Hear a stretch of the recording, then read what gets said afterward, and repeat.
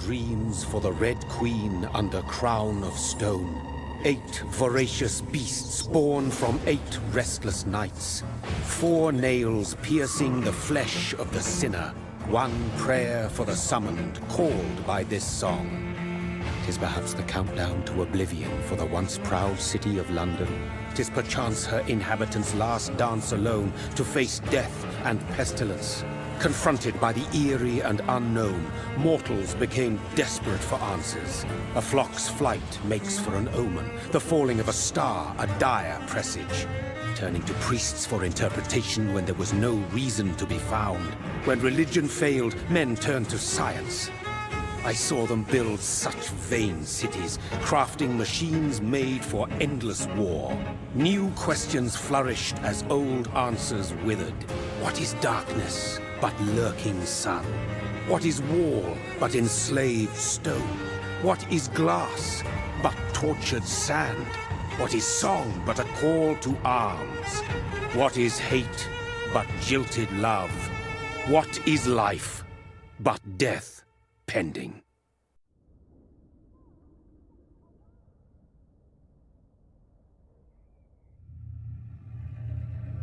Death. Since the apple was plucked from the sacred tree, mortality was believed to be God's punishment, a righteous snare to keep mankind from ascending to the stars. They were all so wrong. Death is not a wicked thing, nor some holy retribution. A true punishment would be to never know its sweet kiss. Awaken from the harshness and be born once more.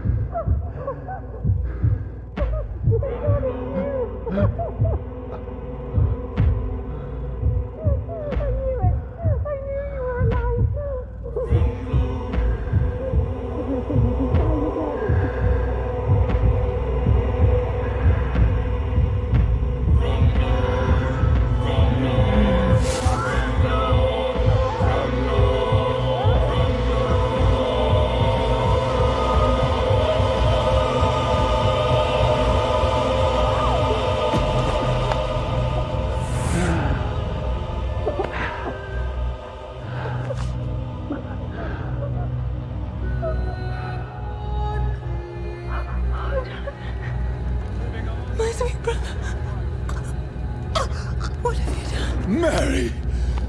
Oh, no! Mary!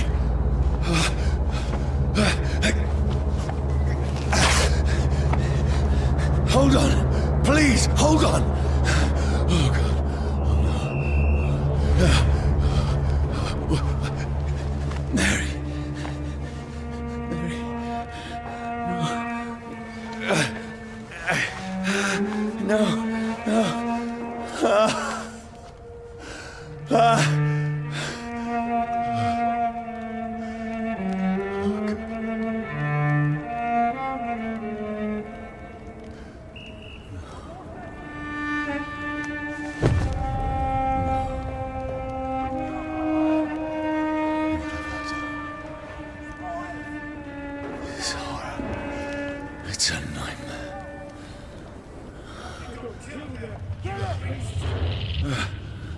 No!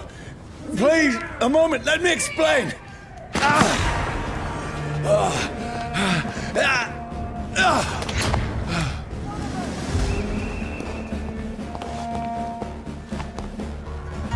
These patrols are after me. No! Don't shoot! This is a nightmare. I need to get out of here.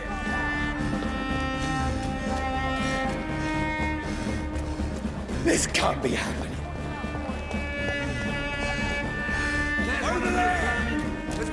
No, please, stop! I mean you no harm.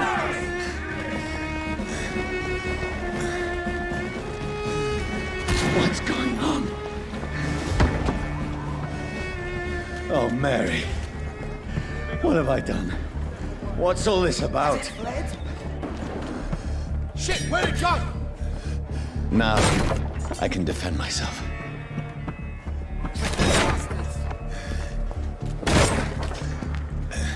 Kill the thing! Shit, where'd it go? Who are you? Stay back! Sorry, but you left me no choice.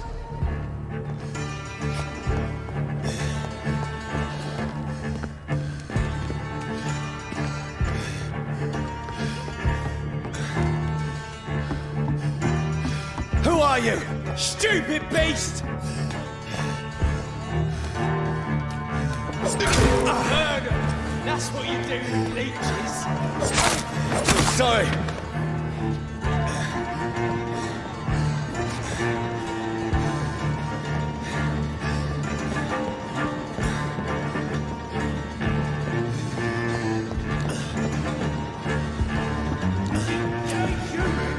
No, please, stop!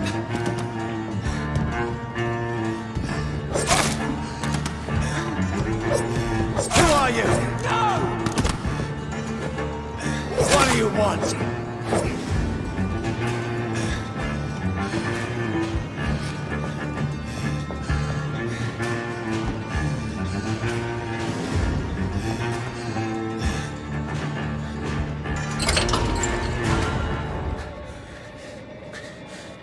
I mean you no harm. I need help. Die, you fucking leech!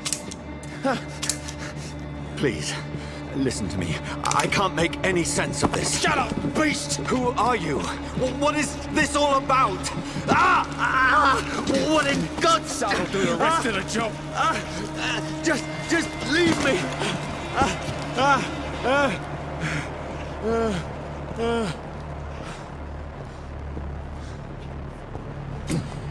The sun. It feels like it's burning me to the bone.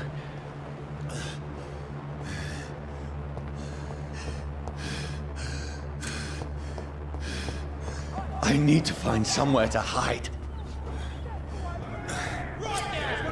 Let me go!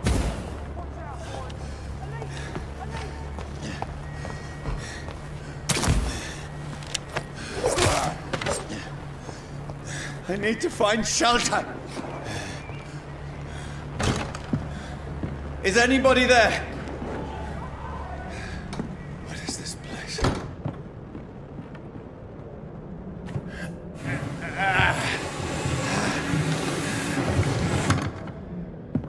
The place seems abandoned. I should be safe enough here.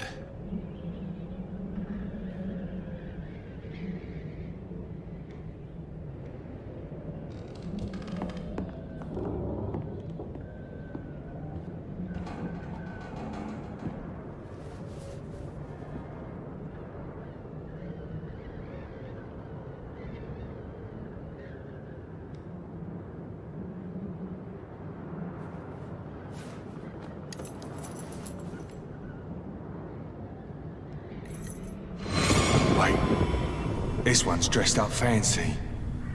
Let's run through his pockets. Picking the dead's pockets? Are you serious? I've still a rent to pay. He's got no more responsibilities. What's this?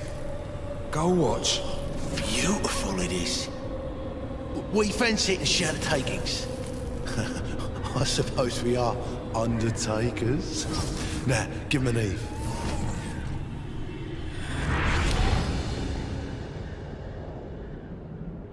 That's impossible.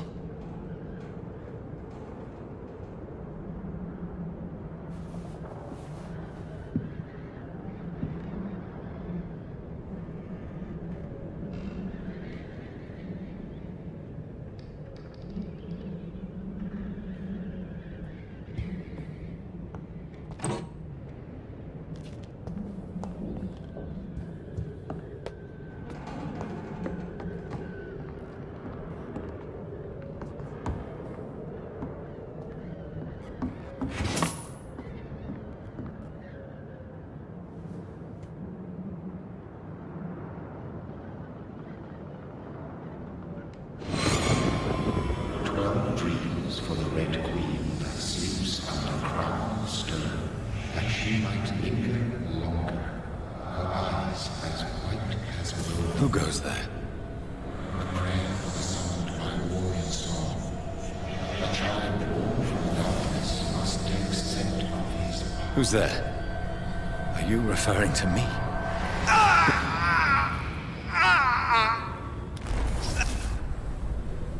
No! No! I still have so much to accomplish.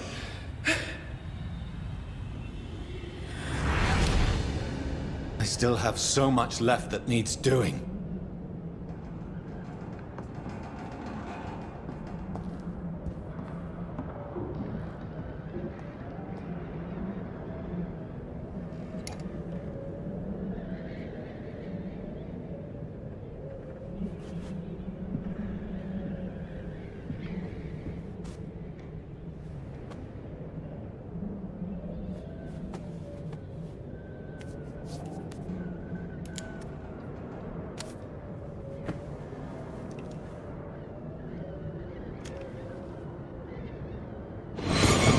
Johnny, this one's lost.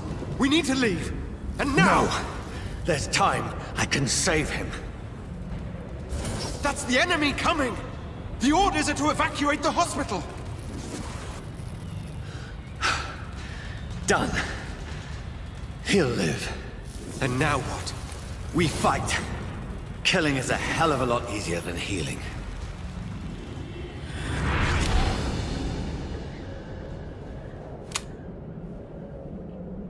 No, it never got easy.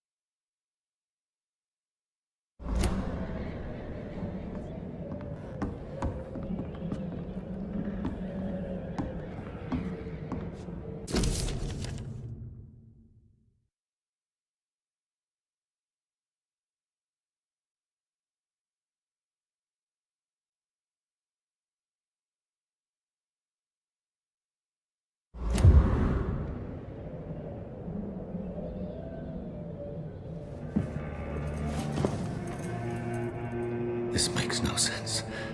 None of it. No sense at all.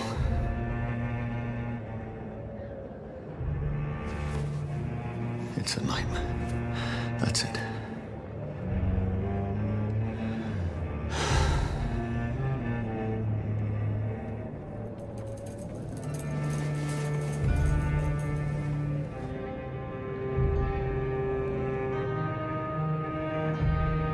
So be it.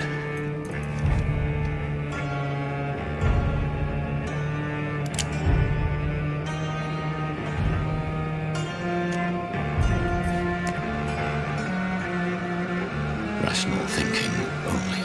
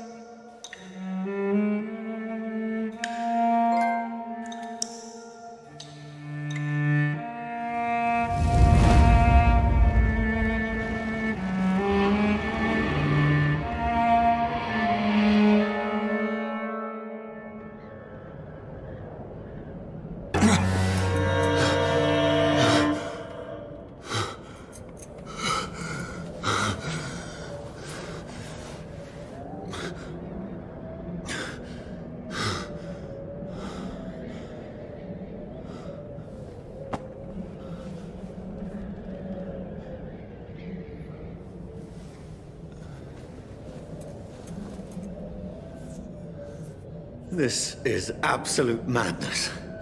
I've lost touch with the real. Madness it is, as mad as the moon, who takes blood in sunlight into a glowing flesh.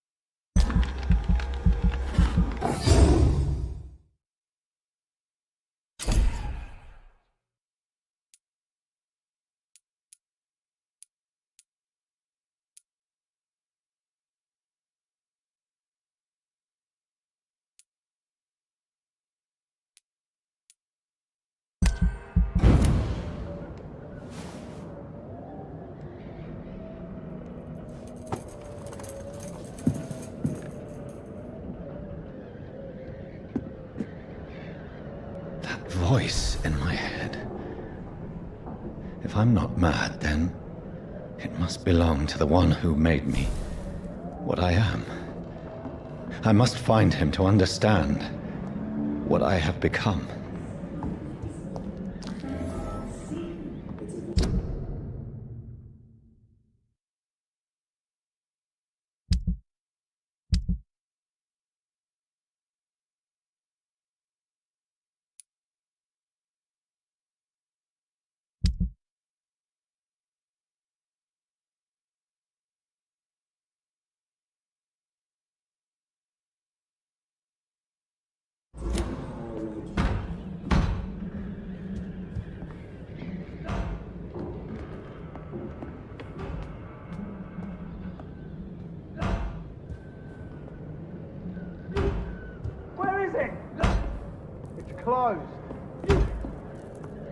These people want me dead. I need to leave now.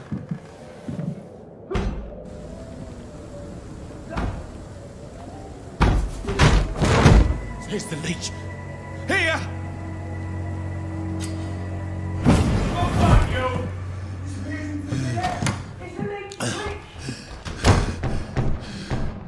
My head's spinning. Oi! Come out, you coward!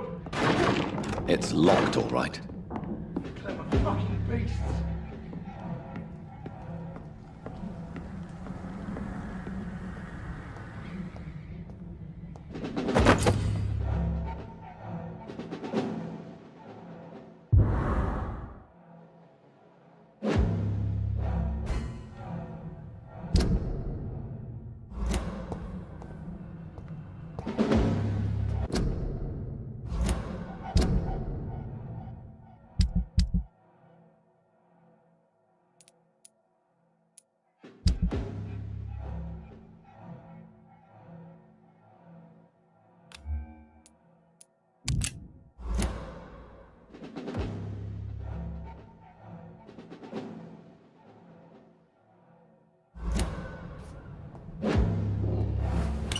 I'm still in Southwark.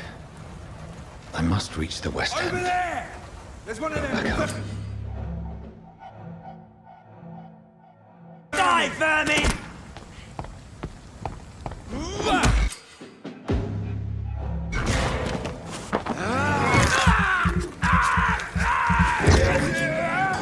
There's a strength I never knew I had.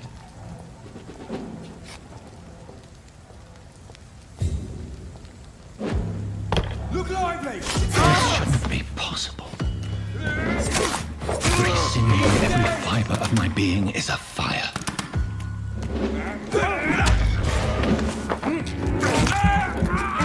I feel like a child learning the limits of my body.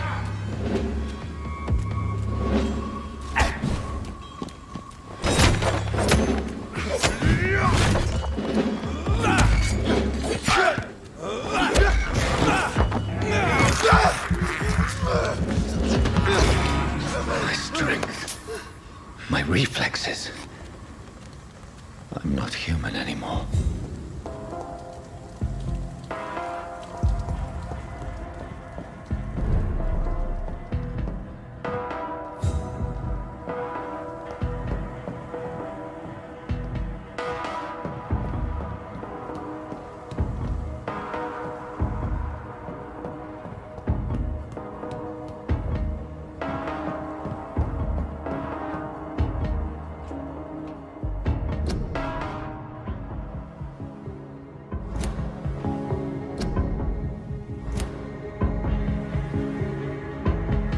My poor sister. If only I had controlled my need for blood. Mary, someone will pay for what happened to you. For what happened to us. I cannot enter.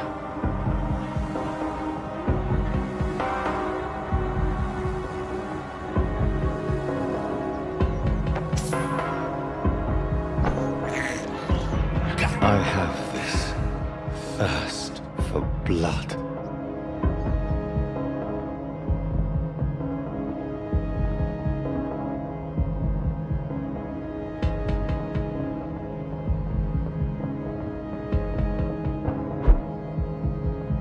The dizziness from the jump.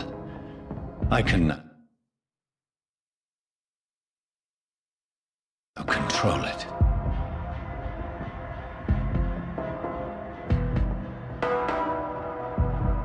It's locked, all right.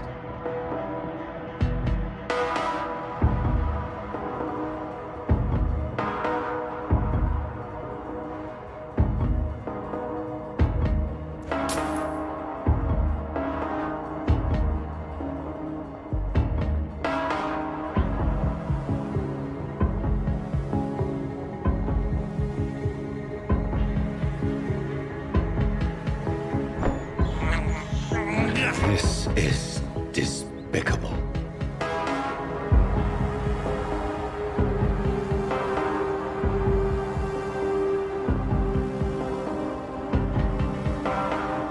What will London have to say to me?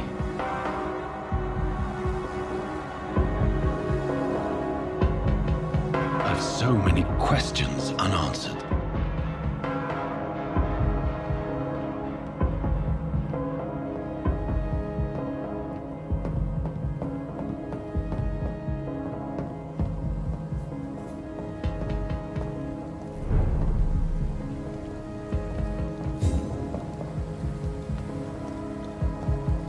Another corpse.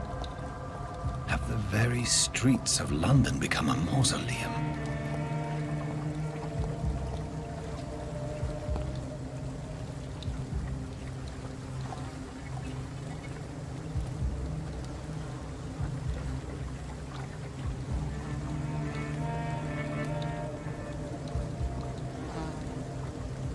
The man has been drained of all blood. But I can still smell the scent of it. I follow the scent's trail. Perhaps it will lead me to my assailant.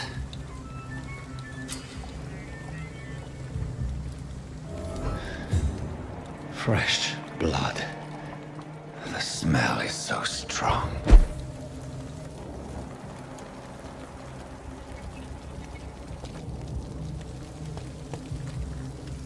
There is no one in sight.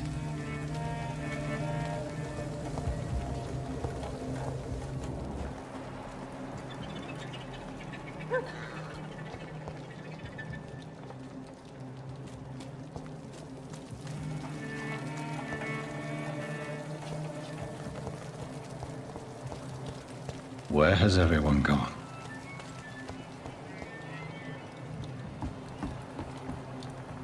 According to the blood patterns, that's where the victim was attacked. So that must be the killer's trail.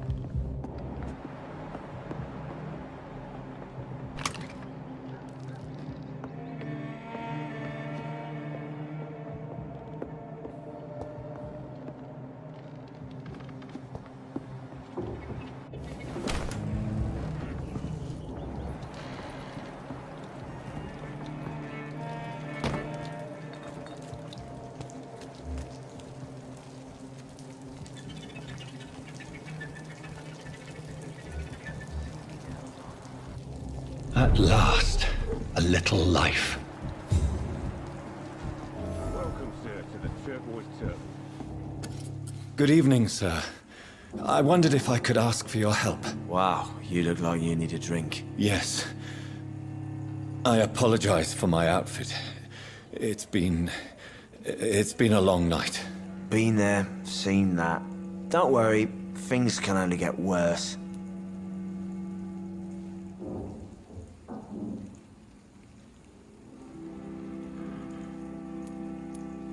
Has anybody entered the bar recently? Can't say. Sorry. I spent the night making love to that gorgeous bottle, see? This is important, sir. Are you sure no one has come in here in the last few hours? I don't know and I don't care. This is a free country. People still have the right to come and go, don't they?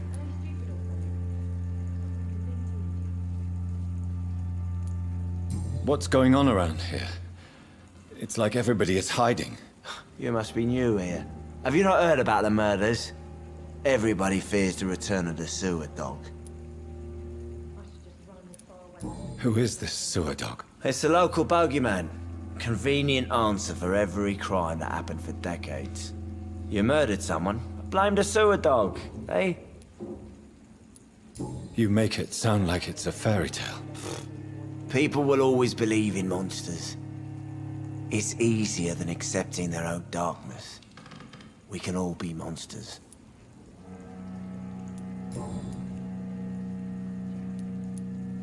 Has anybody entered the bar? Can't say.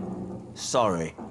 I spent the night making love to that gorgeous bottle, see? This is important, sir. Are you sure no one has come in here in the last few hours? I don't know and I don't care. This is a free country. People still have the right to come and go, don't they? I'll leave you to your bottle then.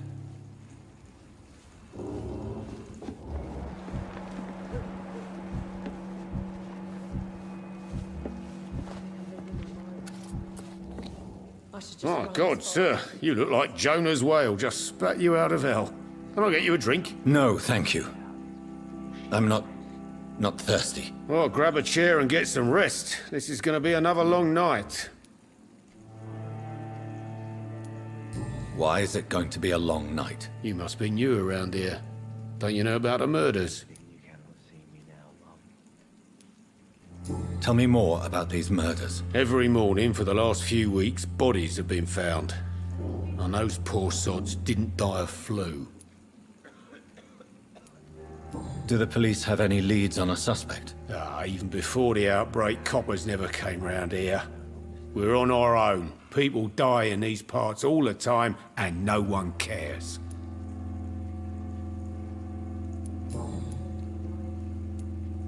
Where am I? Where is this place? You're at my bar, sir, the Turquoise Turtle. The last ray of light in this dangerous part of town. Aren't you scared? Scared of what? All the bad shit happens out on the foggy streets. And I never go outside. So you're open all night? Yep. Figured people might need a place to rest in these dark times. I'm looking for someone who might have passed through here recently. Wondered if you might help. It's been quiet tonight. The only other person I've seen went straight up to his room. Thought it was kind of rude, actually. You mean he's still here? Well, yeah. He paid for the entire week. How long has he been here? He rented the room a few days ago and didn't say when he'd leave. How long has he been here? He rented the room a few days ago and didn't say when he'd leave. Who is this man? What does he look like? Well, like a gentleman, I guess. Well-dressed, quite polite. A professor or something fancy like that. Always writing, reading notes. I need to meet this man. I have questions. Just climb the stairs and knock on the first door. I heard him open his window, so I guess he's still awake. And, Yes? no funny business, you hear me? This is a respectable establishment.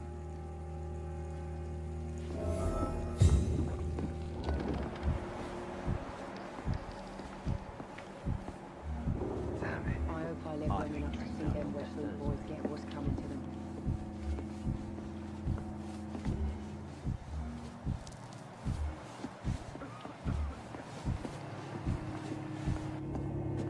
Hello, sir. Are you all right? Is there any way I can help you? I don't know. Maybe you could just talk to me. Maybe you prefer to speak with Tom, then. He's more agreeable talking to strangers. What's going on around here? Where is everyone? Too many dead, sir.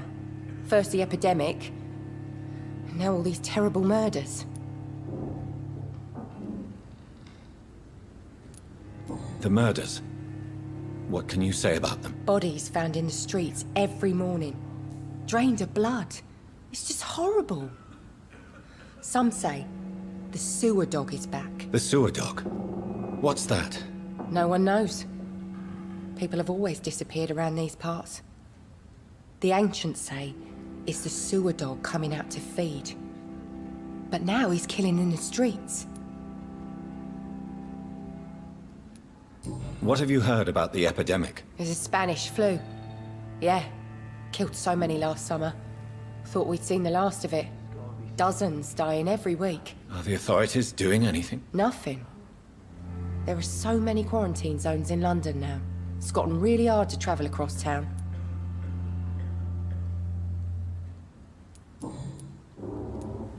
What is this place? This is Tom's bar, the Turquoise Turtle. I'm the barmaid here, Sabrina, if you want to know. Are you always open this late at night? No, it's only since the epidemic started. Tom thought that people may need a safe place to stay. You don't seem to have much business. Where is everybody? Well, most people are sleeping right now. And those that are awake tend to avoid going out. What with the murders and all.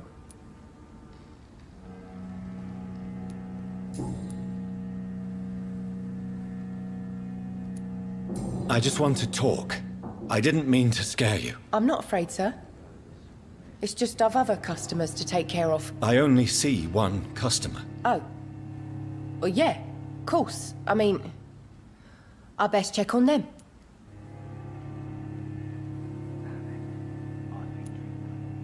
I'll leave then.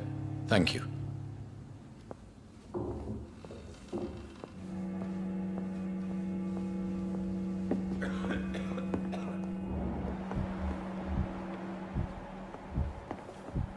There's gotta be something can be done to get out of this bullshit mess.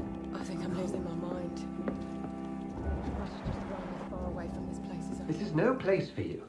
Prewen has several patrols roaming the area, They do not pursue me. but they're looking for vampires, and they're most efficient. They'll not relent until the killer has been identified. I have a common objective, but I require... I think someone is eavesdropping. Are you certain? You might as well come in, whoever you are. Slowly, vampire! Who are you?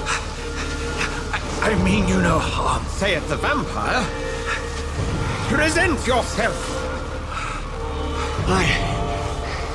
I need a word.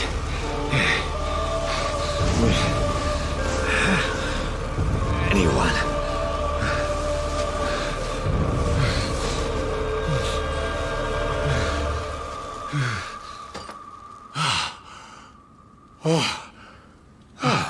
Well, that's something I can do for you.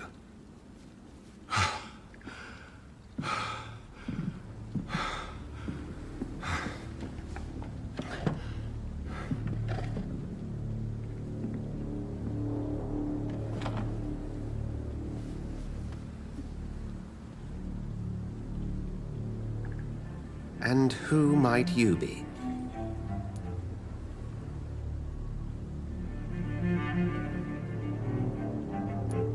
I'm not sure that I know anymore. Might I at least learn the reason of your presence? That's none of your concern. Sir, you have entered my room in the middle of the night, pale as a corpse and shaking like a tree. So please, indulge me. Someone is molesting people. In fact, killing them. Biting them. The calling card of a vampire. Like you. I've been hunted down in the streets and attacked. I'm a victim here, too. I believe you. Then if you are not a vampire, who or what are you? Dr. Edgar Swansea of the Brotherhood of St. Paul. I'm performing an independent investigation here in an attempt to understand precisely what is going on.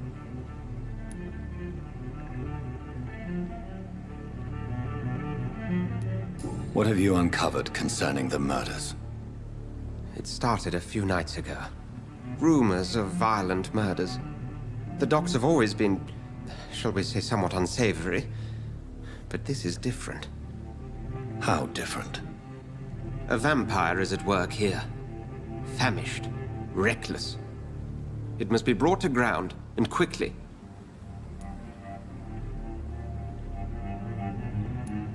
I heard another voice, that of a woman. Who were you talking to? Ridiculous. I've no idea what you're talking about. Something tells me not to trust you. Then the feeling is mutual.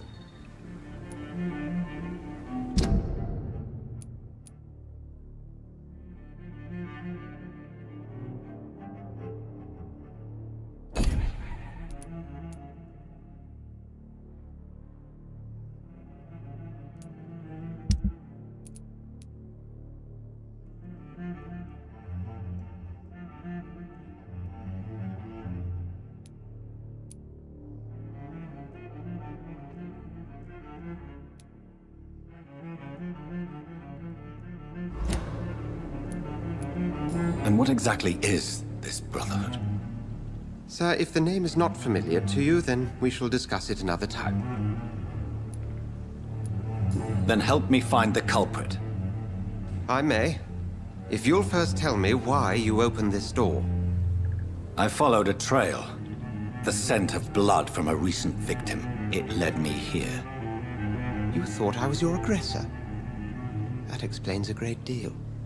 We're both chasing the same shadow.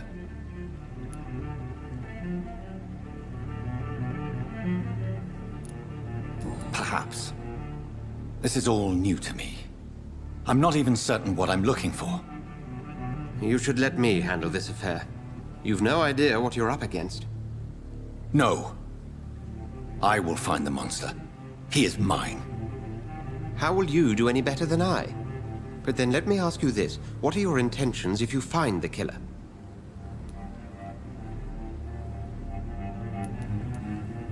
I will at last have the answers to my questions. Then I can only wish you good hunting. And pray we shall meet again.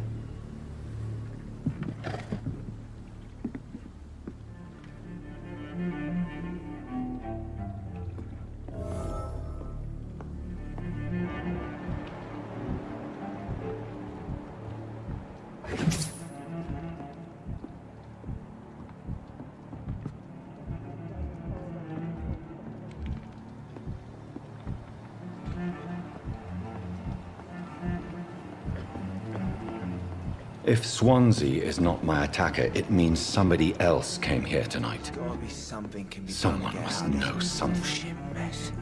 No. Hello, sir. May I disturb you again? And you're still ugly as sin. I'll leave you to your bottle then.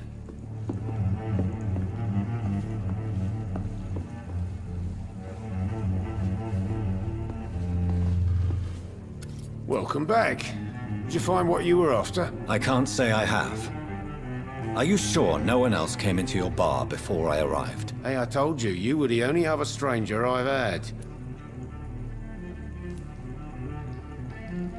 I think you're hiding something from me. I hide many things from many people, sir. That's what my job's about. Goodbye, Mr. Watts. Something can be done to get out of this bullshit mess.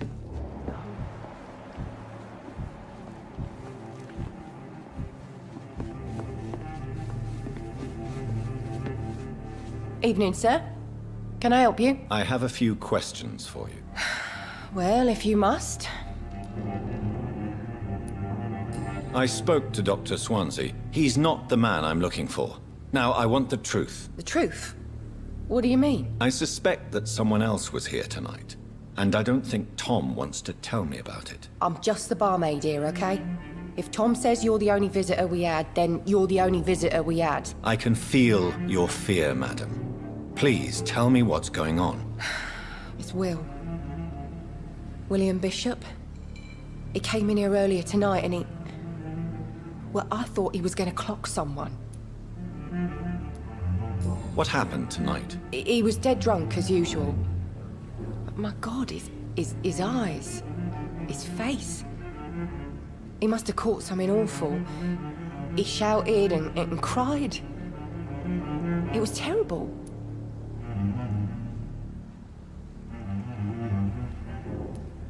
Why are you so afraid? I mean, his skin. His hands. I scrubbed every glass and every chair that he touched. God, I hope it's not contagious. Tell me about this William Bishop. Will was a sailor who worked at the cannon factory before he lost that job. A nice bloke, really. He's never been violent. Until tonight. Why keep it a secret? Why not tell me about it? Tom's nothing if not loyal. After Will lost his job, he offered him one ear. They used to be good mates. But recently, well... Will started to get very aggressive. I see. Thank you for your candor. I'll be sure to talk to Tom.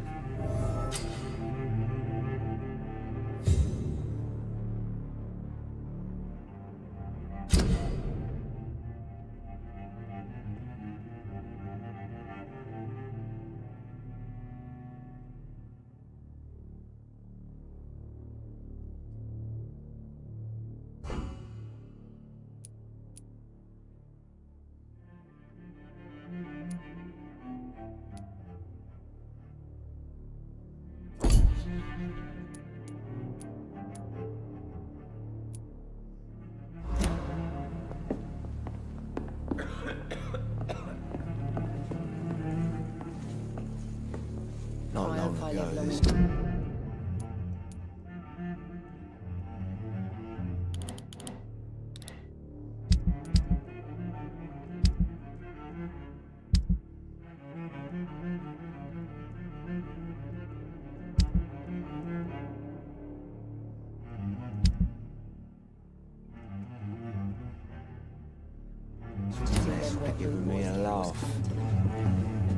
You again. What can I do for you?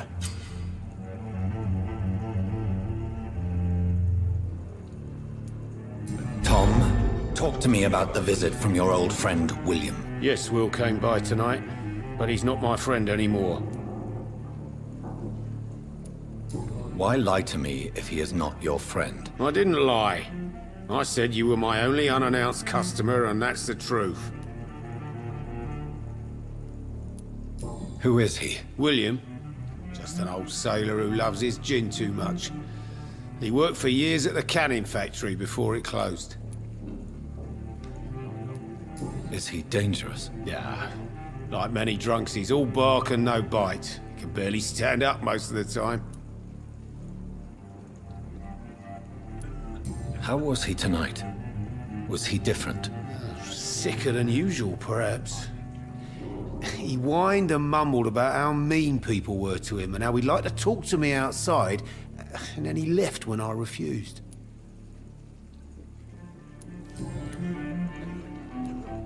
I need to find him. It's a matter of urgency. Do you know where he is? You could try his boat. It's up by the North Pier. He sleeps there when he's too drunk to get home. Please describe him to me. What do you expect? He's a tall, sick bastard with a bad rash and torn old clothes. William used to be strong. Now he's a mess. Thank you, Tom. If you see him, tell him I don't want him back here unless he cleans up his act, okay?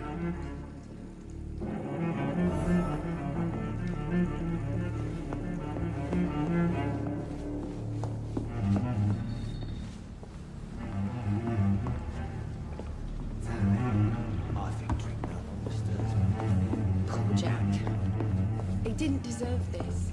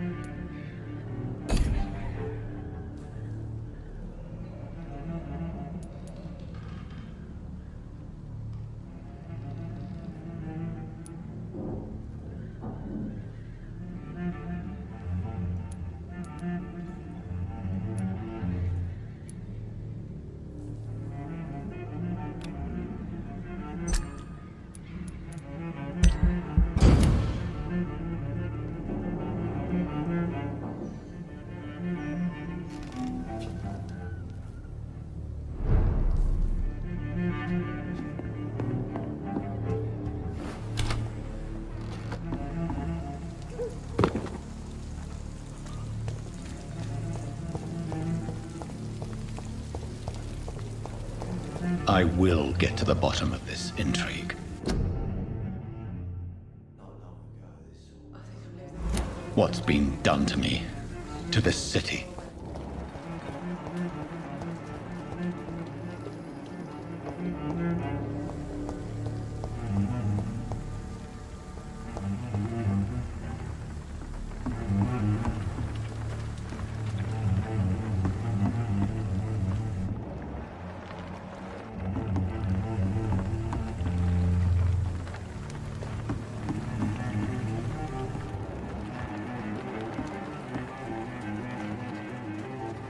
The body is still warm.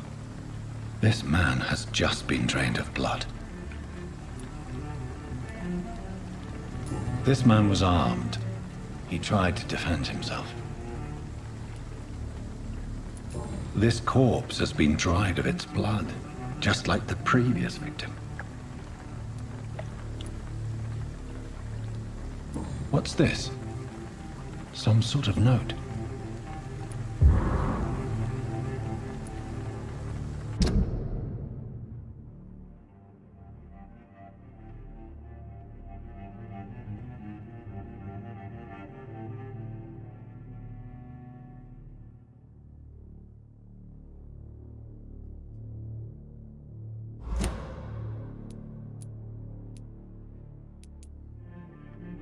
These men, they're a company of professional vampire hunters. Blood and empty gin bottles. This bishop fellow is something of a heavy drinker.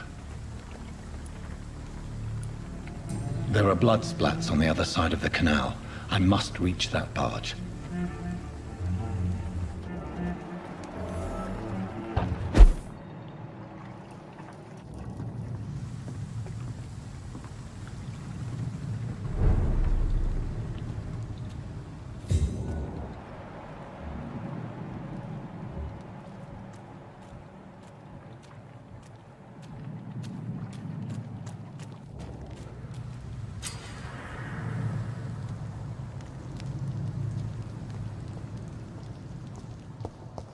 Over there!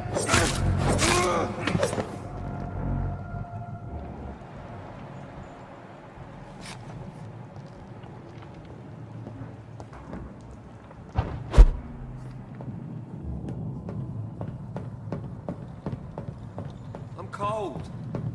There's nothing here.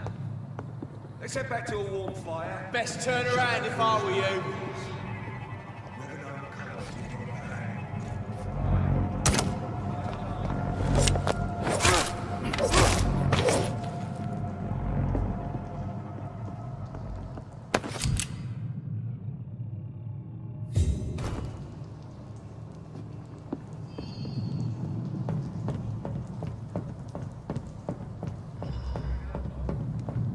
Why do they hide where it's so damn cold?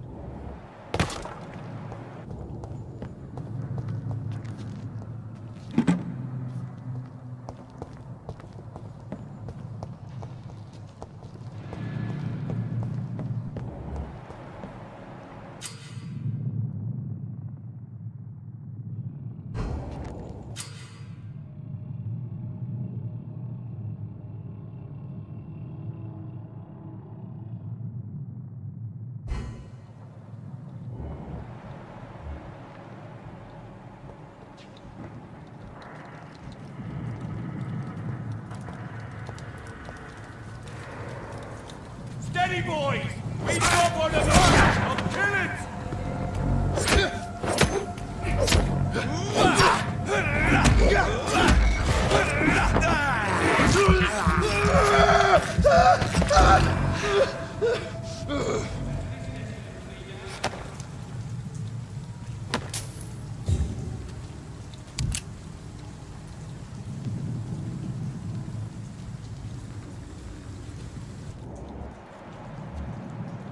I like their screams when you burn them alive.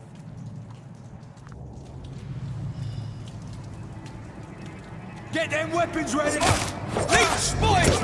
Watch it!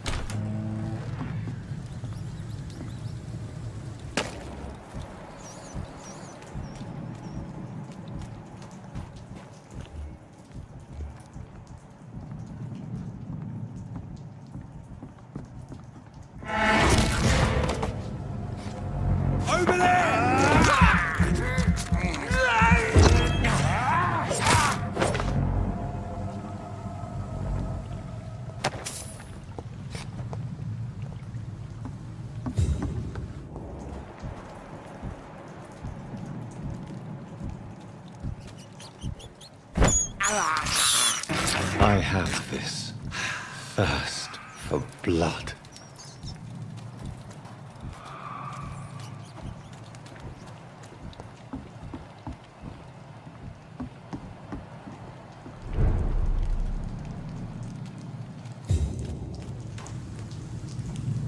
Fresh blood.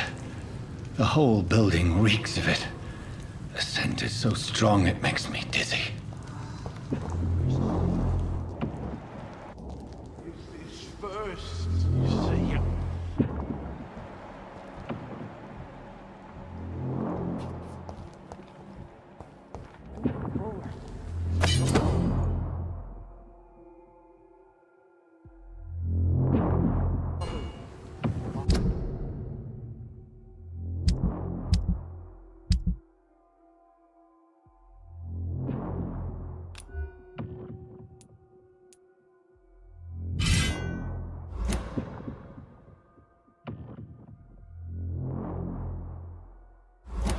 Outside tonight already and it did not quench my thirst. I must have more. This place reeks of bloodshed. Just a sip, I promise. You are my dearest friend. You're my last and dearest. This creature is bedeviled. I must put it down.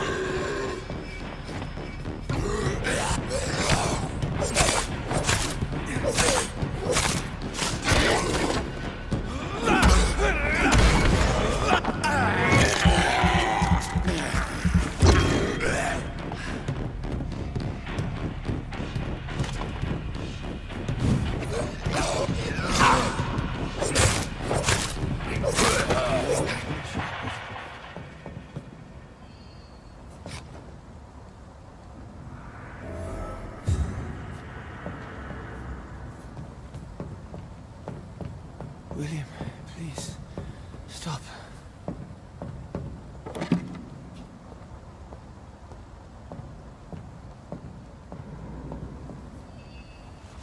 William was an honorable man. I could have saved him. Mr. Hampton, are you in there? I knew him well, another lost soul, a kindred spirit. Sir, listen to the sound of my voice. I'm a doctor. You're suffering from shock. I must return to my flock. They'll stray without me.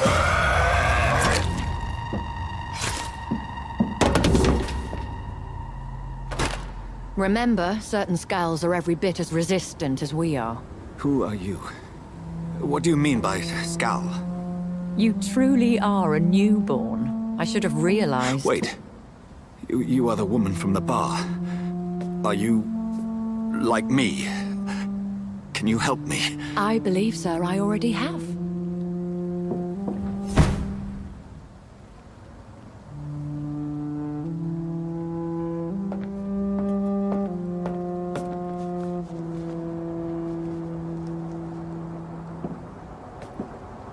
By George and the Saints, you've solved the mystery of these terrible murders.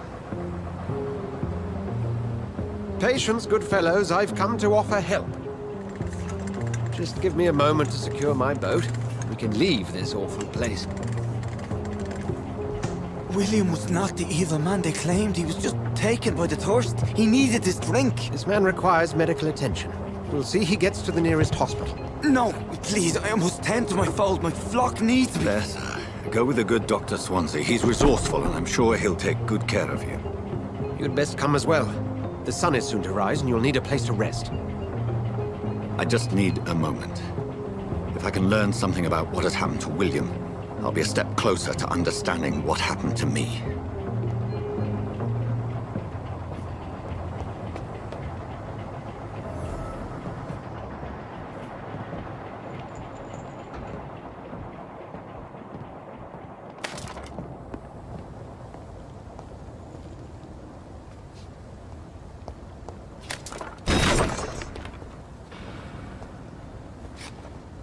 It's locked.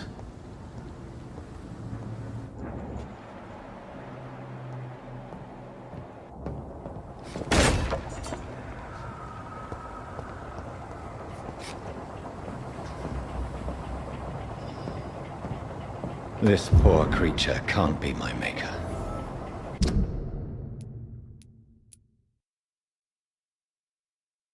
Could it be some subspecies of vampire?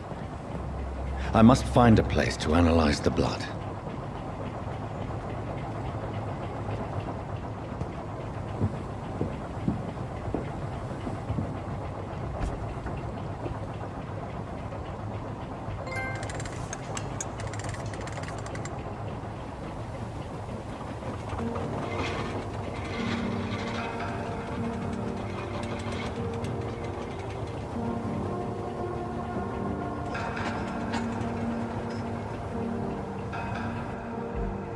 Where are we headed? We're on our way to the Pembroke Hospital. It's just across the canal. They'll have a bed for poor Mr. Hampton. William was... What manner of creature was he? Predator, prey, villain, and victim. Who can say? The important thing is that he's been stopped. Duly noted. And the woman? What... Who is she? What woman? Oh, don't play me for a fool. You used me to locate that skull. You must know who she is. And I thought you a gentleman. You shouldn't talk about a lady behind her back, but I will tell you she values her privacy. Were London as peaceful as she appears from the middle of the canal? If only that were the reality of the situation. To be honest, I've always tried to avoid this part of town. Pembroke Hospital is the last bastion between the rest of London and the epidemic. The flu has decimated the East End and the war still rages. Welcome to the front lines of a plague. This is where you work, Dr. Swansea? I am the administrator of Pembroke Hospital.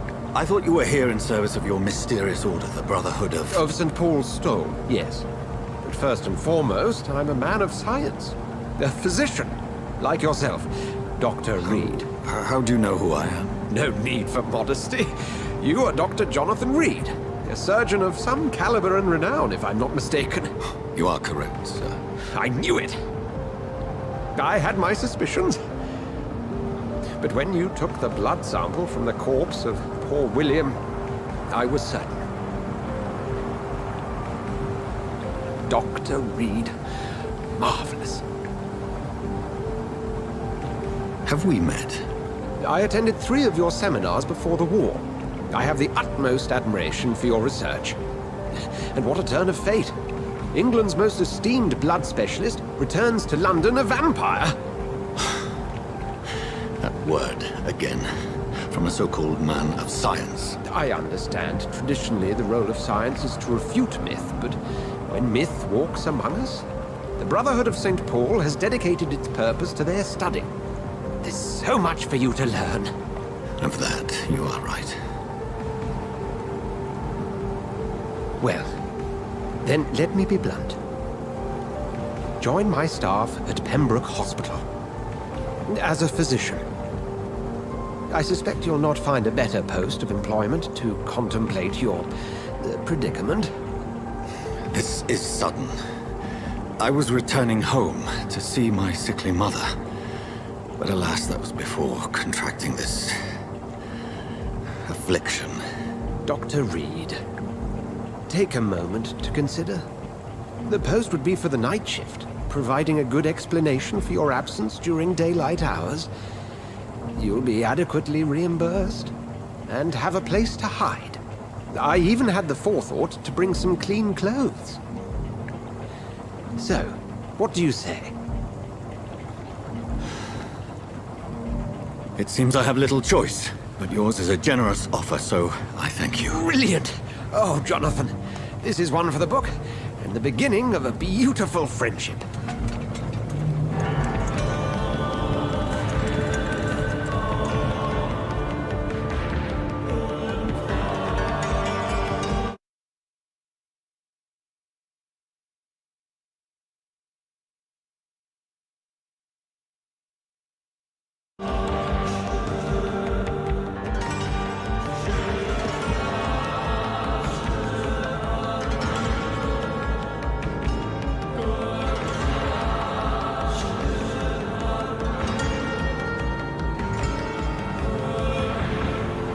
Dr. Swansea, thank goodness. I was beginning to be concerned.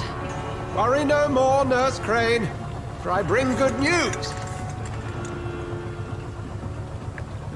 Oh, Doctor, what a night. We lost 2 more patients. Nurse Scow said she couldn't take it anymore and resigned. Yes, well, I'll make a new rota in the morning. In the meantime, find a good bed for Mr. Hampton. Be sure to pay attention to his needs. Of course, Doctor. Oh, and Dorothy? Yes, Doctor? Dr. Reed here has just returned from the front. He served King and Country and will be joining us here at Pembroke. We're very lucky to have gained a surgeon of his talent, and one so experienced in blood transfusions. That is good news indeed, Doctor. Oh, yes.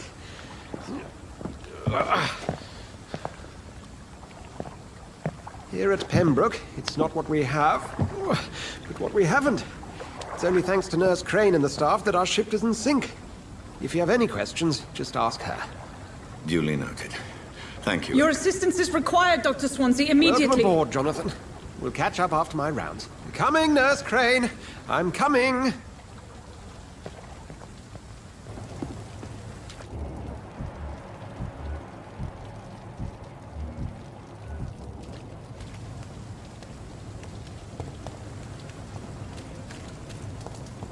Come on, you bastard! You can do better than that!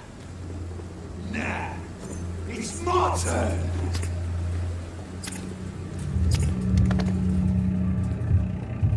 Rotten ocracy. Each heart contains the seeds of life. Drink at this river. Try it all.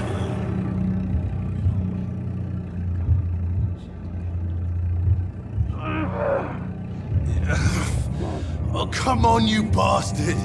I won't bite. Sir, please. You've lost too much blood. Calm yourself. You think I didn't notice? Stop your staring and get me to an hospital, you arse! Insulting a good Samaritan. Not exactly the way to get rescued. Alright, sorry. I am in pain here. My guts are spilling out onto the street and you're yabbering on. Yes. That's a very nasty wound you've got there. Take my word, I am a doctor. Dr. Jonathan Reed. Name's Clay Cox. I'd appreciate you helping me to a better place, Doc. Follow me, Mr. Cox. Let me assist you to that better place.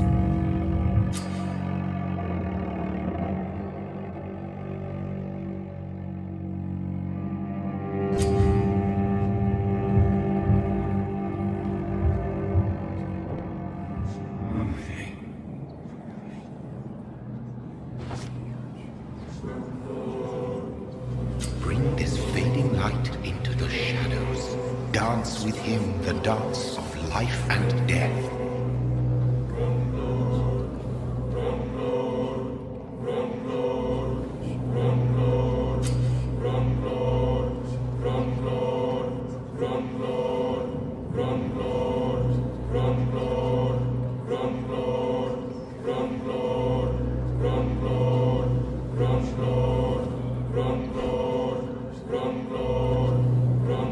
No more. Not tonight. Not like this. I will not take another life.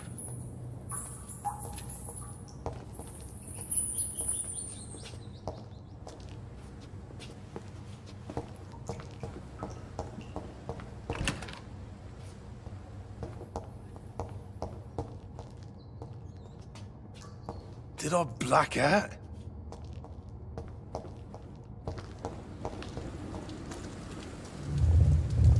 It is wise for the huntsman to sometimes let his prey go, but no famished hunter can run for long.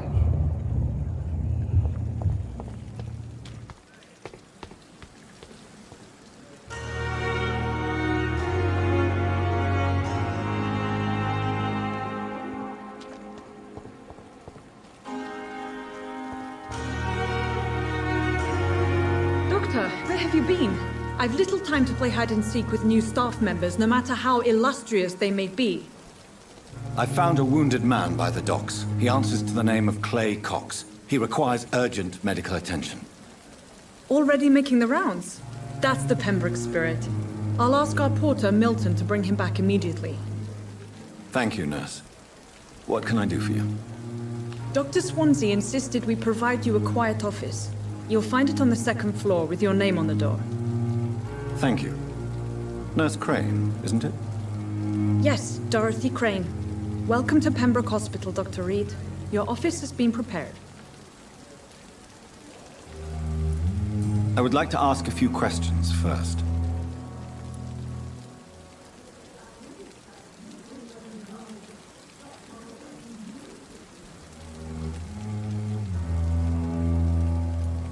If you could point me in the direction of my room again, nurse. Second floor of the hospital, left after the stairs. It's the last vacant office at the end of the corridor. And Mr. Hampton, the patient we brought in. How does he fare? I gave him a sedative to help him sleep. Poor thing was in quite a state of shock.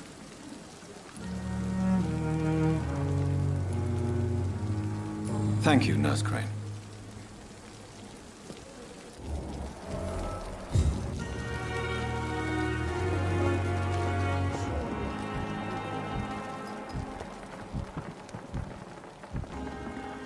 Good evening, nurse.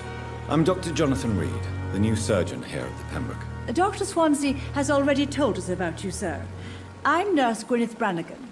Welcome to the Pembroke Hospital. Did he really? It's a good thing I wasn't hoping to keep a low profile. All members of staff have already read about your new blood transfusion technique. Dr. Swansea made sure of that. I see. Well, I'm a little surprised, but I suppose I'll just have to deal with this unexpected notoriety. You must know, blood transfusions are Dr. Swansea's primary subject of research. He is convinced it is the future.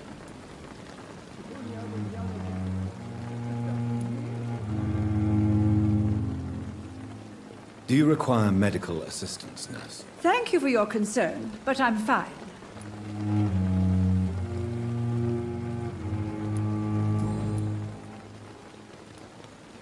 How are things here? Not good, to say the least.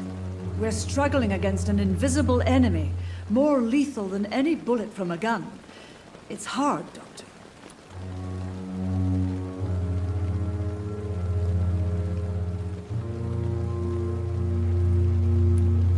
An invisible enemy.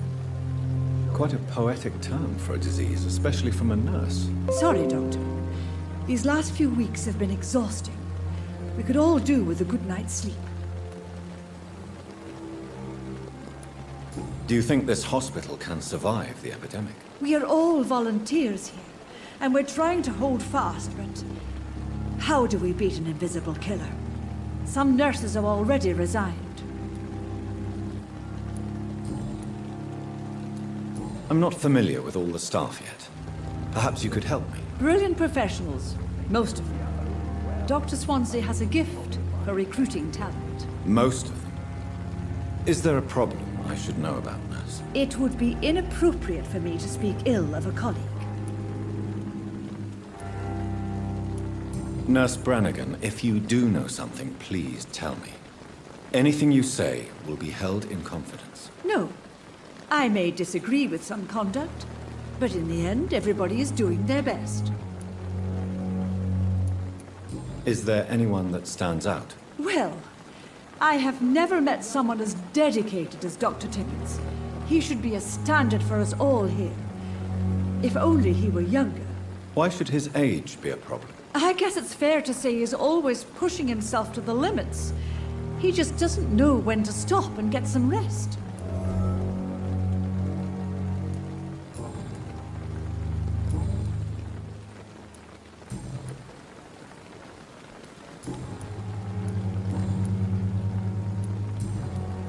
Goodbye, nurse.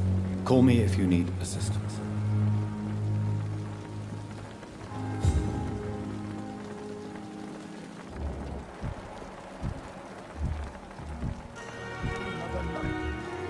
Surely I can endure. Good evening, Nurse Brannigan. Good evening, Doctor. Goodbye, nurse. Call me if you need assistance.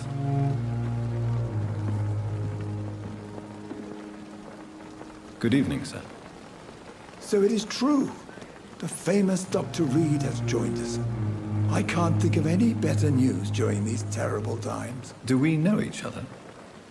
Actually, yes. We met once before, at the Rockefeller University in New York. Dr. Tippett, yes, I remember. I was assisting Professor Carell in his research about coronary bypasses. He had nothing but praise for you. He was also very confident about your future. And look at you now. Eminent surgeon and blood transfusion specialist.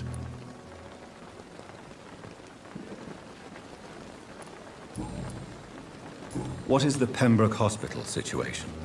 And please, speak freely. This hospital is not exactly the best of London. I'm sure you are used to working in a better environment.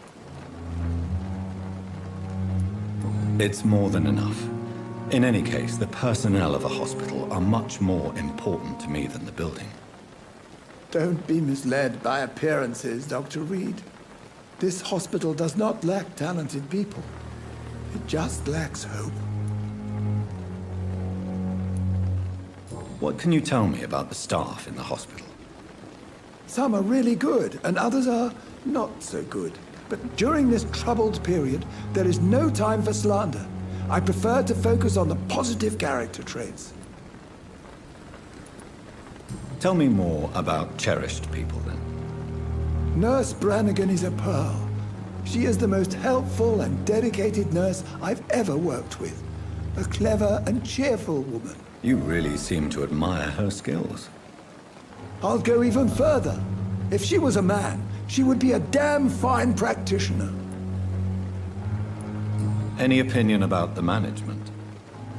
I don't always agree with Dr. Swansea's reserve, but I must admit he does all he can to keep this facility running during this crisis. Ah, yes, the burden of command.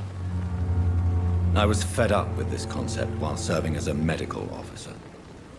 Don't get me wrong.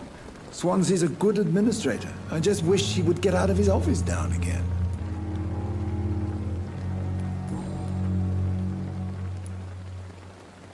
You're exhausting yourself, Corcoran. Maybe you should think about preserving your strength. No. We must keep on healing all those poor souls. We are the last rampart before chaos. Once more unto the breach.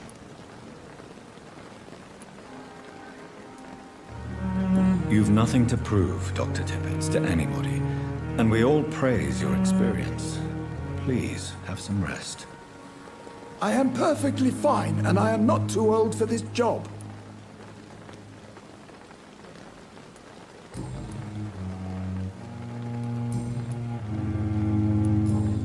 Goodbye, Dr. Tippett.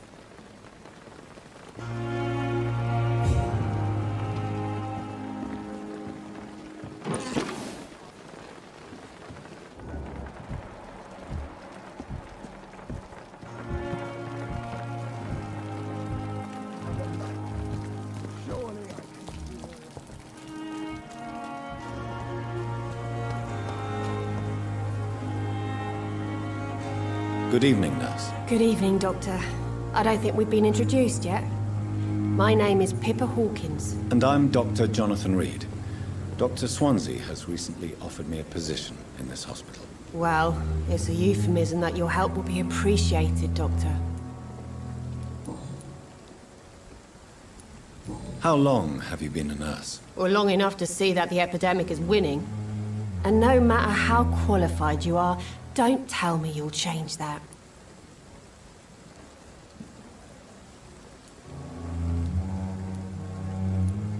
You're right. When dealing with such a terrible disease, one must remain humble. But that doesn't mean we shouldn't try our best. Sorry, Doctor. I don't want to sound bitter, but I'm just too tired to give a pep talk like Nurse Brannigan.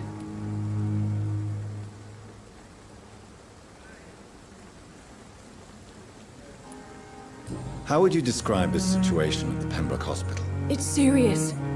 The flu is wreaking havoc amongst the staff and patients. We are running out of everything.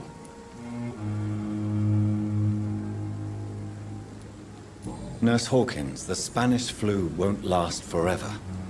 Even the Black Plague didn't kill everyone. I wish I could believe you. But what if this epidemic was worse? What if in the end, nobody was spared?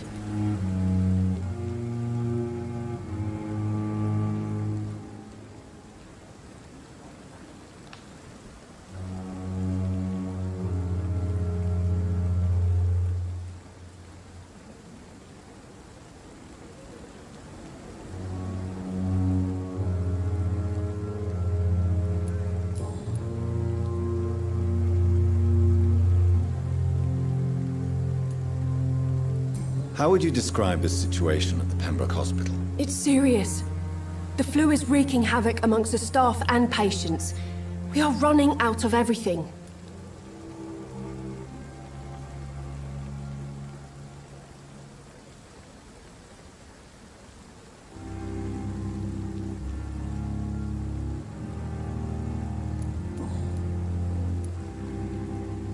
How is the Pembroke staff coping with the epidemic? Well, not well. Milton, the ambulance driver, is even more grumpy than usual, especially concerning doctors. Why is Milton grumpy on a daily basis? Is it just an act? Milton's not the kind of man who's bothered about a bad reputation, whether he deserved it or not. Why does Milton dislike doctors? I don't know. Just ask him. But be warned, Milton is not the chatty type.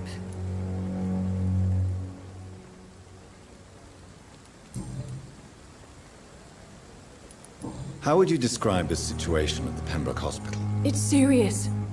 The flu is wreaking havoc amongst the staff and patients. We are running out of everything.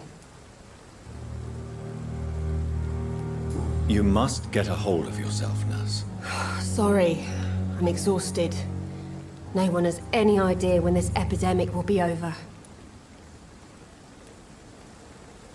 Do you need medical help yourself, nurse? I'm fine, really. I just need to sleep. Goodbye, Nurse Hawkins.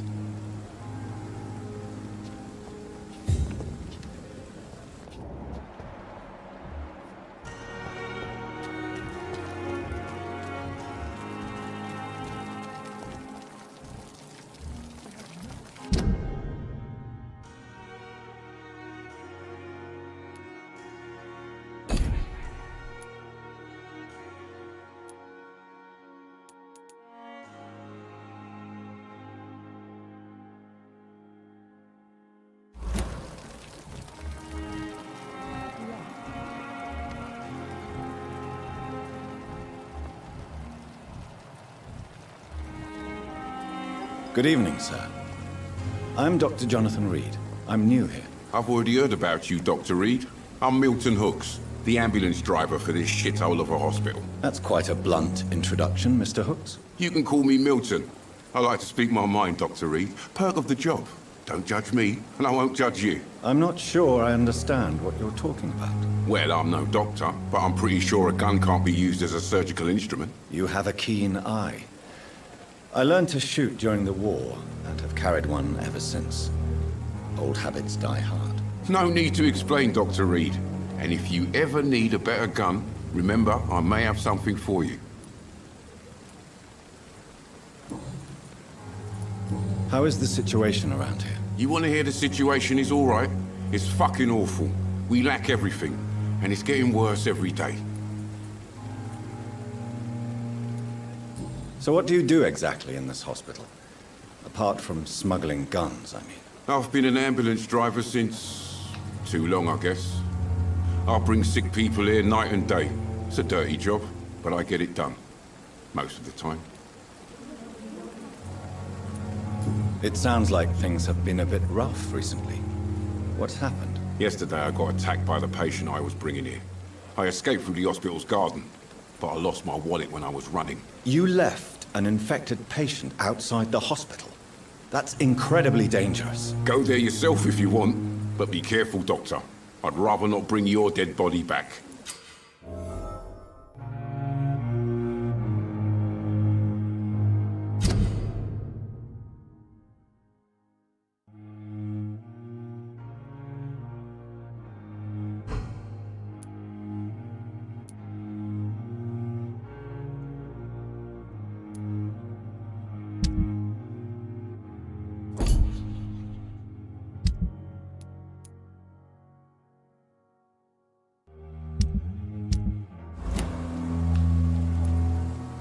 Since you're on the front line, how is the sanitary situation in this vicinity? It's a complete disaster. It's even getting dangerous to enter some streets or buildings. Even the locals attack you.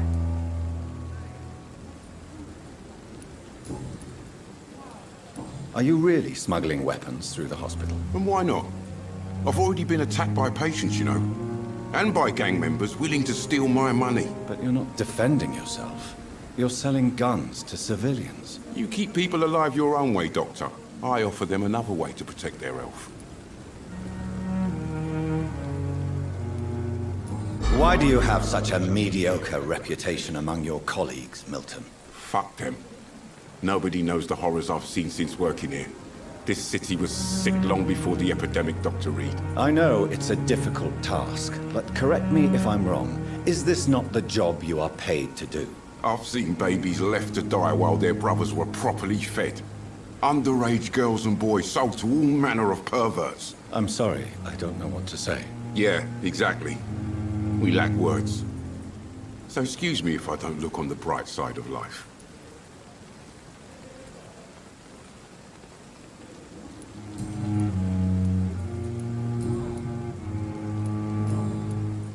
I'd like to see your goods. Wise choice, Dr. Reed. A reliable gun is what everybody needs these days.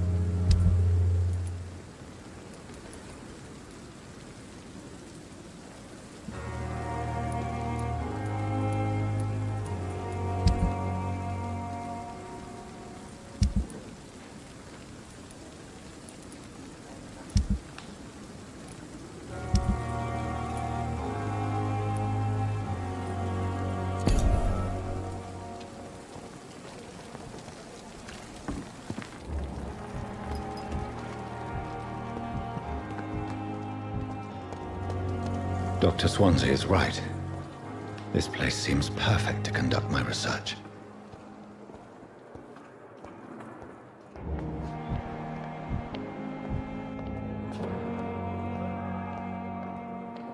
You are... Good evening, miss. I'm Dr. Reed, the new surgeon at the Pembroke Hospital. And who are you? Your name has no meaning to me, mortal. You're nothing but dust blown by the winds of eternity. I beg your pardon? What are you begging for, mortal? My clemency?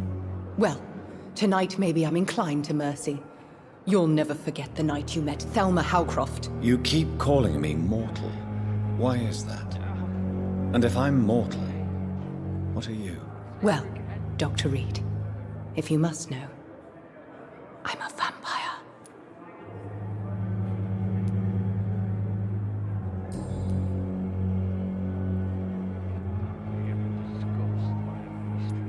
And why do you believe you're a vampire? I don't need to believe anything. It is what I am. It is what I feel within this hollow shell of flesh.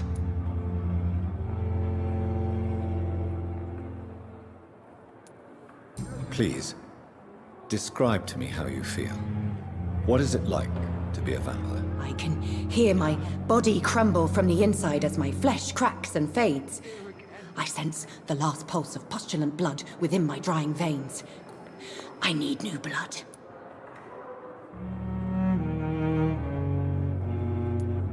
I see. Have you ever heard of Cotard syndrome, Miss Howcroft? Never. It's a mental illness discovered by a French neurologist named Jules Cotard. The affected patients are delusional. They believe that they are putrefying, that they are dead, a ghost or a ghoul. Or in your case, a vampire. Delusional, you say? Oh, sad and petty mortal. You can't even begin to understand the concept of immortality. And you think it is I who am delusional.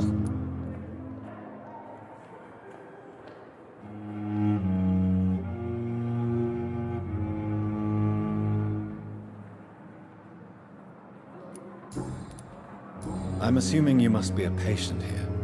Am I right, Miss Howcroft? It's only a cover. To hide from my enemies. I can leave whenever I want. As a woman, a spirit, fog, or bat. Who are these enemies you mentioned? Can you describe them? I cannot say for sure. But I sense their eyes on me from nearby. I feel them watching me every time I visit the garden near the morgue. The staff here are not your enemy. They're here to help you, to care for you. I'm not speaking of the doctors in white. I'm speaking of the men and women who hunt me. For I am a vampire! I see. Don't worry. These people will not find you here. I'll personally make sure they leave you alone. Thank you, mortal, but do not interfere with them, for you are no match for those that hunt me.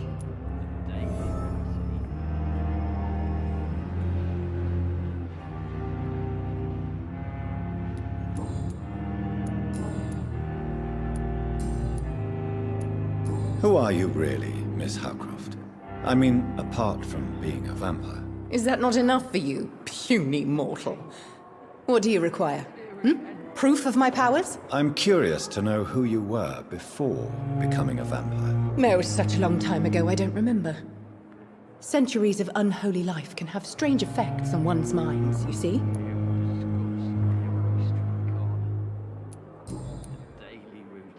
I'll leave you, Mistress of the Dark, to your nocturnal activities.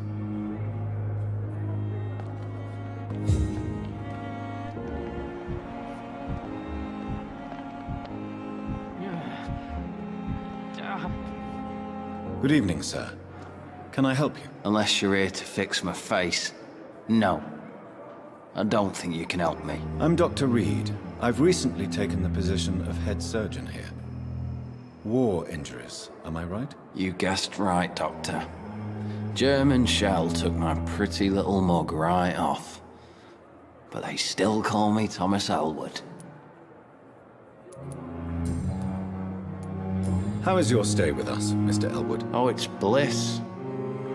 I just escaped death in the trenches to be surrounded again by the moans of the dying. Can I ask you precisely why you're a patient here? It's the pain, sir. The drugs don't work.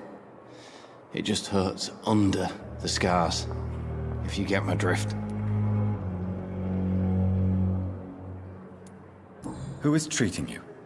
Is someone in particular looking after your case? Nobody since the old and tired doctor spoke to me. Started to think I was forgotten about. Wouldn't blame you. You don't seem worried by that. My face hurts so much more when I smile or cry. I've learned it's easier not to speak.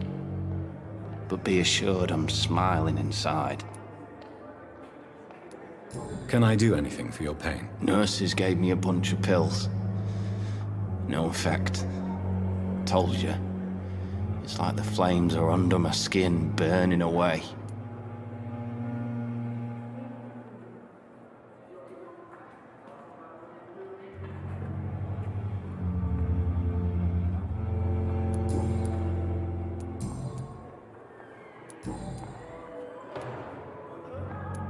How close are you to Miss Hawcroft?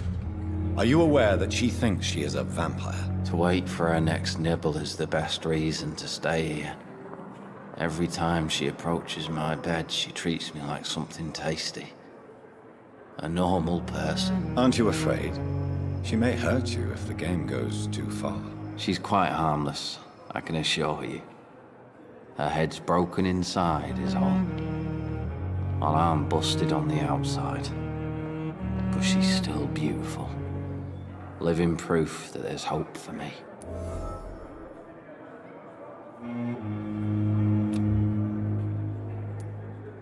So do you let her bite you? You know that's not sanitary. And why not? She's only supping a few drops of my blood. And the pain, it's real for once. She could decide to bite less willing patients. Then it's another good reason for me to stay here, Doctor. You do realize she's mentally disturbed. It's called the Cotard syndrome. She truly believes she's a vampire. In her madness, she never refers to my scars. And frankly, if I could, I'd join her world. It seems much more fun than the real one.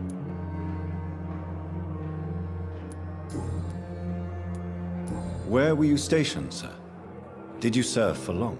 I really don't want to talk about all this shit. No offense. I was pushing too much. I served in France myself. I just wanted to know what happened to you. You were an officer, weren't you? Then I doubt we fought the same war, sir. No offense.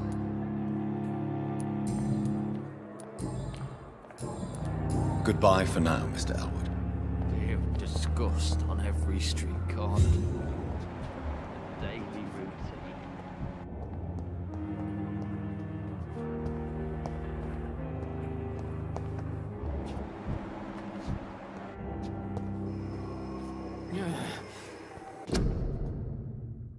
Damn. The pain. It's here again.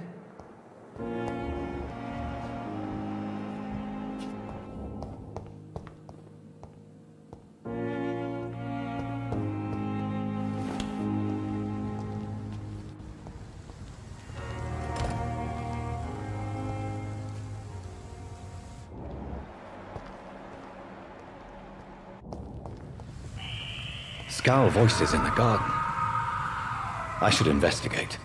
If they were to find somebody.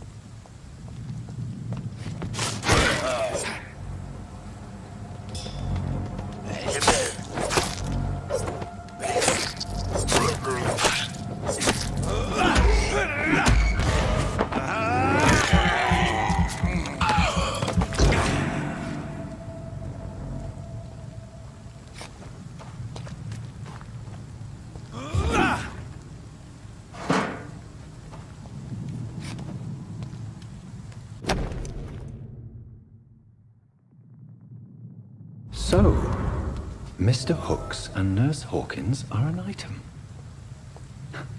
Those two have hidden their affections well.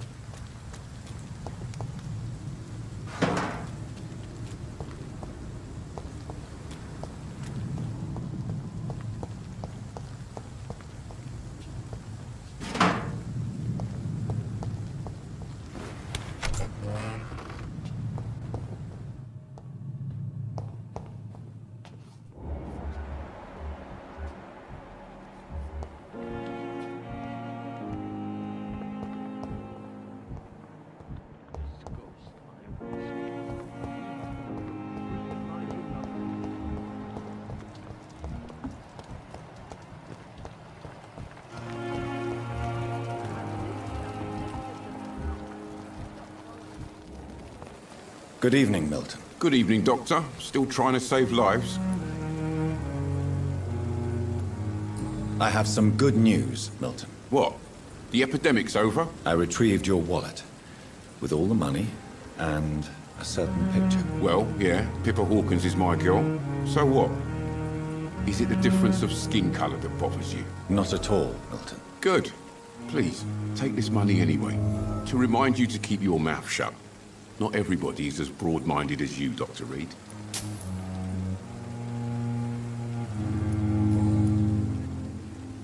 What's going on between you and Nurse Hawkins? Pippa's tired. Tired of all this shit. Tired of all those corpses piling up. She's as depressed as I am. During the war, I witnessed a few couples just like you come together in difficult circumstances. It can be very damaging. Maybe you're right. But we support each other. And that's all that matters. You do realize you could both get fired. Hospital staff are not meant to have intimate relationships with one another. Come on, Dr. Reed. Do you know how many rules are broken in this hospital every day just to keep it running? There's nothing wrong with what we're doing. Goodbye, Milton.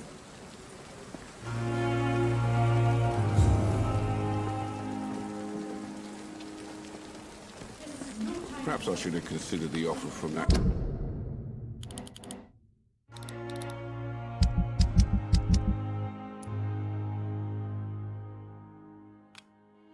Calicut firm.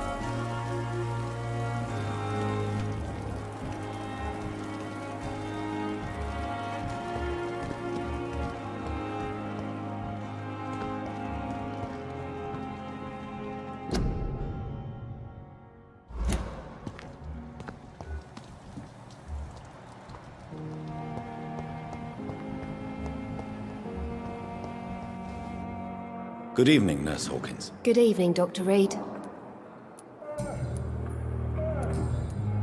Goodbye, Nurse Hawkins.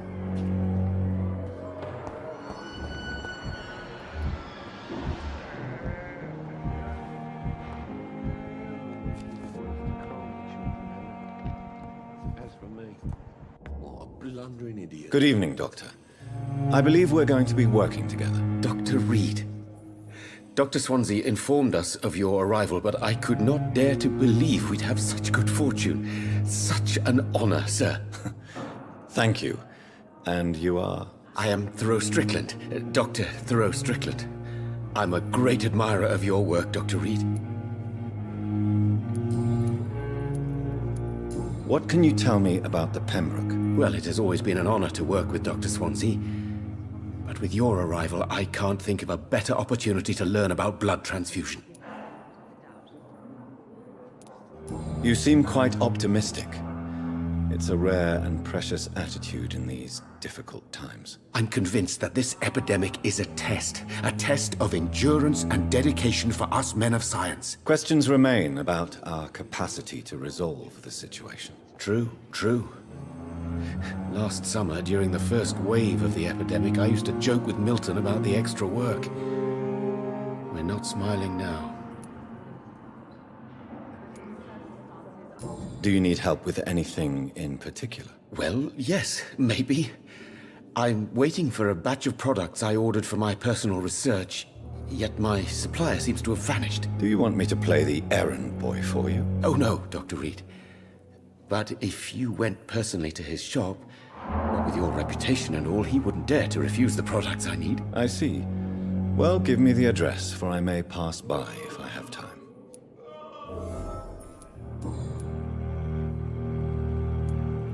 Please, could you tell me something about yourself? I'm a great admirer of your work concerning blood transfusion, Dr. Reed. I run my own experiments. I'm convinced it's the future. What made you choose to be a doctor? I'm not ashamed to admit you and your work have inspired me. I am honored to have the opportunity to work by your side. It's always a pleasure to share scientific and medical knowledge with someone eager to learn. I'll be glad to help you if I can. This epidemic may be the century's most terrible disaster, but I'm convinced that we, as doctors, are the only ones able to defeat it. I based my technique on my mentor's research. He helped me perfect my method. What is yours? I'd rather not talk about it. For now, it's just theories and first approach. My process is purely experimental and unsuccessful. As long as you're cautious and methodical, you may remain empty-handed, but you won't fail. You're not the first one to warn me, but I am convinced knowledge is the main weapon against the ravages of this epidemic.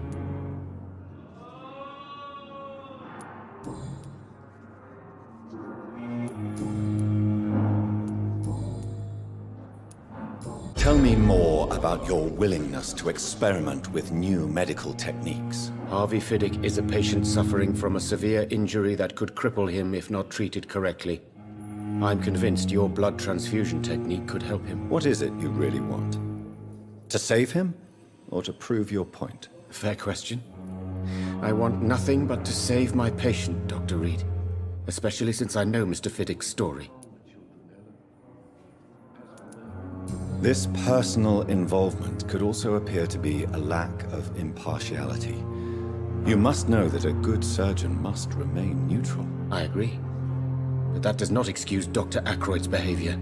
A man who did not even take time to converse with his patient. Do you think keeping his distance was a mistake? All I know is that I'm taking care of human beings with desires, hopes, and fears. Not some biological machine comprised of blood, bones, and flesh. Tell me Mr. Fiddick's story. Our first diagnosis was compromised because Mr. Fiddick lied to us about the real origin of his injury. He first claimed it was an accident. But why would he hide such crucial information from us? Because he is a proud father, ashamed of putting his children at risk because of his own negligence.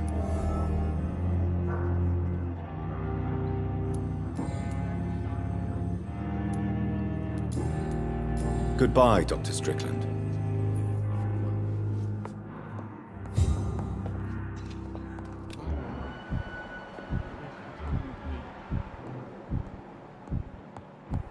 You always need to work to calm the children, Ellen.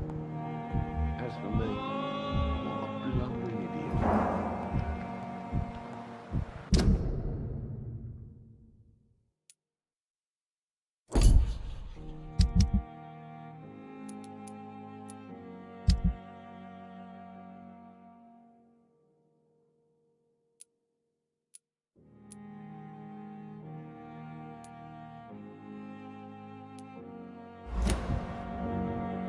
Good evening, sir. I'm Dr. Reed. May I help you? I don't know if a third opinion is needed. Your colleagues are already arguing about my condition. I see. Would you mind telling me more about your situation? I'm Harvey Fiddick. All I want is to get me bloody arm fixed properly. Tell me about the doctors who are arguing about your case. Strickland and Aykroyd. They both want the best for me, but there's a lot of pride there. Doctors are no different from carpenters, it seems. What do you mean? I often had professional arguments with rivals on a building site. Difference is, I disagreed about wood and nails, not flesh and bones.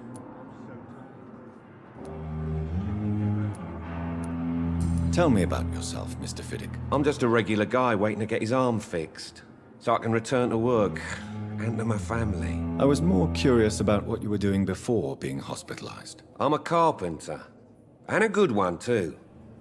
But that means I need both arms to feed my family, Dr. Reed.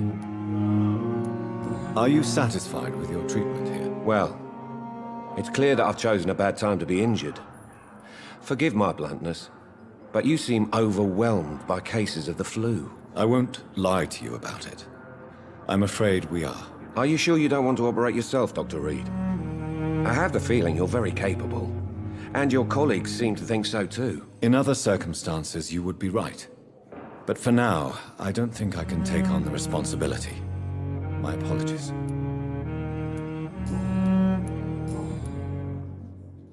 Tell me about your injury, Harvey. Why do you feel so guilty about it? My wife died because of me. And now I may lose everything because I've been careless enough to hurt myself. What an arsehole. You can't hold yourself responsible for your injury, Mr. Fiddick. Unless you tried to hurt yourself. Of course I didn't hurt myself. But I can't work until my arm is fixed. My children need to eat, Doctor. How could your job be responsible for your wife's death? I was working a double. She went out to bring me a hot meal and got caught in a German bomb raid.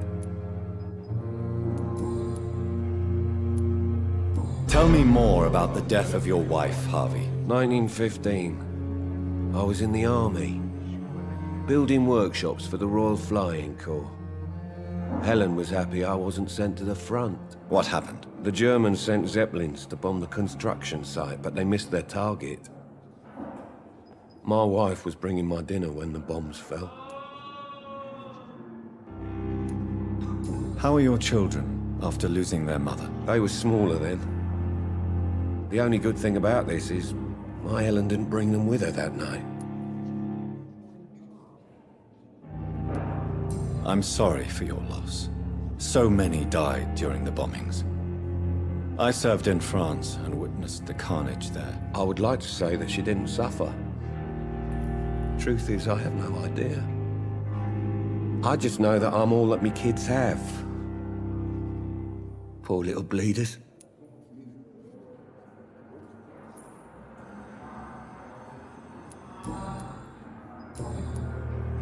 Goodbye for now, Mr. Fiddick. I'll see you later. Sweet girl. Reads me like a book. I never could keep anything from her.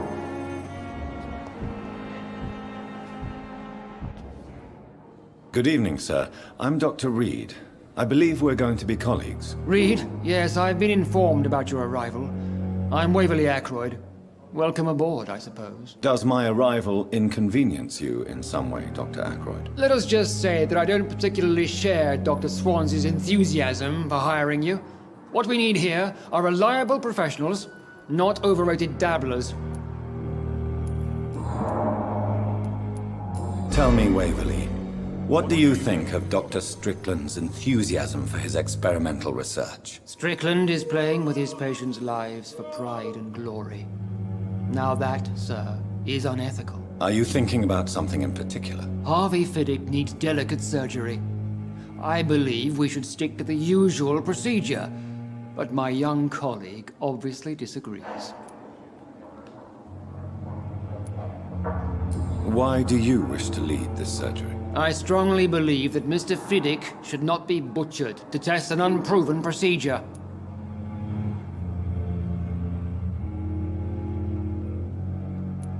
Other people may say that's too conservative a point of view. Conservative? And what are you going to say to Mr. Fiddick if he loses his arm because of the operation? Because that's what's going to happen if the surgery is a failure. And are you not afraid that your rivalry with Strickland may be blinding you? Rivalry? I guess you could call it that. But I will never be childish enough to let my personal feelings affect my judgment.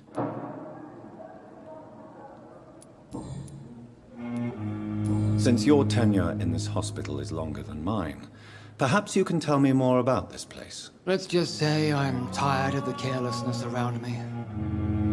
I have always respected the skills of Dr. Swansea, but over time his enthusiasm has become displaced. Carelessness? Exactly what are you talking about? We're here to save lives. The people who trust us are not volunteering for experimentation. They're here to be healed. I don't intend to run any radical experiments, Doctor. Even if I, as any good practitioner should, express an interest in pushing the boundaries of medical research. Modern medical methods were created through audacity and ego. But there are rules in our line of work, and they're here to protect our patients.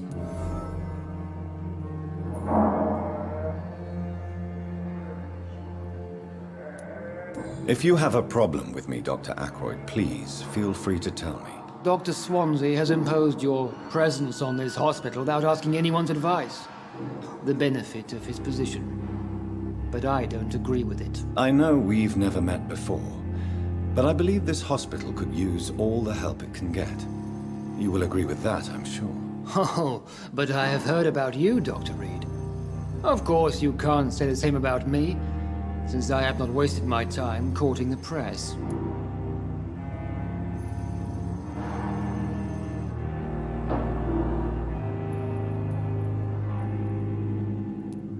Aren't you too old for such jealousy? It really won't do you any good, you know. Don't be ridiculous, Dr. Reed. A simple glance is enough for me to know you have nothing for me to envy.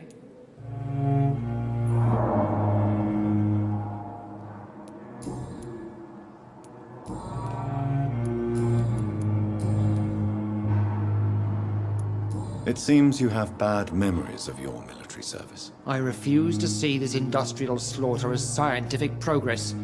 War only reveals the worst in men. We can at least agree on something, Dr. Ackroyd.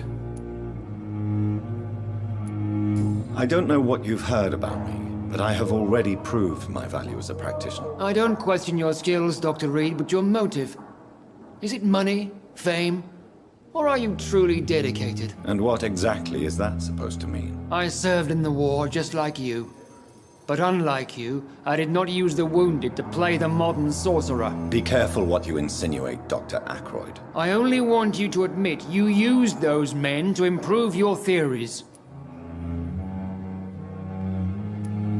I don't see any reason why I should justify my actions to you. That's true, Dr. Reed. The only judge has to be yourself. The question is, are you judging yourself hard enough? Thank you for your time. We'll talk later. Thelma Howcroft said she was being watched by vampire hunters. Where are they hiding? I should investigate. Tomorrow, more bodies will arrive and then, sadly, I'm managing a train terminal.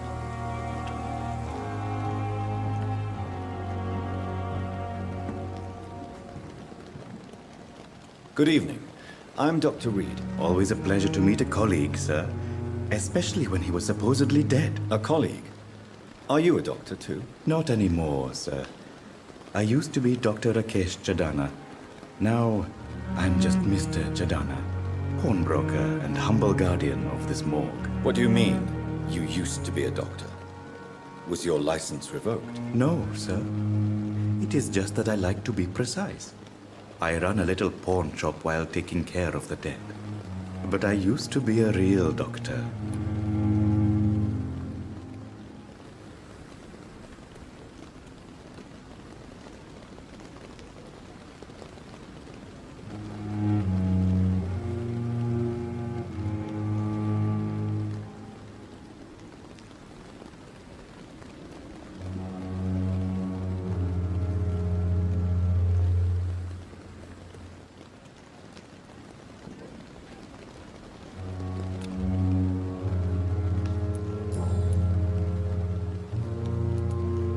Are you afraid or uneasy being surrounded by so many corpses? Why should I?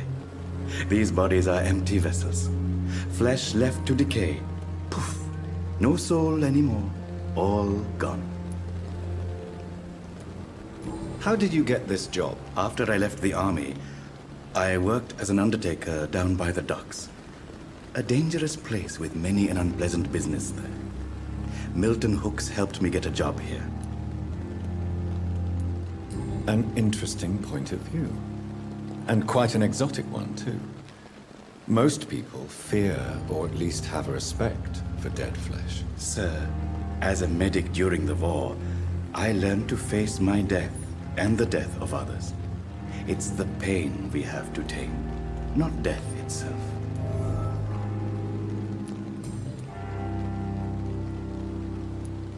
Do you work here alone? Yes, very easy work, sir. All I have to do is watch a few bodies. The situation was very different when the main morgue was still open. Why close the hospital's main morgue? It was for sanitary reasons after the beginning of the epidemic. Cadavers had to be moved to the nearest mass grave. Why do you have to watch these bodies? Because these poor fellows have no names. We keep them in case someone comes looking for the missing.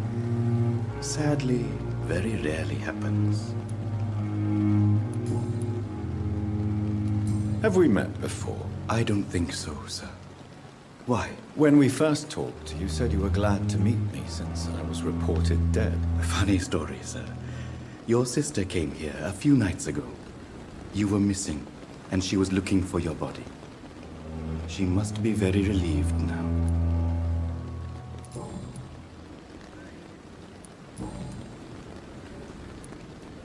Since you're not afraid of dying, do you believe in life after death, Rakesh? No. I believe we must do all the good we can while alive. For our time is short, and the obstacles are endless. Do you think you would enjoy immortality as a concept? I don't think so. Don't mistake me. I love life, and I'd like to live a long life. But everything has to decay, sir. Even goodwill. Do you really believe goodwill cannot last? As I said, sir, everything decays. If I was to never die, goodness, I would be bored or worse. And I like to be helpful, sir. Quite depressing, wouldn't you say? Yes, but the good news is, we'll all die before losing our humanity, sir. So you're ready to die? No, I am not. I don't fear death, for I won't see it. What troubles me is the pain my death will inflict to those I know. You're a wise man, Mr. Chidana. No, Dr. Reed. I am a foolish man.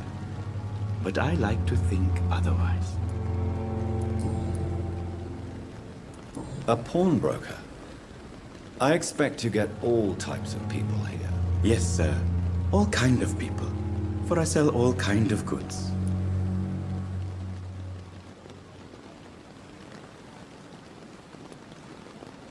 Who comes here to trade with you? It's very unhygienic, even unsafe. Diseases can spread. For the customers, for the hospital. I'm very cautious, sir. I've been a doctor, remember? And all my clients are good people. In fact, I think I only know good people. What kind of goods? With the quarantine, it's not always easy to buy things. So I trade, I exchange. Some people sell, some others buy. I like to help.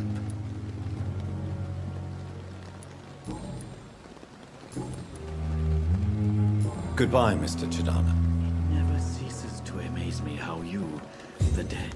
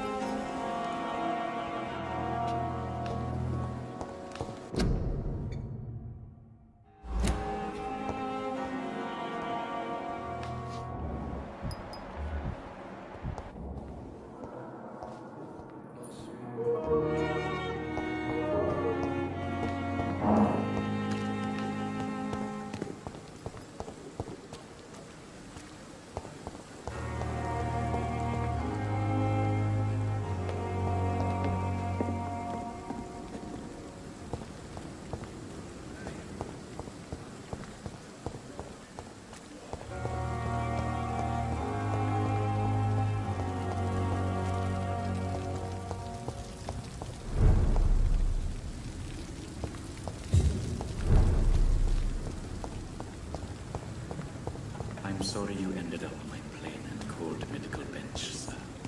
I understand you must be very angry about this unfair.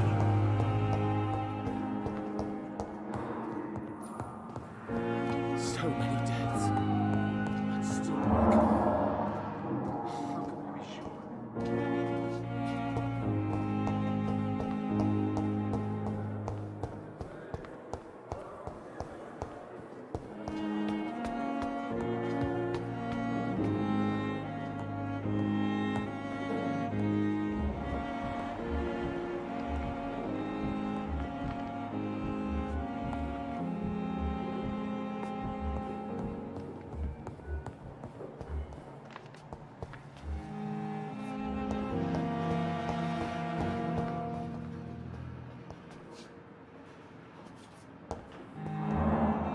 It's locked.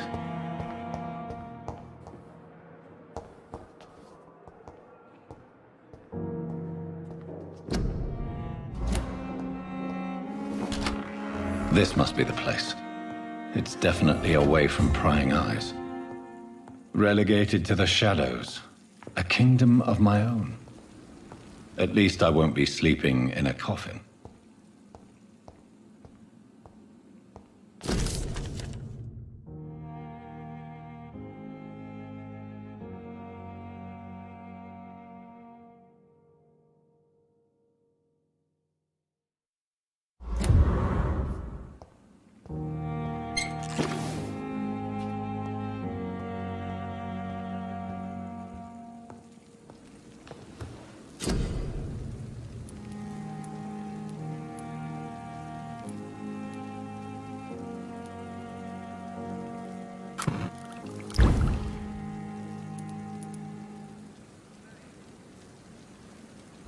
William Bishop's blood is much more unstable than human blood and shows extensive mutation. But this is not what happened to me. I must keep on searching. The sun is about to rise. I can feel it. I'll continue tomorrow night. I have so much time now.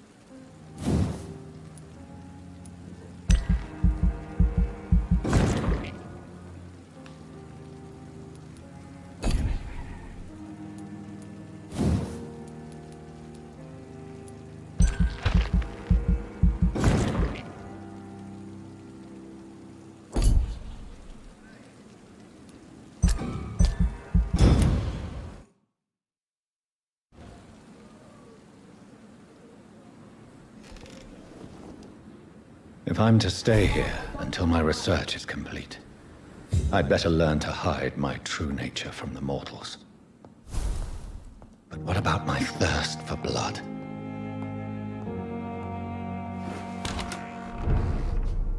I'm not one to make wait, Doctor. I've patients to attend. Yes, Nurse Crane? How can I help you? I'm so sorry. I know Dr. Swansea wanted you to rest, but we have somewhat of a crisis. A crisis, you say? Our supply of antiseptics is nearly depleted. I was hoping there was another box up here, but...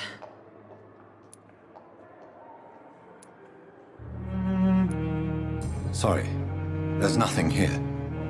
Some of the patients won't last the night without them. Honestly, sir, I'm beside myself. I may have a solution. In France, during the war, drugs shortage was a daily problem, and we had to use our wits to overcome the shortages. However do you mean? If combined correctly, certain household chemical products can be used in a pinch instead. Now, where's the hospital storeroom? The storeroom? Fat chance. This is the Pembroke, and space is luxury we don't have. Everything used to be stored in the old morgue. Perhaps I should look there first. Where is this morgue? It's the large building behind the hospital. You'll need to go in the back door because it's been sealed off for sanitary reasons. Take this key. It opens a small back entrance at the end of a narrow street. The abandoned morgue behind the hospital. A small door at the end of a narrow street. On my way then. Thank you, nurse.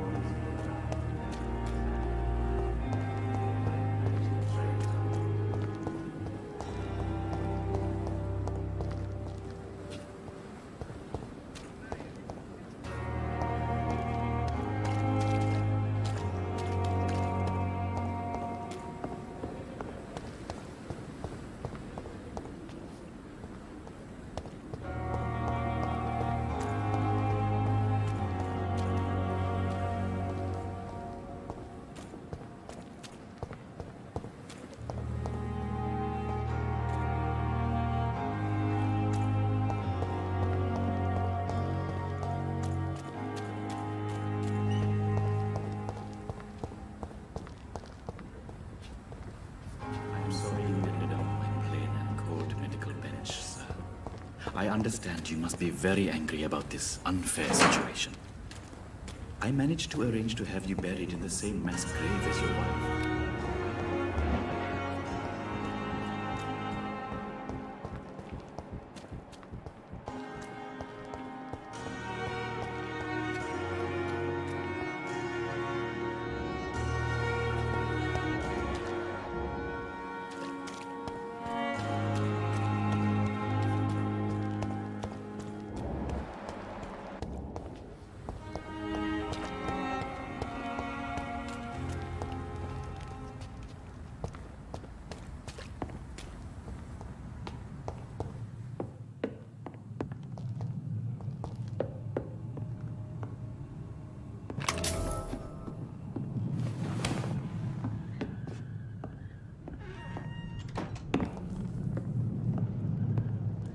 See them fence?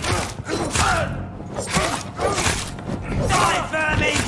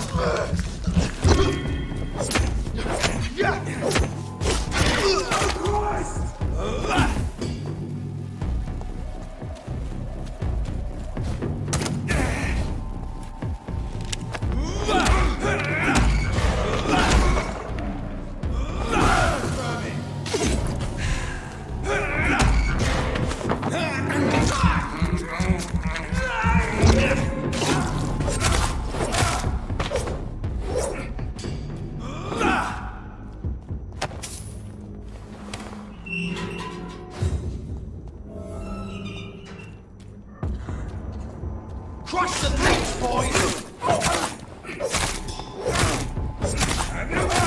Filthy fucking beast!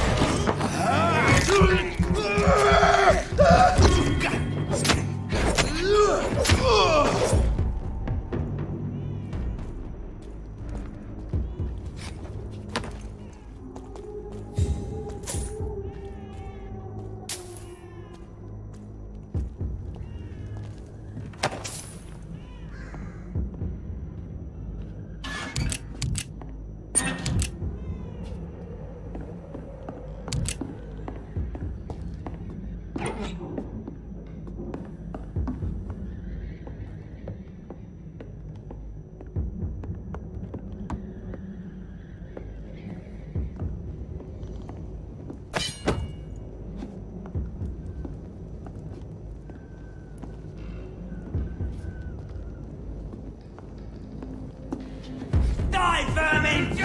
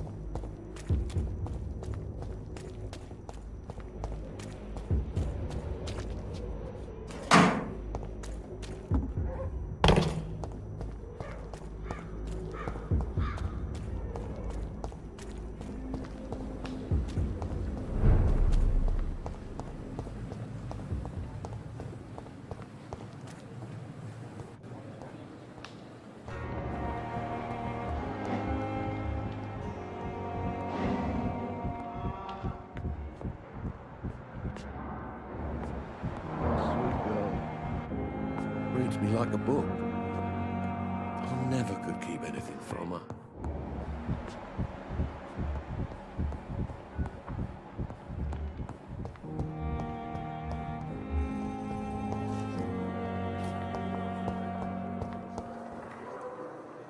Good evening, Miss Howcroft. How are you tonight? I need blood, Doctor. Warm, rich, vibrant blood.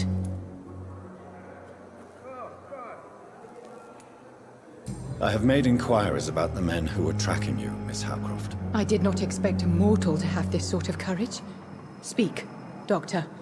Why are they hunting me down?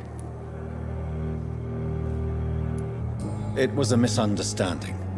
These hunters were in fact looking for a very different creature, but they mistakenly put their sights on you. I knew it. I have become undone. Those hunters have discovered me, but they don't know what I'm capable of. If you'll accept some advice from a petty mortal, I think you should assume a low profile and just quietly disappear into the shadows. You are right. And you have served me well, mortal. Take this as a reward for your time. Perhaps I will allow you to drink deep of my blood. One day. Thank you. I'll keep that proposition in mind.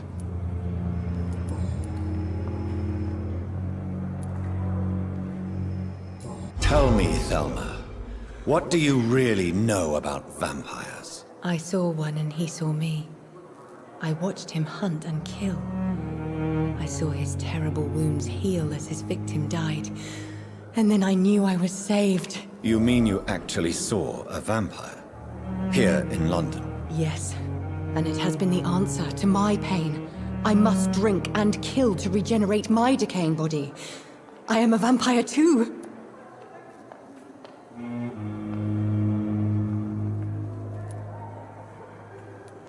You have no idea what problems your claim could cause if heard by the wrong people, Miss Howcroft.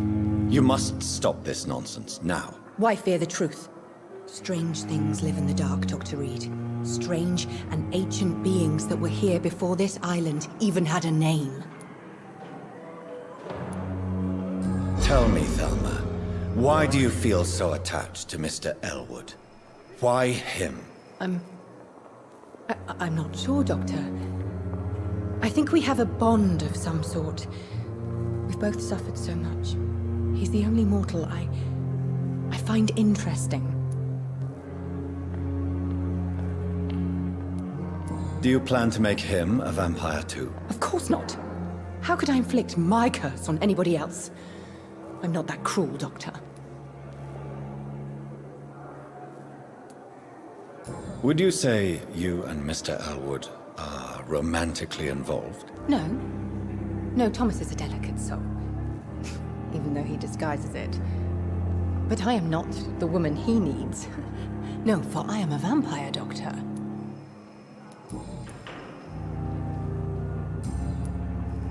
I'll leave you, Mistress of the Dark, to your nocturnal activities.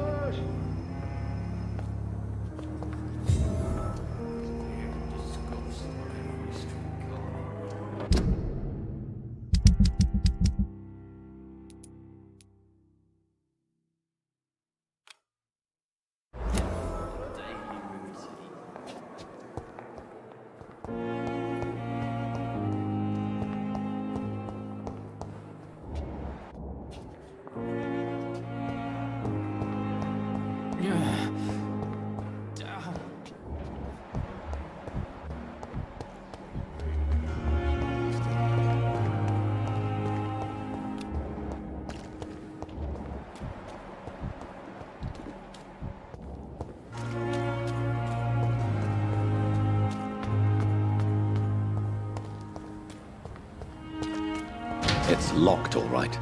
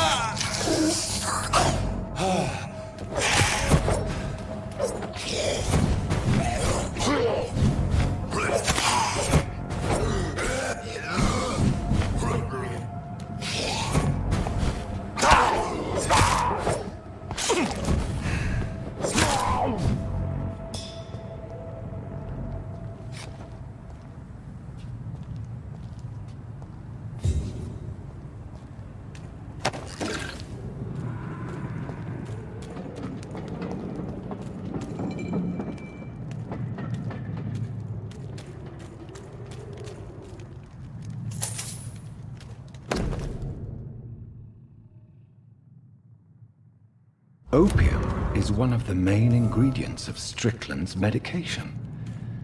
Never a good move.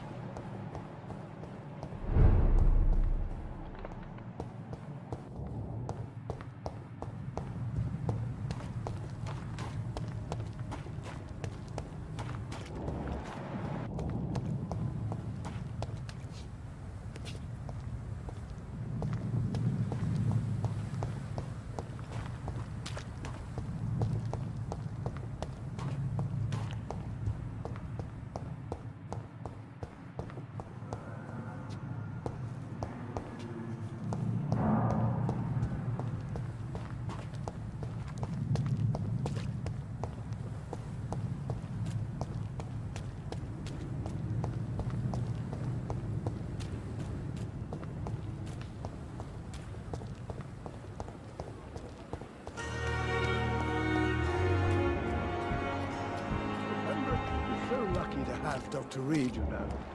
I met him in New York. If only there were more of us. Less resignation and more determination. I know I can.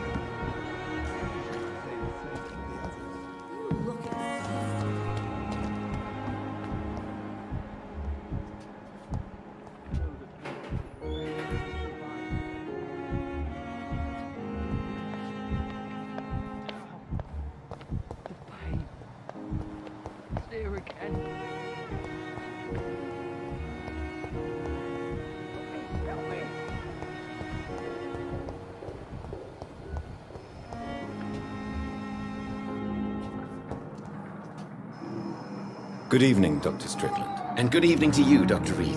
Can I be of any help? I located the shop, but it was vandalized, and the owner is missing. All I found was your order. I was afraid of such bad news. People are so desperate they're ready to burgle a shop for drugs. That's quite a list you ordered. Opium, sodium hypochlorite. It can't be just headaches you're trying to cure. This dreadful influenza, of course. I already ran some tests on hopeless cases. Without success, I must admit. Do you realize you could create a lethal poison without the correct dosage?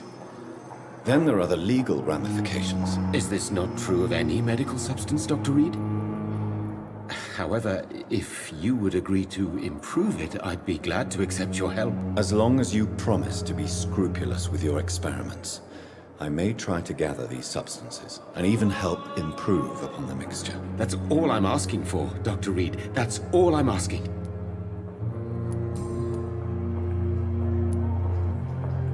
I want to know about these secret tests you run, and if they can save people from this epidemic.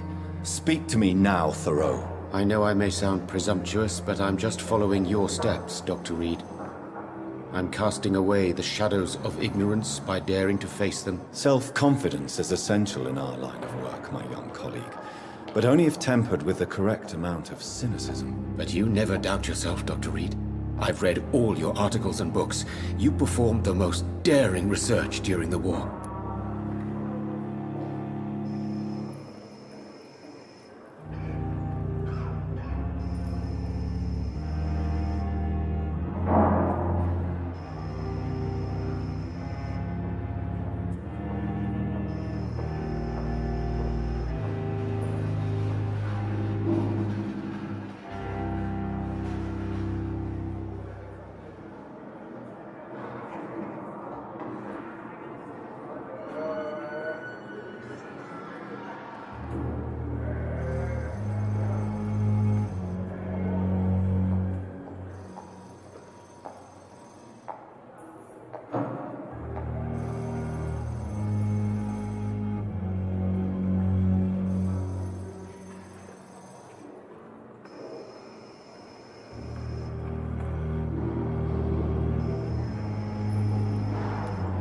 You have my support, Dr. Strickland.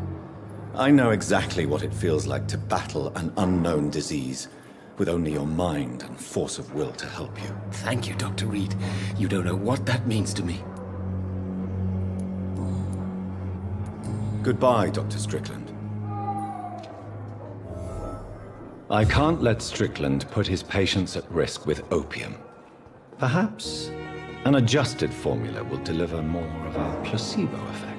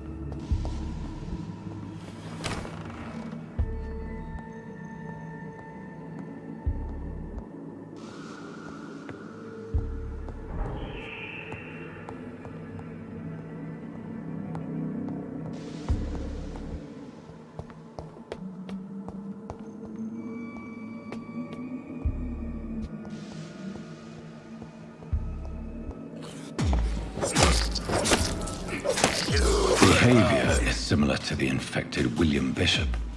Must be the same strain. This sickness moves faster than influenza.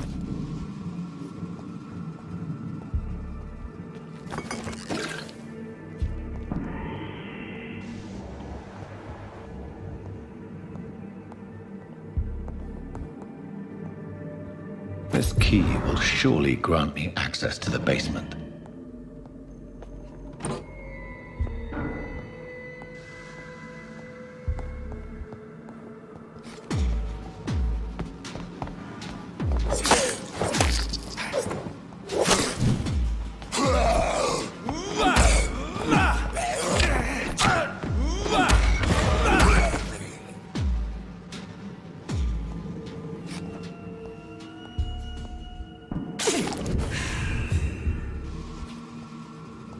Balls of Mars, fortifiers. As popular as they are ineffective. But they do contain iron tartrate, and that might prove itself useful.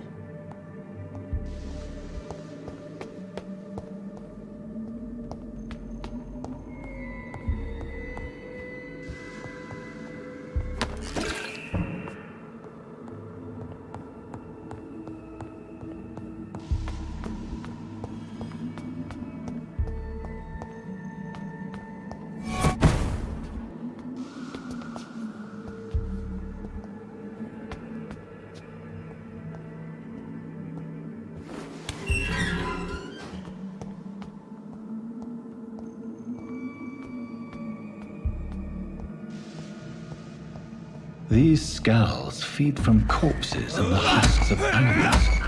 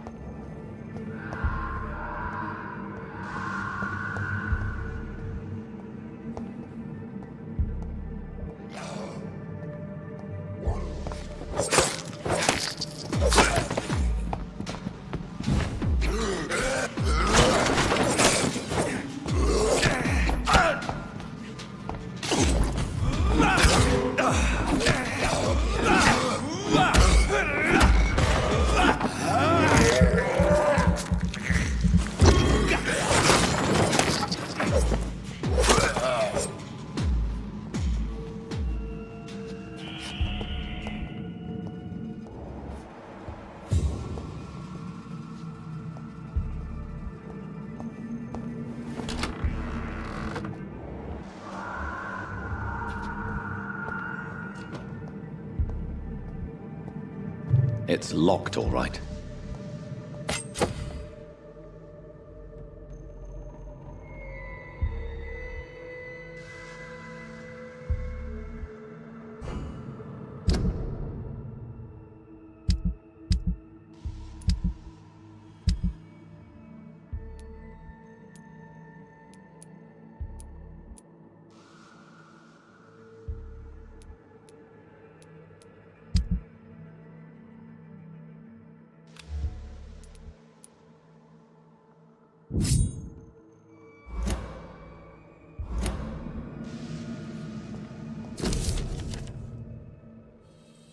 Mr. Connor's injuries don't match the report.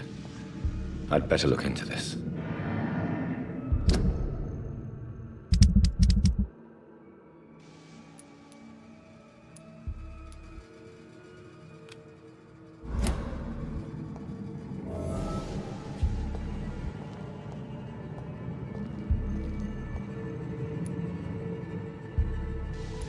The chest was originally opened to perform the operation. The sutures are clean, but the chest has been reopened. Traces of a pinkish foam at the corner of the lips.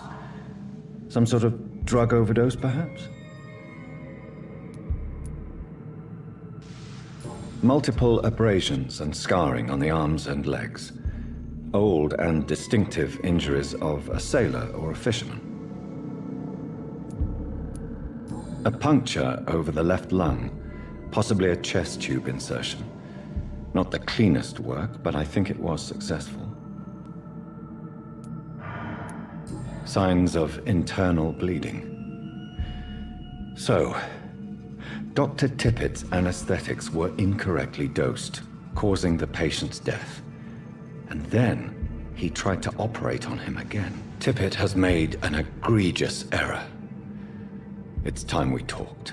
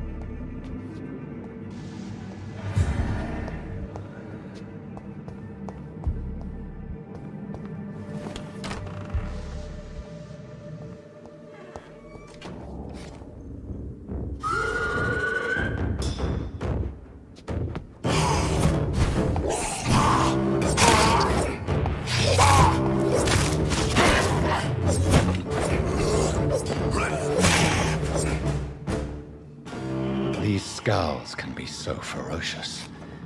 I'm not sure I can defeat them without becoming stronger. To drink blood is so tempting. Sodium hypochlorite. Dangerous to administer, but efficient in the proper dosage.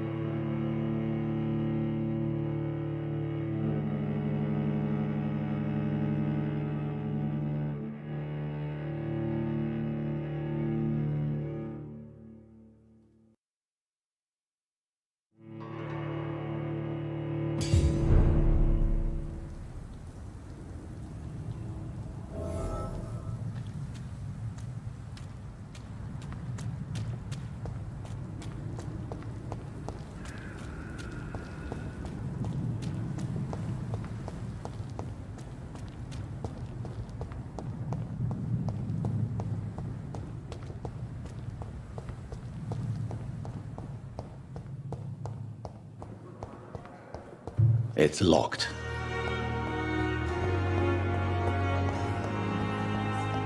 This dead flesh needs it.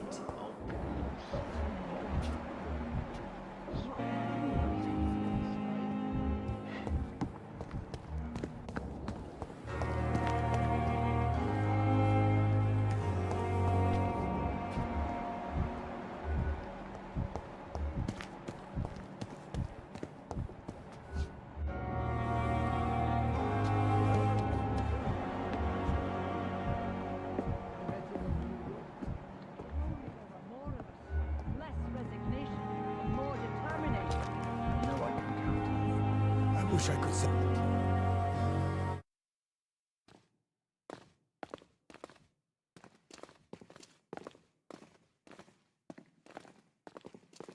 It's safer here than anywhere else in the East End. Good evening, Dr. Tippett. Dr. Reed, any good news to share?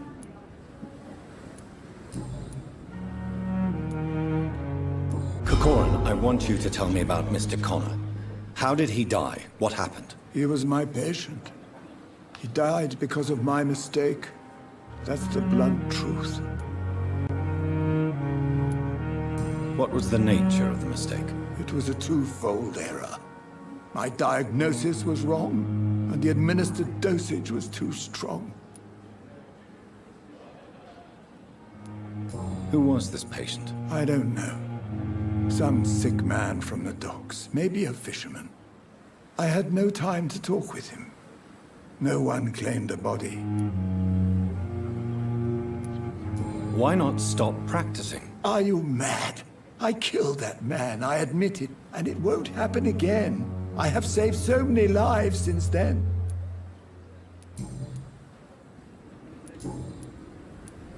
Goodbye, Dr. Tippett.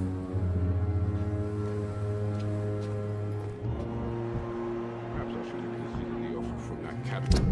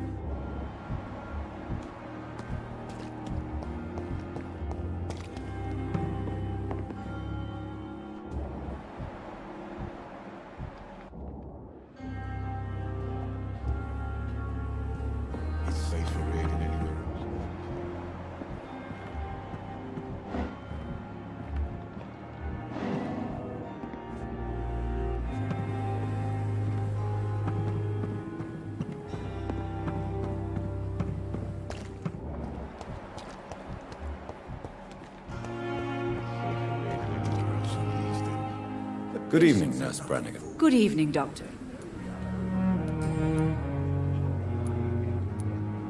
Why does Dr. Tippett claim you're the main reason he keeps working, despite his fatigue? If it wasn't for him, I probably would have left the Pembroke years ago. Dr. Tippett does not think of you as just a nurse anymore, does he? If you're suggesting he's not taking my gender into consideration when it comes to medical practice and knowledge, I really hope he doesn't. Tell me what Dr. Tippett did. I know his mistake caused a patient's death. If I had not covered up his error, Dr. Tippett would have been fired from this hospital. I could not let that happen. You can't allow your emotions to dictate your conduct concerning patients, Nurse Brannigan. Look around you, Dr. Reed. Do you really think we can afford to lose a brilliant practitioner like Dr. Tippett in our situation?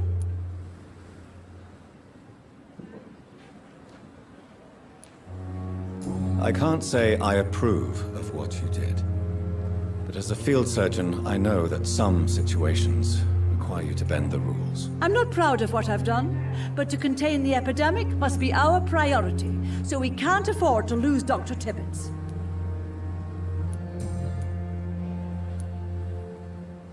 I've decided that I won't reveal Dr. Tippett's, shall we say, misdemeanor. I'm so glad you share my point of view. Dr. Tippett is a brilliant practitioner. We most definitely need his know-how. I hope you're right. This is a huge risk we're taking. Dr. Tippett must regain his confidence. Please, keep this decision between you and me. He doesn't need to know you found out.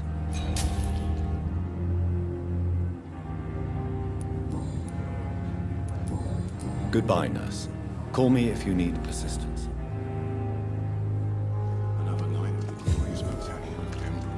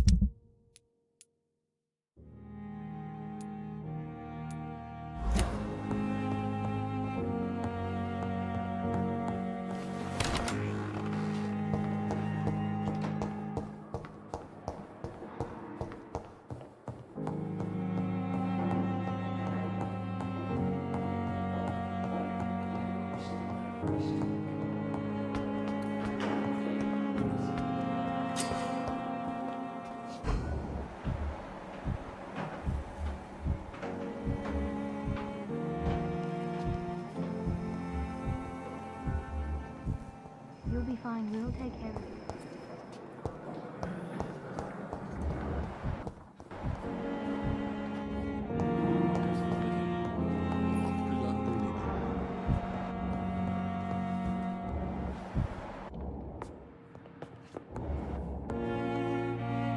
Good evening, madam.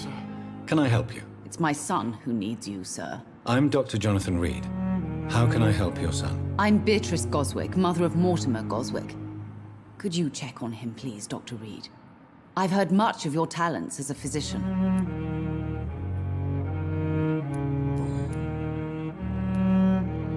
What can you tell me about yourself, Mrs. Goswick? Not much to say. Just take care of my Mortimer and I'll cover all the expenses. That's all that matters. Are you really that rich? Most of the patients here are of a more humble origin, if I may say so. Yes, thanks to my husband. May he rest in peace. I can cover any needed medical expenses. May I ask if you have an occupation, Mrs. Goswick? I'm a teacher by profession. I teach young women who are more ambitious about their futures than their families. What do you think of your reception here? Any complaints? I have had the uttermost reservations about this hospital since we arrived. But we had no other choice, considering the state of emergency. Is there something in particular that's bothering you? Some of the staff were not especially welcoming. I suspect they're not accustomed to dealing with patients of such social standing. Tell me more about your arrival at the Pembroke Hospital. What gave you such a bad first impression? The ambulance driver was quite rude, for a start. And that nurse, Miss Hawkins, seems to have quite a dubious attitude. What do you mean? She managed to secure a bed for my son despite the epidemic. It was a relief, but it wasn't cheap. I share your concern, Mrs. Goswick. Be sure that I'll talk to the people involved. I don't expect compensation, Dr. Reed. But I'm aware such behavior would not be tolerated in other hospitals.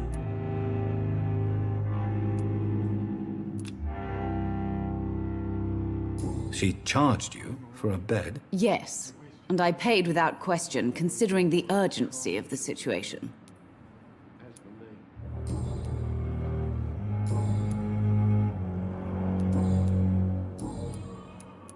Goodbye, Mrs. Goswick.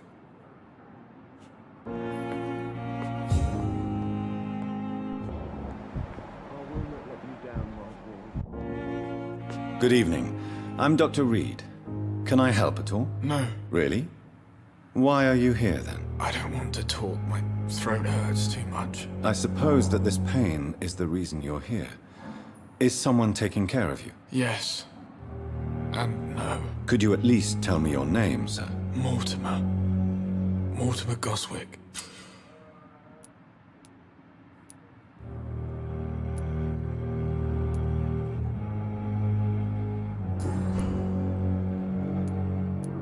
How painful is your throat, Mr. Goswick? So painful I'd rather not talk at all, Doctor. I'm sure you realize a doctor and his patient have to communicate, sir. Would it help if I gave you some paper and a pen? Not really. I see. Then maybe it's not just your throat that hurts, Mr. Goswick. Perhaps your sore throat is just the consequence of something more hurtful. Yes, maybe. But I don't want to talk or even write about it now. Why did your mother have you hospitalized here? She seems convinced this is a bad hospital. My mother just wants the best for me. She won't rest while I'm here. She'd go all the way to hell and back to help me. Is your mother bothering you? As your doctor, I can ask her to leave you alone if you would prefer. That's tempting, Doctor. But you have no idea what my mother is capable of. She would tie herself to my bed if you asked her to leave. Pembroke Hospital may look unorthodox, but rest assured you're in good hands here. It's not me you have to convince, Dr. Reed. It's my mother. How painful is your throat, Mr. Goswick? So painful I'd rather not talk at all, Doctor. I'll let you get some rest, then. Good evening, sir. Good evening, Mr. Goswick. How are you? I'm okay. Do you need any help? I'm afraid I may, sir. I don't mean to be a burden. You are not a burden, sir. Healing you is my responsibility. And you have my gratitude for that.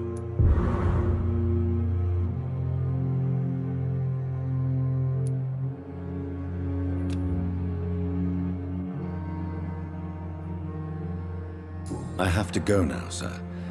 But don't hesitate to contact me if you need any help. I'm all right. Don't waste your time with me. My sweet girl. Reads me like a book. I never could keep anything from her. Finally, you've returned, Doctor. Did you find anything of value? Yes, nurse. You've worked your first miracle, Doctor. Now, this patient here needs immediate treatment. Duty calls. When the storm has passed, I'll show you how to mix the remedy yourself with the same basic ingredients. Many thanks, Doctor. When you've finished, you ought to report to Dr. Swansea in his office. He's been looking for you. Seemed pressing.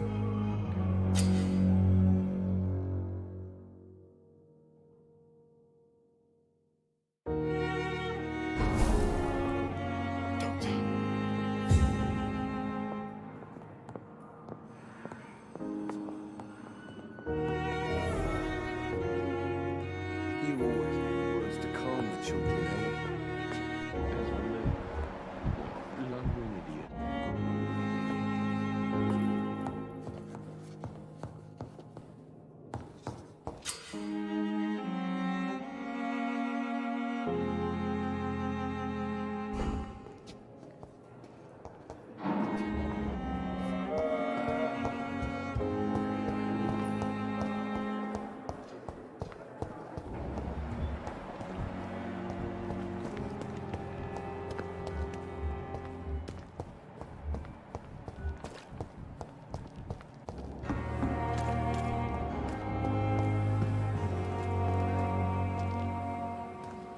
Good evening, Mr. Cox. Dr. Reed. Still working at night, I see. I like that. And why is that? People who don't sleep at night always seem more alive to me. More interesting, one way or another.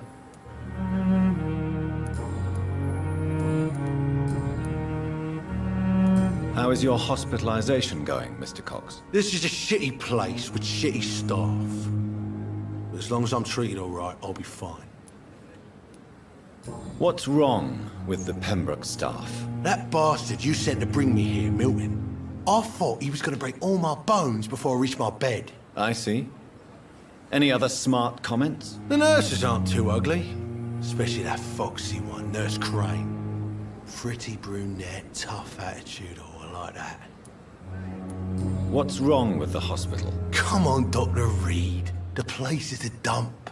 Smelly, sad, and dirty. But you're alive thanks to the efforts and dedication of the staff here, aren't you? What are you expecting, a medal? I thought that saving lives was just part of the job. Must be an unsatisfactory profession at this time, I'm sure.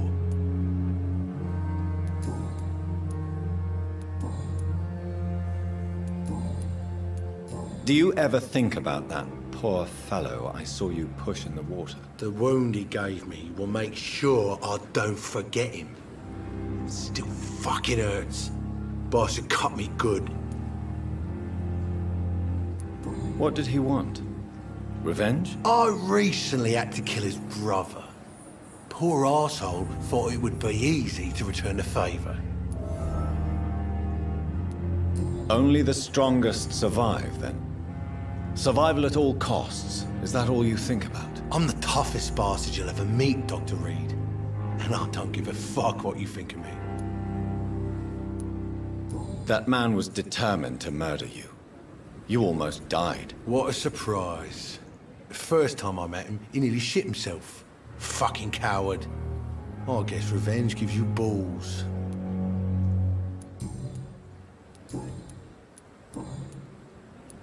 How long do you think you can escape the law, Clay? I know this city like the back of my hand, Doc.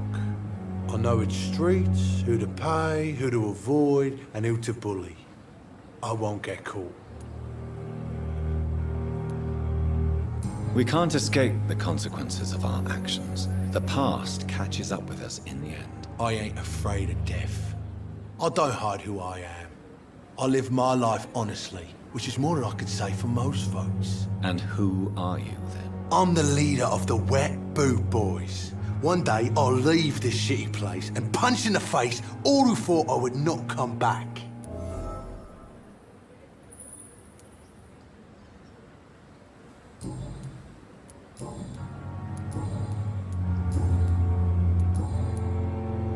You're lucky to be alive, Mr. Cox. I hope you're starting to take better care of yourself. This place is full of sickness and decay. How could I get better in such a dump?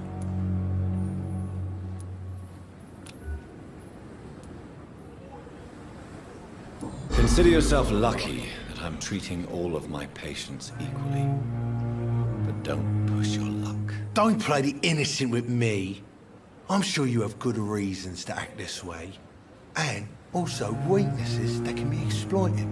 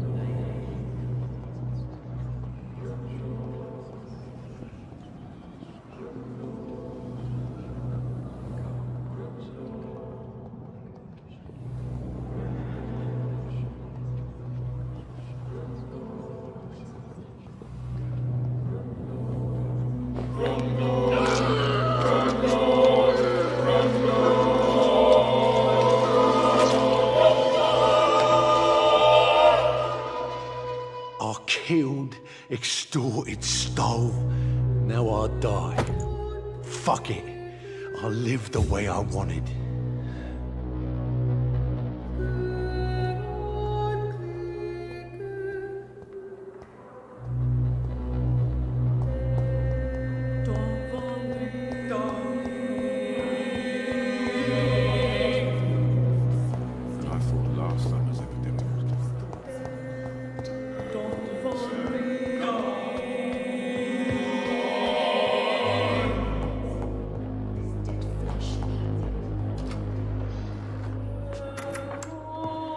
Please, Jonathan, come in.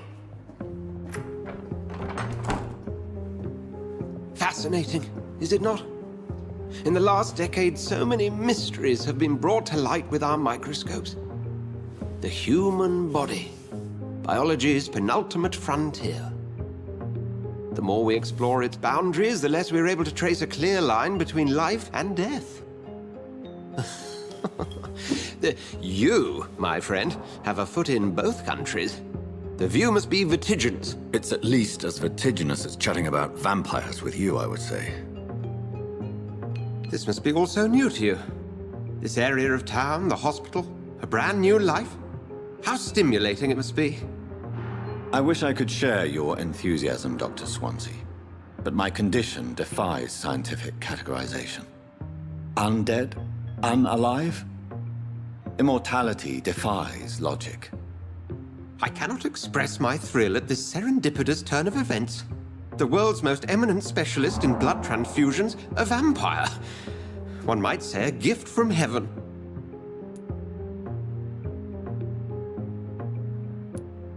It may seem strange, but your words have brought me some comfort here. Forgive me. I've been an admirer of your work for a long time, and now you are so much more than a brilliant physician.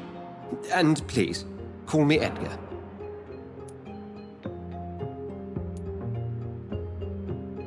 There is no need to apologize, Edgar. You offered me sanctuary when I had none. Very well. I have a task for you, Jonathan. Something that will require all your newfound skills. Please, go on. The Pembroke only survives through the generosity of our benefactors. Unfortunately, our main donor has found herself in a bit of a bind. Now, if you could help her out... A spokesman or politician is what you need. That's not my calling. And until I come to understand what has happened to me, I require discretion. Discretion is in order, Jonathan. Lady Ashbury has recently received rather indelicate correspondence that, if revealed, would jeopardize her position. And you would like me to eradicate this threat? By the stole, of course not. I would just like you to pay her a visit. Her ladyship is certainly near the tents outside, tending the sick. You can't miss her. Look for someone impossibly delicate. Accepted. I'll see what kind of trouble Lady Ashbury is in.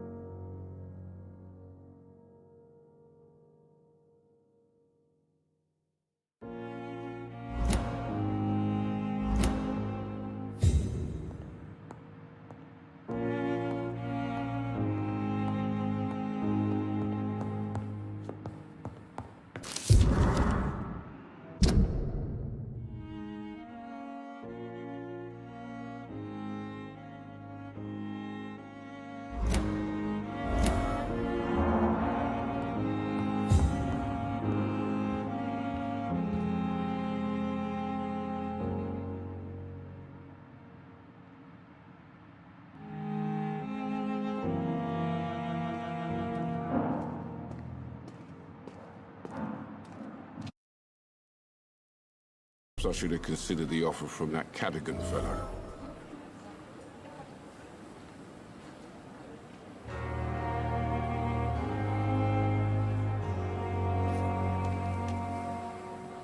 Good evening, Milton. Good evening, Doctor. Still trying to save lives?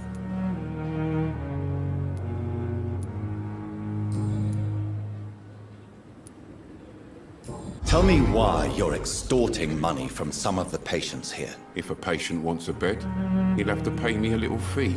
That's all. Where did you get the idea for such an immoral scam? Funny you should ask. The first time it was from a patient who bribed me to get a bed. It's only then I realized I could make a fortune. Admit it.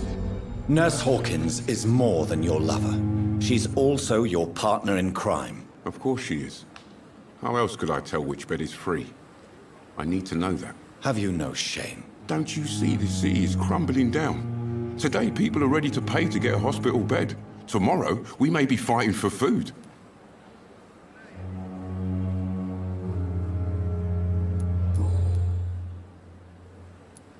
Have you heard of any underhand dealings going on in this hospital? There are a lot of secrets round here. I'm not surprised someone tried to make money from them. What kind of secrets? I'm not in the gossip business, Dr. Reed. If you want to know more, you better talk to Harriet Jones. She's the eldest patient here. Goodbye, Milton.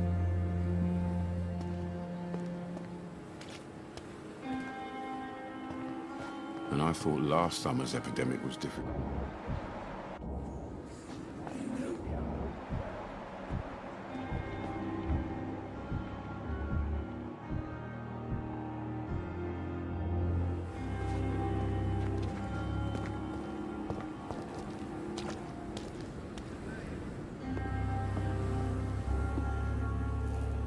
The flu took my dear wife, Emily. I take comfort knowing we'll soon be together again. Mr. Rainfield, that's no way to talk. You're in good hands here, and we'll be up again soon enough.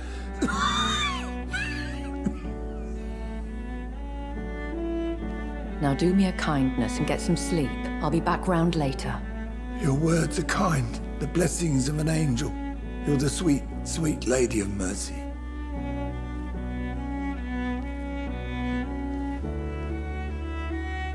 Good evening, Dr. Reed. It's a pleasure to see you again. You seem surprised. Dr. Swansea has brought me up to speed concerning your recent appointment to Pembroke Hospital. You're a the lady who saved me that night, before vanishing into thin air. I remember you from the pub with Dr. Swansea. Indeed. Allow me to introduce myself formally this time. My name is Lady Ashbury.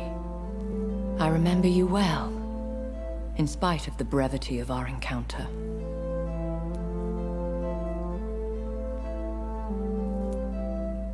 Apologies. You've taken me by surprise. I'm very happy to see you.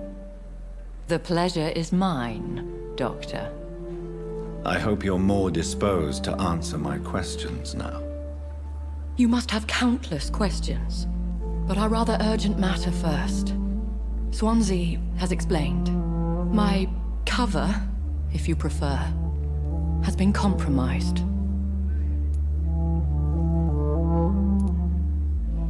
Have any of the patients given you trouble? These poor souls have so little left to live for.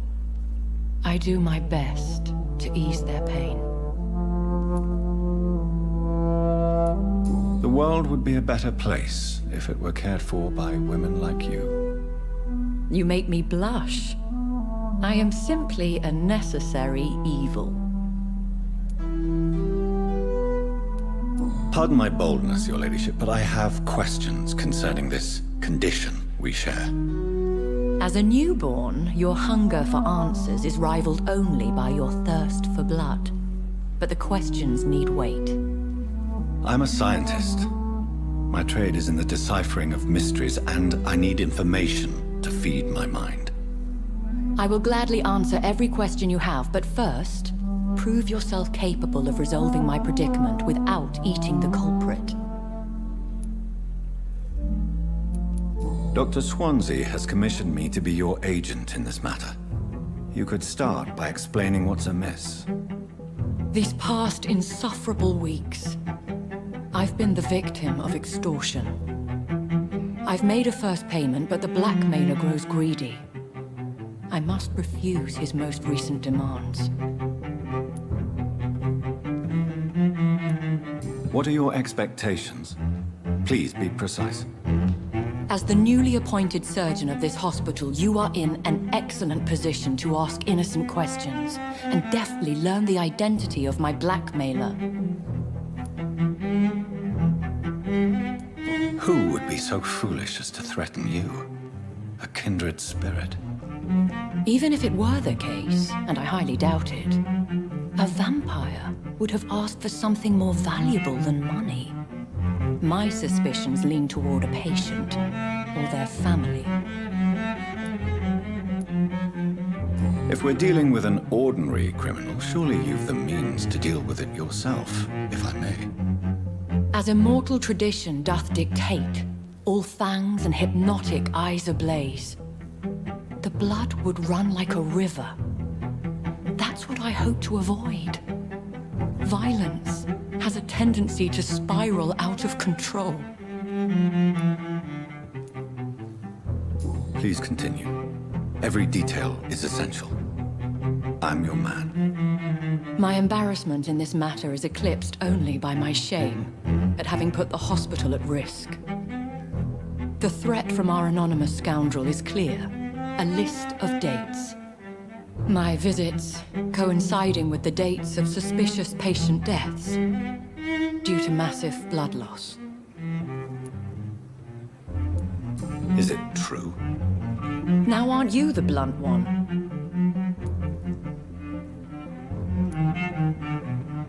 Excuse my impertinence, Your Ladyship. This is not an interrogation. I assure you that this line of questioning is in your best interest. In all honesty, I'm not simply a patron to the hospital. My visits serve a dual purpose. Dr. Swansea has been treating my condition with a revolutionary technique of blood transfusion. It seems you are a specialist in the domain. I'll take care of it. Do you know where I should start? If that was the case, I'd settle the matter myself. You could talk to our local gossip, Harriet Jones. Not a pin drops here without her hearing about it. I'll meet that woman now. My life, as others know, is in your hands, Dr. Reed. I'm sure of your discretion, but I do fear your powers of persuasion will be put to the test. When this is resolved, I'll be your obligé. I'll answer all questions in regards of your condition.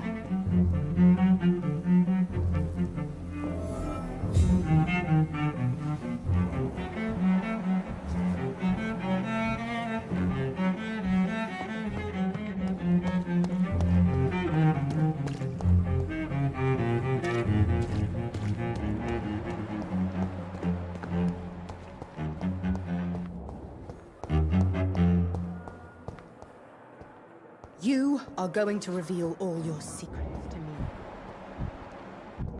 Bred with no respect. My blood and... Good evening, Mr. Hampton. How do you feel? Dr. Reed, is it? Oh, sir, I must apologize for my behavior. What do you mean? I was not myself in the factory. Fear and exhaustion made me say awful things to you, I'm afraid. You remained perfectly nice and polite. A little delirious, perhaps. But who wouldn't be after enduring an abduction? Thank you, Doctor. That's a relief. Now all I need to do is rest and return to my flock.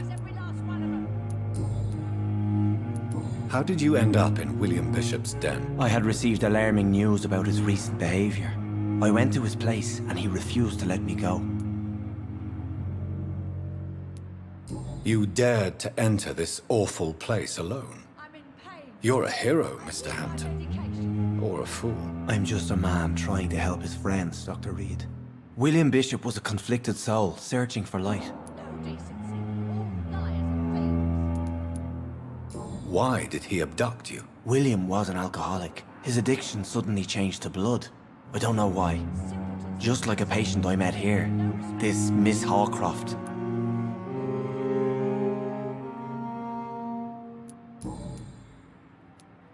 Do you know Tom Watts? The bartender from the Turtle. I met him before I found you in the canning factory. Tom? Yes, of course. Always the helping hand, good old Tom. Without men like him, corruption and despair would have wiped out the East End long ago. Who should I avoid in this part of town, then? Any particularly evil figures? Not really. Most men and women are just doing their best. And it's not my habit to speak ill of people I know, Doctor. People are still in despair. How could it be otherwise? The authorities have left us all to rot in this contagious nightmare. No drugs, no advice, nothing. It's a damn shame.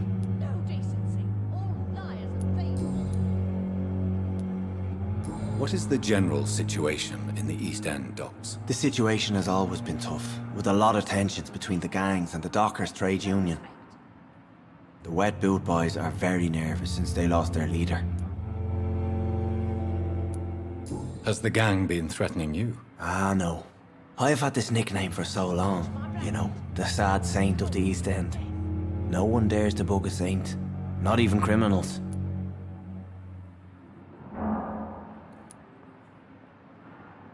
Who leads the gang now? Since Clay Cox went missing, it's his wife Edwina who runs the show, with the assistance of her minion, Booth Digby.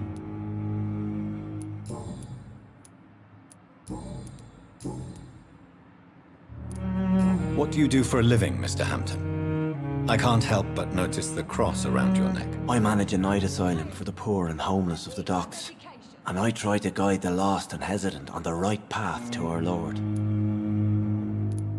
Are you a priest, Mr. Hampton? A deacon, maybe? Not at all, Doctor. I'm just a man of faith willing to preach the good word. Why didn't you use your cross against William Bishop? To repel him somehow? That's a very strange question, Doctor. A cross is no magical token, if that's what you were trying to say. Not mine, anyway. How do you feel, Mr. Hampton? Medically speaking, I mean. I feel exhausted. Beyond exhaustion, actually. William drank so much of my blood in his madness. I feel empty. You're in good hands here.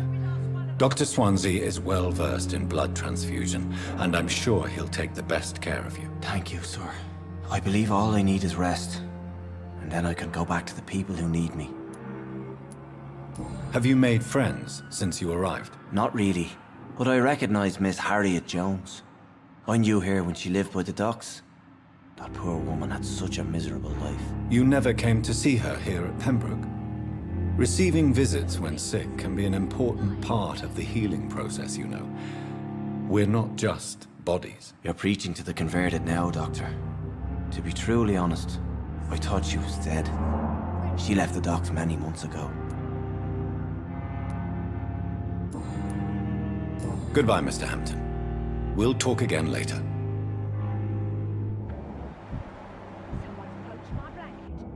The cold will be my death.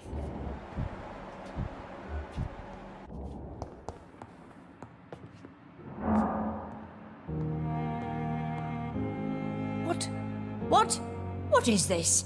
Who are you? Get out of my room. There's no need for alarm, madam. I'm Dr. Reed, the new surgeon. Preposterous. Dr. Reed, you say? I don't want some bumbling intern. Where's Dr. Swansea? Please, calm down, madam. I assure you that I am highly qualified. I'm just back from war duty. How brave. Threatening an old defenseless woman. You know how long I've been a patient here? You've picked the wrong fight. I'm Harriet Jones. Harriet Jones? Indeed. I've been meaning to have a chat with you. You know what goes on here better than any other patient, I gather. Oh, better than any patient, nurse or doctor. I've seen so many vile undertakings. I heard there have been some despicable goings-on. Was there a case of blackmail? Blackmail? Wait. You're investigating something. This isn't a social call. One of those incompetent cunts slit a poor sod's vein.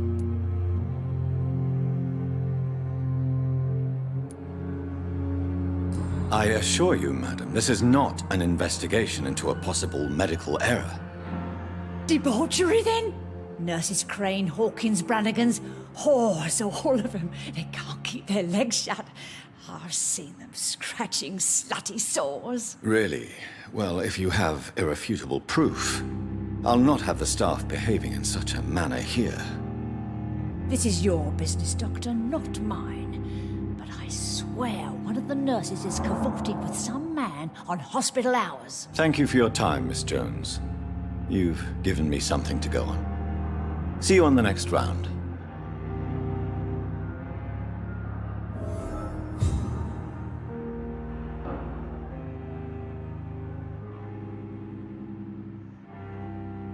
Miss Jones, greetings. How do we feel? Oh, again? Waking a poor old woman in her sleep? There isn't a poor life needs saving somewhere?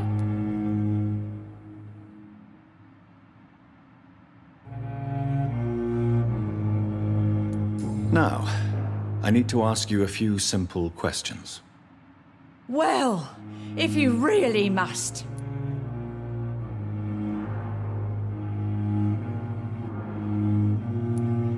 Have you noticed any suspicious comings or goings? It would be a great deal easier to make a list of things unsuspicious in this house of charlatans. Everyone here is very capable. I have not seen any instances of unprofessionalism.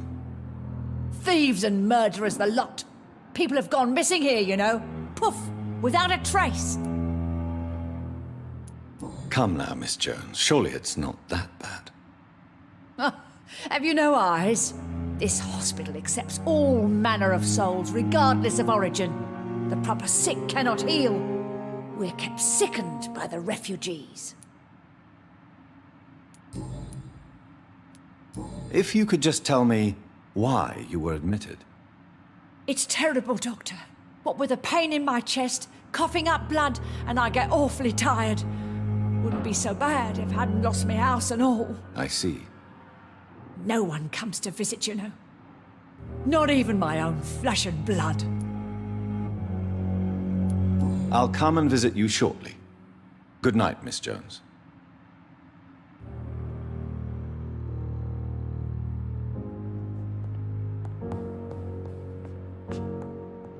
The patients and staff might know something. I'll start my investigation with them.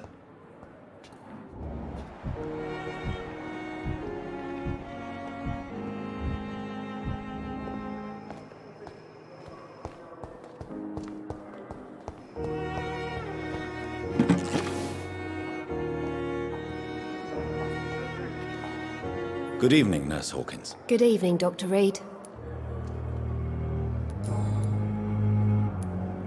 Milton cheats patients out of their money at this hospital, Pippa.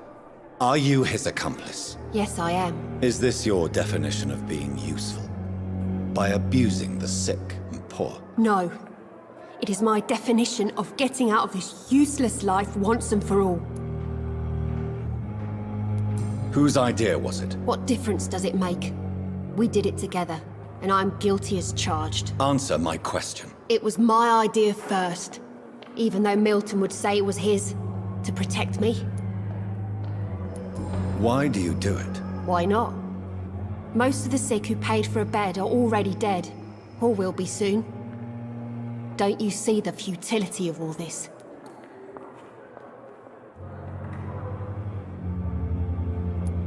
How can you be affected by the misery around you, and be so heartless at the same time?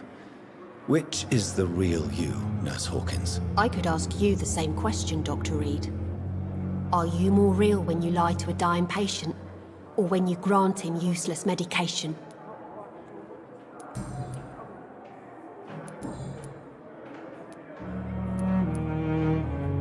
What can you tell me about the strange man visiting one of the nurses during her shift? Let me guess. You spoke with that old shrew, Harriet Jones. Do not pay attention to her, Doctor. She's full of fanciful tales. She could have been telling the truth about the mysterious man. That old witch will end up in hell soon enough. Who cares if a nurse finds some happiness where she can? No matter how you feel about her, Miss Jones deserves our help. Who says I don't care for her? Hate is what keeps that old crone alive.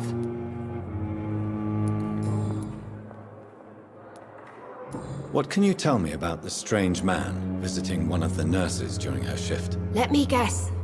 You spoke with that old shrew, Harriet Jones. Do not pay attention to... Do you need medical help yourself, nurse? I'm fine, really. I just need to sleep.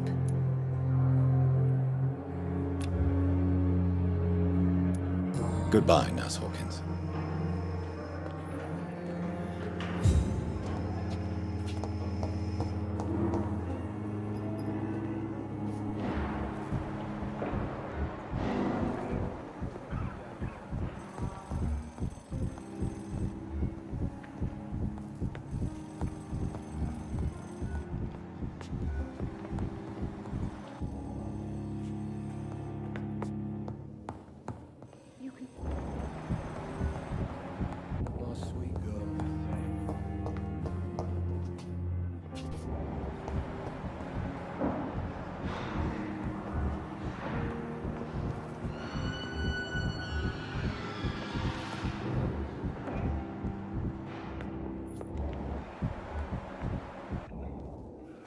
Good evening, Mr. Fiddick. Good evening, Dr. Reed. Any news about my operation? Have you heard talk of any blackmail here at the hospital? No. Nothing. Goodbye for now, Mr. Fiddick. I'll see you later. You always knew the words to calm Helen. As for me... I cannot enter.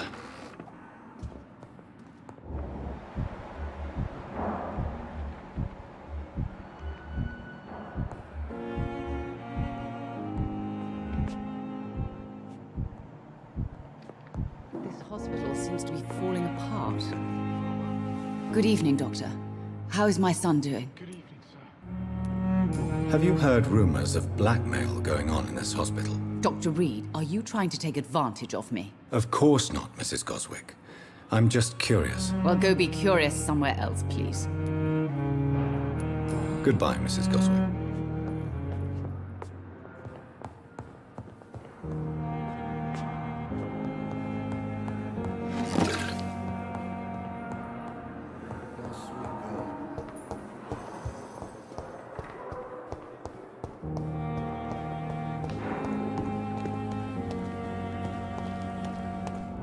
Perhaps I should have considered the offer from that Cadogan fellow.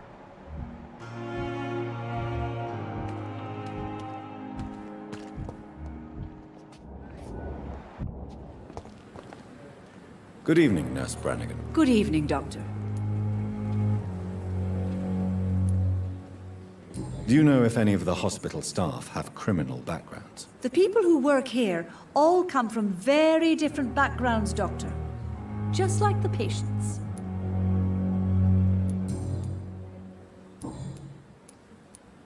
Have you seen a strange man visiting any of the nurses here? I've never heard of such a thing, Doctor.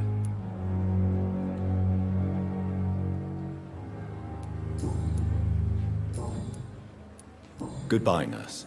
Call me if you need assistance.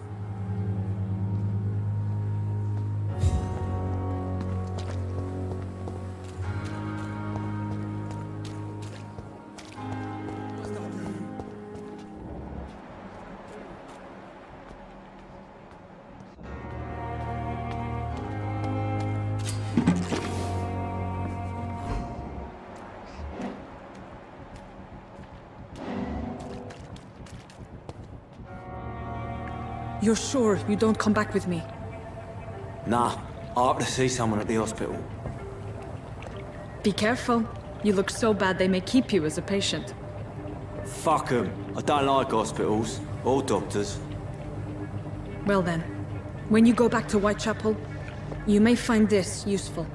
What is it? A pass for a free medical exam by the best nurse available. Just read it. I don't read well, but thank you, I guess.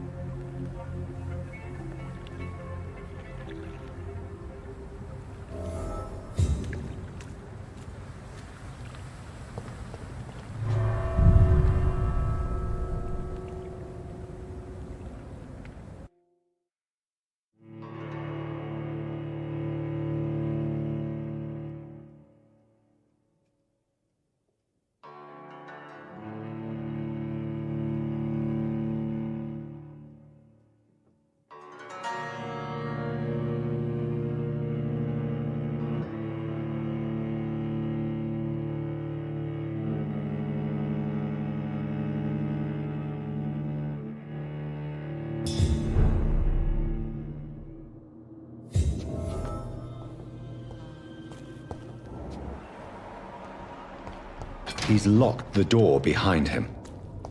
I need to find another way to follow him.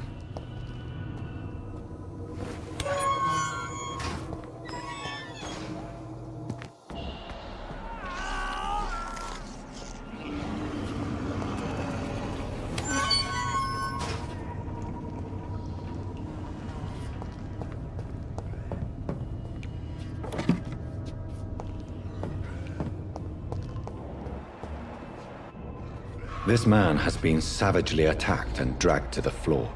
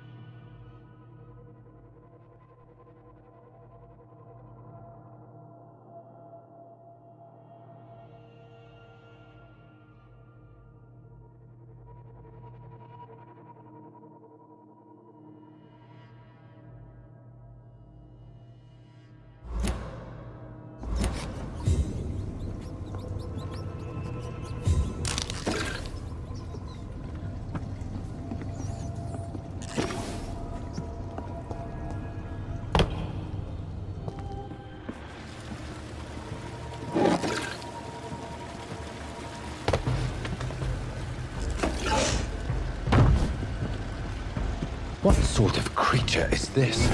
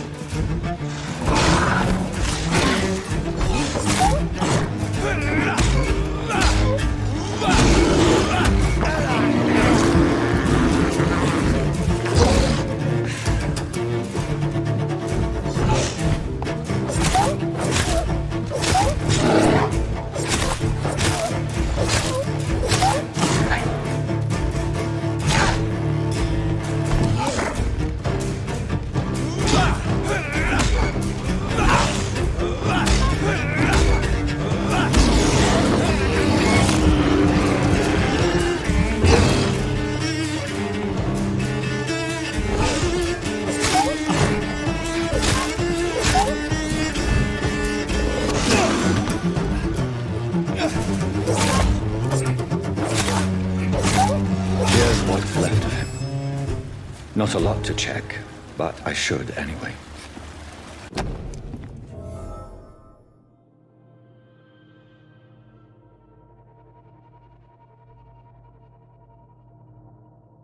Some voucher for a free checkup in Whitechapel. What is Nurse Crane up to? I really must find her.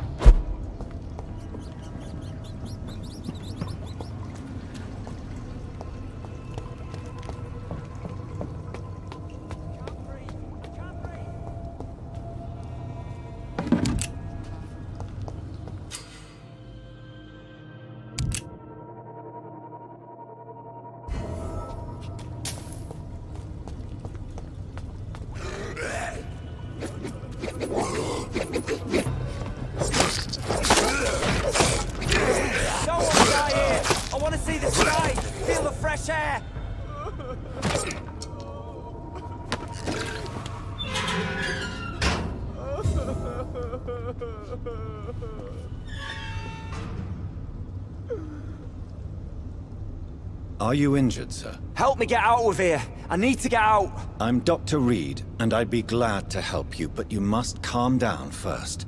Please, take a deep breath and tell me your name. Okay. I'm Oswald Thatcher. Please, I need to get out. All right, Mr. Thatcher, you're safe now. Do you think you can reach the street by yourself? Yes, I do. Good. Now leave this place and enjoy the cool night air. It's quite invigorating. I'm sure you'll feel better if you do.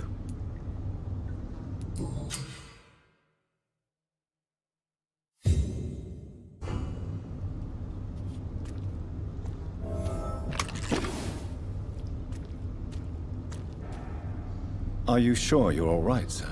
Yes. Yeah.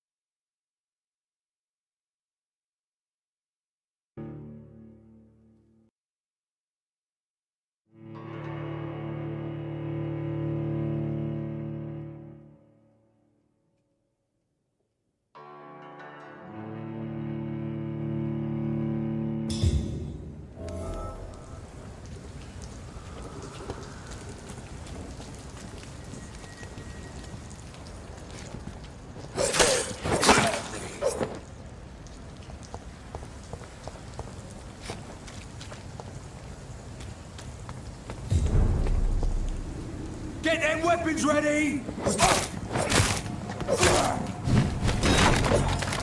Burn it, boys! Fuck, he's dead!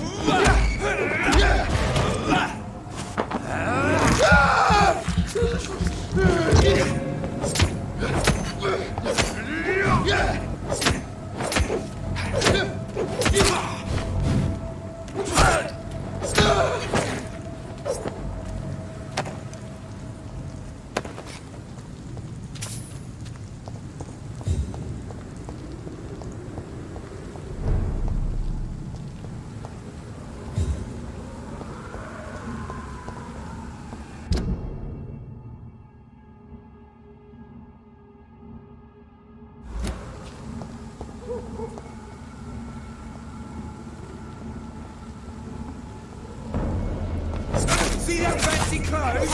This one.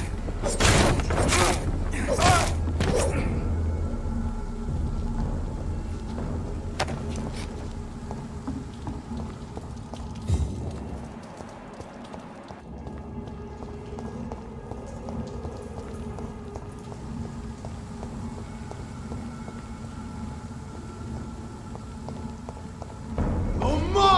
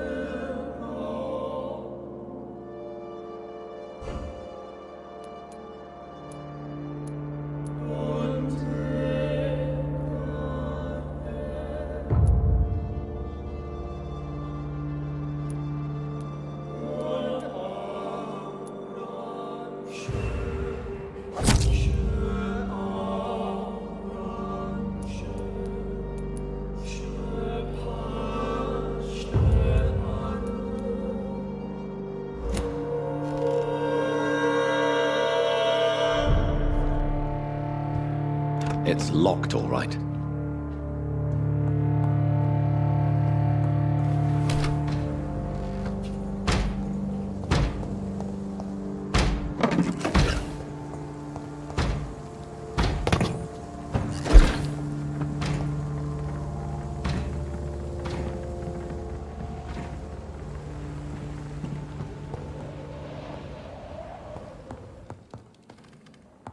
I cannot enter.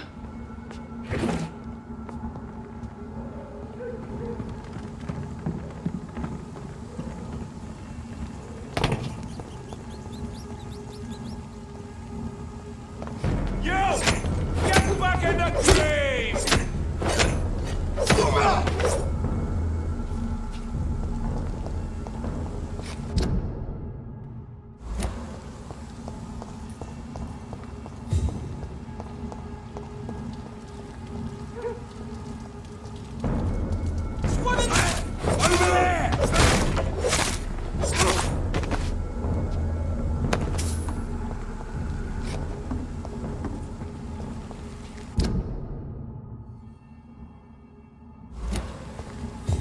It's locked.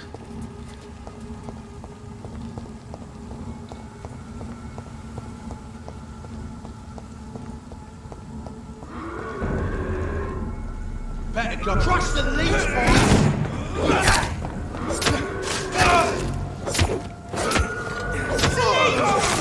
He's dead! He's dead!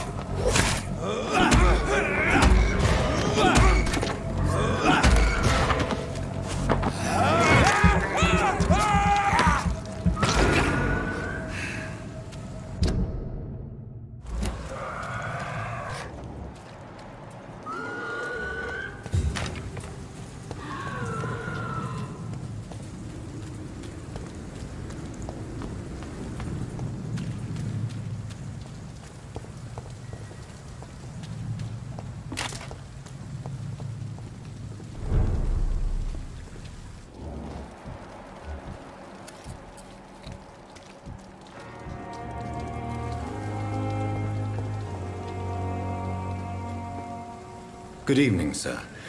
I am Dr. Jonathan Reed of the Pembroke Hospital. May I be of assistance? Dr. Reed. So it's you who saved my friend Oswald. It's a pleasure to meet you, sir. And you are? Newton Blight. Oswald and I recently returned from the war.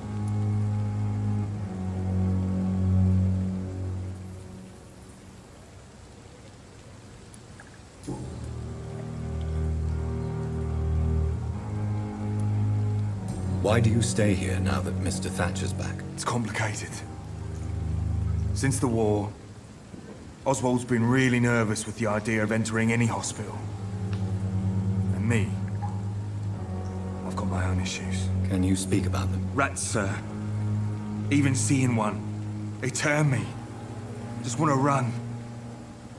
It's that fear that stopped me from going after Oswald when he left. What can you tell me about the war, Mr. Blight? If you want to speak about it, of course. War was... well, you know, sir. The stench of death everywhere. Your mates lying bleeding in the mud. Just praying to make it through and get home. Bloody nightmare.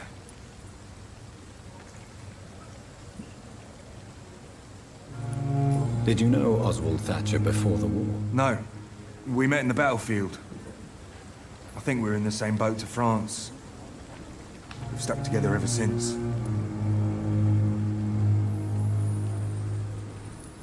I fought in France, too. I served as a field surgeon, but it was not uncommon to repel an assault, especially at night. Yeah. The first time I was wounded, I had to protect the infirmary from hostiles. Twice.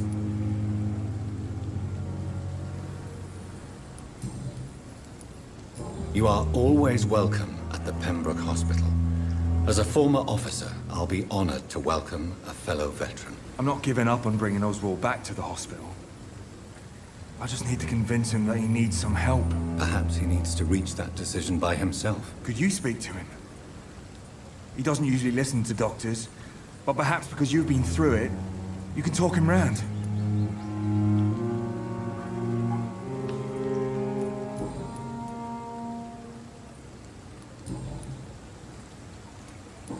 caused your phobia of rats, Newton? It happened last year following an artillery attack. I was trapped for 2 days in a hole under 2 dead soldiers. And there were rats. Go on. They started eating me as soon as I dozed. Gnawing at my ears, my fingers, lips. Couldn't move. Couldn't call for help. I see. No, you don't. You have no idea what it is to wake up buried under bodies. Fucking vermin eating your flesh. Oswald. He found me and saved me.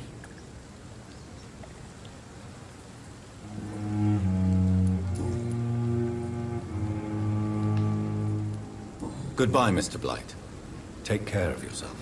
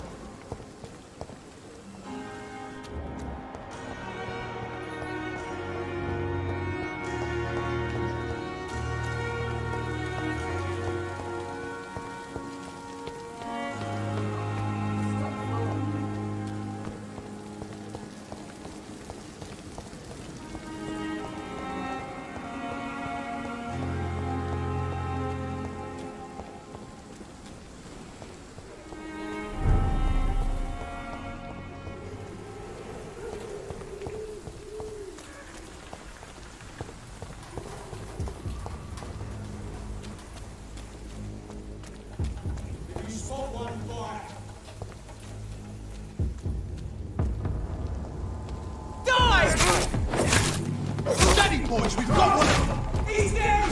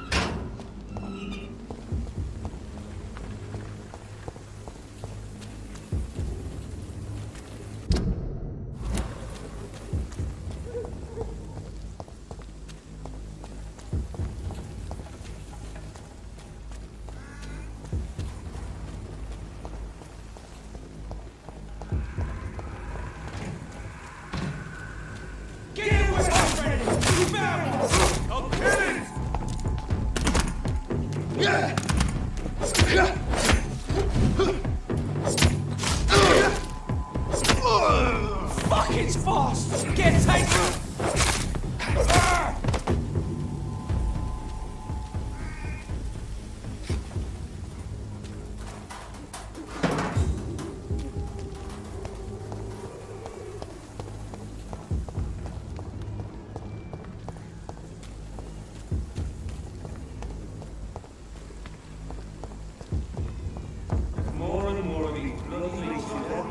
This is no place for a gentleman. Die, vermin! Die, vermin!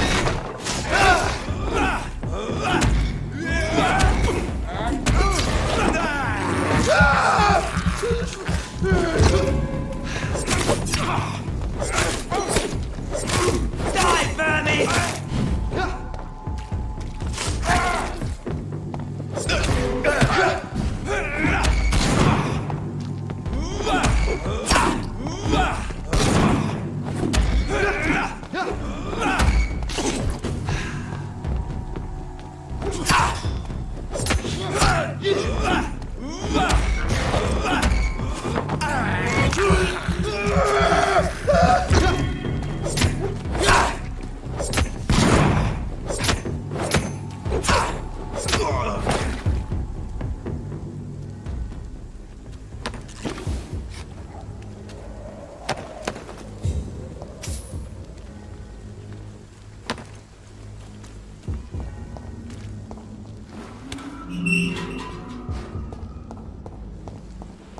Whitechapel.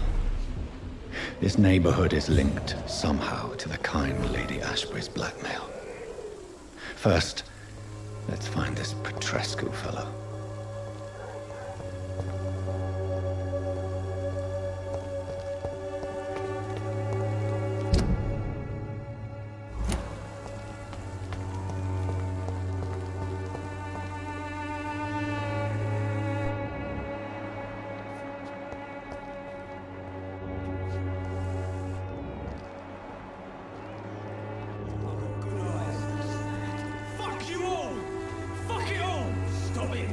Stop it!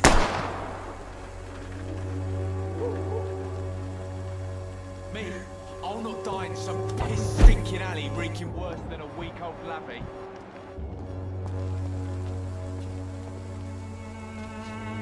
Are you all right? The bastard hit the wall next to me. I don't even know if he meant to miss. If you've been hurt, I can help you. I'm a doctor. Name's Albert. Remember it. Now bugger off.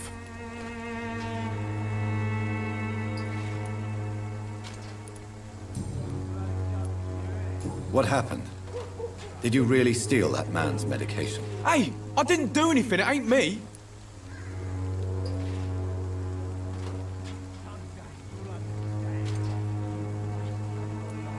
All right.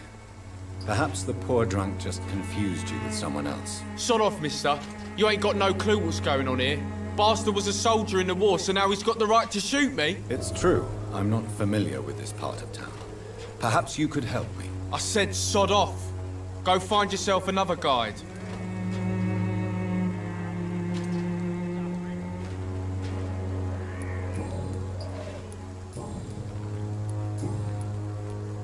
Do you know Nurse Dorothy Crane from the Pembroke Hospital? If you know anything about her, I'd appreciate it. Never heard of her. She's pretty, I'll keep an eye out.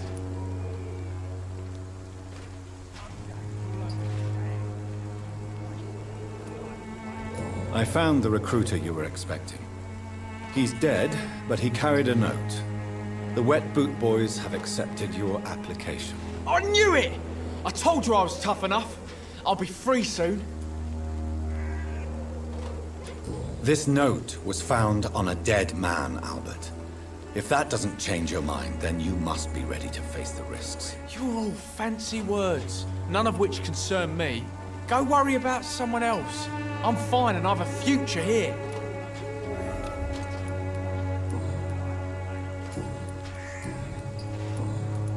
Goodbye, young man.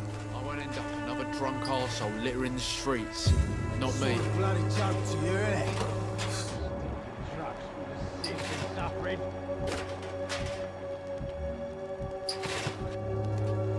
What? Shooting a boy in the middle of the street. Not the best thing to do, wouldn't you say? What? You saw what happened? Who are you? I'm Dr. Reed, and I'd like to ask you a few questions, if you promise me to set your gun aside. No. Look, I'm not a violent man. I'm Benjamin Palmer, doctor. And no one can help me. Not even you. Do you know Nurse Dorothy Crane from the Pembroke Hospital? Have you heard anything? It's funny, I've been searching for her too. I need some pills. But the woman is a phantom, if you ask me. Really? And why is that? Word is she ain't real. It's just a cover for some doctor who runs an illegal dispensary for migrants. What can you tell me about this place? Nothing to say, really. This is where I used to live, and this is where I live now.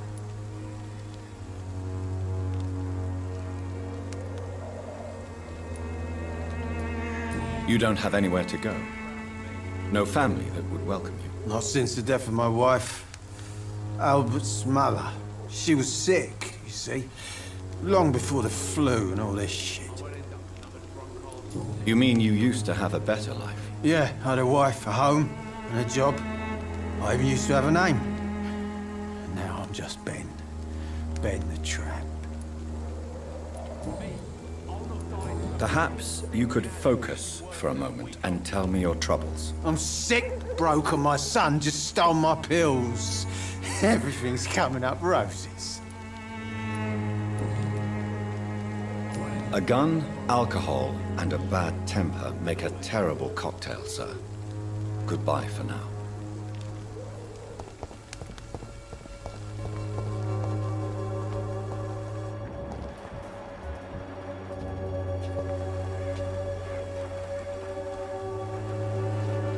Good evening, miss. Good evening, sir.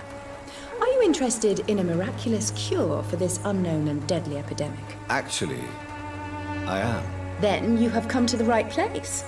The famous Vampyr cordial is all you need to help keep you in perfect health. Oh, really? Why didn't I hear about it during my studies? I'm Jonathan Reed, by the way. Dr. Jonathan Reed. Ah, my brother has spoken of your research, sir. I'm Loretta Swanborough, and it's always a pleasure to meet a fellow healer. Do you know Nurse Dorothy Crane from the Pembroke Hospital? I'd like to know more about her. I don't like to talk about competition. Competition, you say? Never met her, but it seems she provides some sort of medical care to the poor. The whole thing has to be some sort of scam, if you ask me. Tell me, who intrigues you most in Whitechapel? The region itself is something to see, but I would say Camellia the mute florist who gives away her flowers. What do you think of the locals? Most of them are afraid or desperate. They all come to me eventually for my remedy.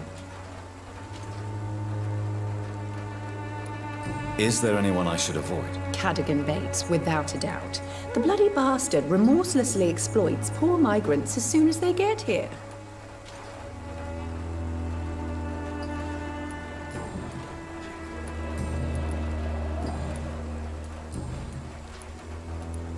I'd like to see what kind of medicine you're selling.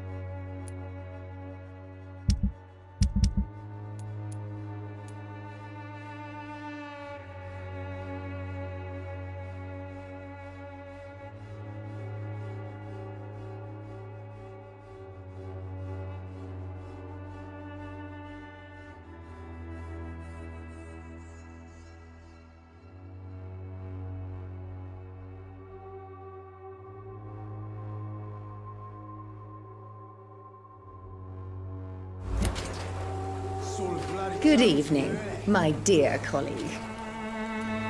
I'd like to see what kind of medicine you're selling.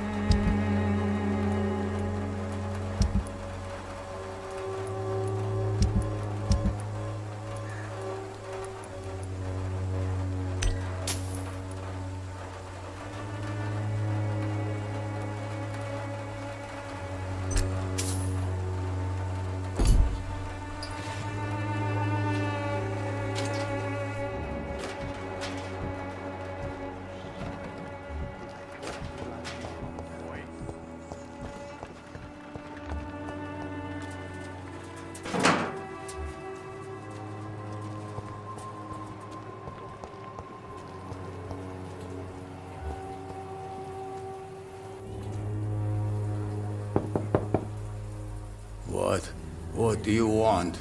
Leave me alone. Good evening, sir. I'm Dr. Reed. I'm looking for Nurse Dorothy Crane. There is no Dorothy Crane here. Now, goodbye. I'm afraid this medical leaflet says the opposite, sir. Really? Well, I'm afraid I'm going to close this door right now. Go bother someone else, Mr. Doctor. To enter that house, I must discover who this man really is. Maybe I could start by observing what he's up to.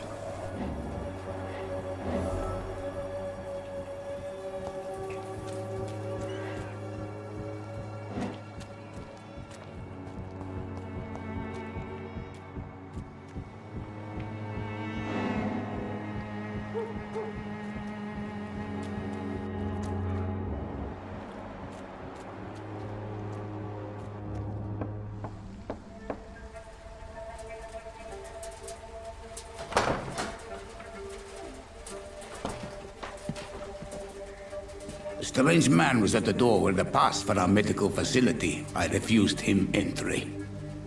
Darius, how could you know he didn't need our help? His clothes were too finely tailored to be for Whitechapel. Perhaps just a friend of that stray poet who is always about. Richard Nethercott? No, not of the same cloth, this man. I suspect some machination from that journalist. Clayton Darby. Is he still asking questions? Yes. I saw him drifting around St. Mary's Church. I swear he is tracking me just downwind.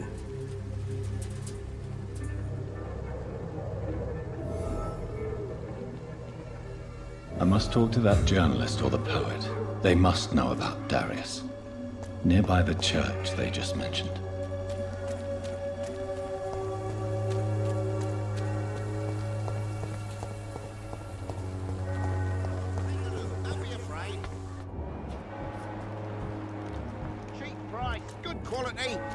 Come on, take a look. Don't be afraid. Welcome, sir.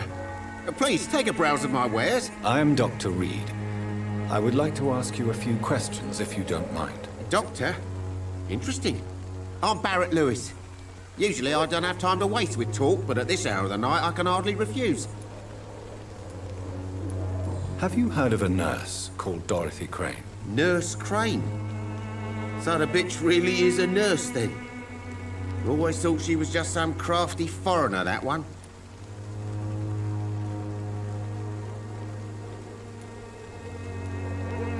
So she's trying to help her fellow immigrants.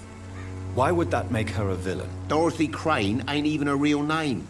Something like Dorothea Craniu. Something like that. Came to England fleeing the war, I was told. That doesn't explain why she irritates you so much. Your precious Nurse Crane gives away medical supplies and prescriptions for free. I offered to sell it for a fair cut, but no. Miss Crane wanted to play the quiet saint.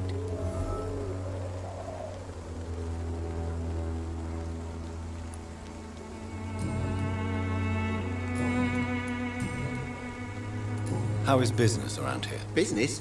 I have no business. Between this racket, theft, and customers getting scared, I'm losing money every day. I see. Sounds like you blame someone in particular for your situation. It's no secret Joe Peterson spends his time harassing merchants. But with me, he's trying to put me out of business once and for all. As a merchant, you see Whitechapel every day. Have you noticed anything out of the ordinary recently? Well, you mean besides the epidemic, the war, and all the usual crap? As long as I can remember, this part of town has been a bottomless pit, and no sign of the bottom yet. Violence is increasing in the borough. Yeah. A few nights ago, some blokes jumped me. Came out of one of the condemned workshops. Fever, madness, something like that. Where did this happen? Why did you go there? In the closed workshops nearby. I worked there as an apprentice in better days. Now I only go to find trinkets or tools. Too bad I was mugged, though. There was good money in that little box of loot I lost. Have you been hurt? No, but that's only because I ran like hell. Those men were raving lunatics, I tell you. Not even able to speak anymore, just screaming.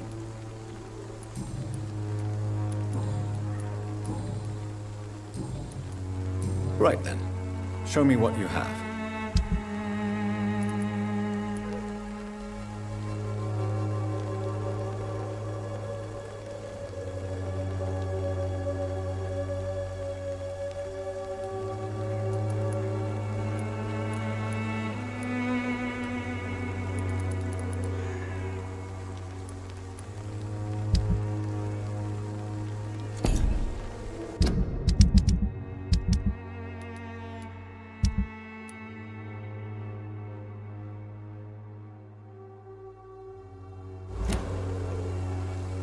Fancy buying something, sir? You never lose your focus, do you?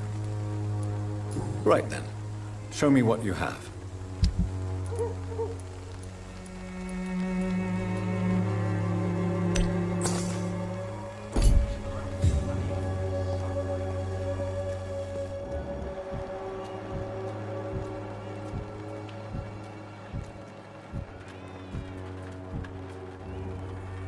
Excuse me, sir. I have a few questions for you. Another journalist? I didn't answer the first one, so piss off! I'm not a journalist, I'm a doctor. A doctor, you say? It's quite a rare breed in this part of town. Really? But still, here I am. Dr. Jonathan Reed, at your service. I'm Joe Peterson to some, but Colossus Joe to most. And I don't remember asking for your service, sir.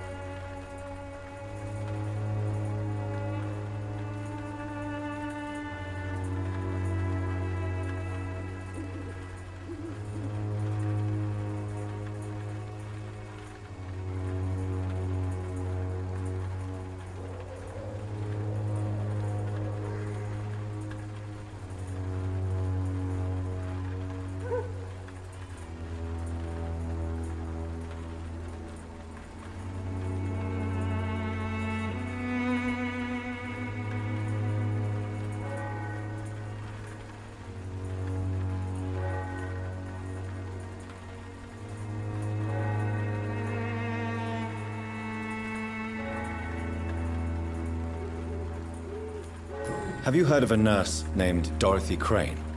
She's a colleague of mine, and is supposed to live around here. Dorothy Crane? Yeah, I know her. One of the few good souls who dare to help the sick around here. Could you please tell me more about her? She's a nice girl. Tries to help the migrants. I offered to give her a hand, but she said my reputation would attract too much attention. How did you become the local bully everyone is afraid of, Joe? There's no pride in roughing up poor bastards. But this is the only job I've found. And it pays well, too. A job? So you're racketeering for someone else? I got enlisted by the Wet Boot Boys, a gang from the docks. I'm their muscle for their dirty work. You survive at any cost, even at the expense of others. Perhaps that's just the law of nature. I don't care what you think, sir. I do what I have to do for my own reasons, and that's that. I'm not sure Mr. Lewis would agree with your by all means necessary philosophy, sir. Oh, do you really think he's the poor victim here? Barrett can be as sneaky as anyone.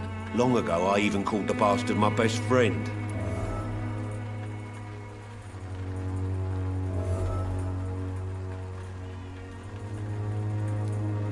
According to you, physicians are scarce in this part of town.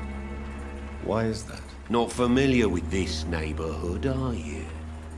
I guess your fancy colleagues are too afraid of being stabbed in the back. This part of town does have quite a reputation. Would you say it's justified? Totally. Look at me, for instance. I always look my opponent in the eye before knocking him out. May I ask what you do around here? I do whatever I want, and sometimes even more. Now sod off.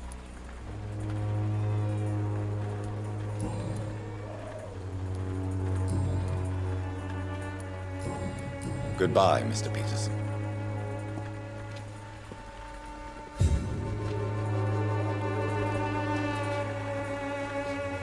Joe, please, I don't have your money. Come on, Barrett, you know the game. You pay for peace of mind. The other way this week, Joe. We can sort it out, right? It's not my call, Barrett. You pay one way or another. Please, Joe.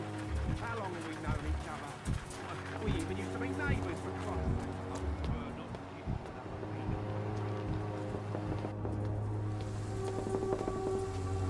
Forgive my interruption. Do not apologize, my son.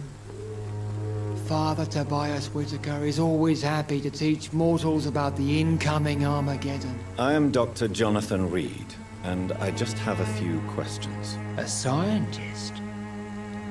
You are much more lost than I thought, my son. Do you know Nurse Dorothy Crane from the Pembroke Hospital? I'd like to know more about her. I don't like the liberal ideas of nurses, but I especially abhor that Nurse Crane you mentioned.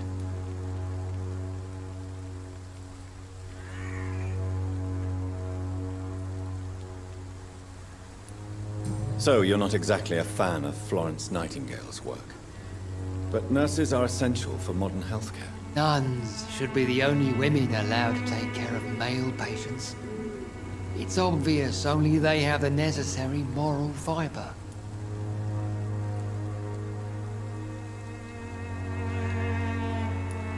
Why do you hate Nurse Crane more than other nurses? Before coming to London, she was a member of the communist resistance in her country. That's what happens when you let a woman get involved in politics.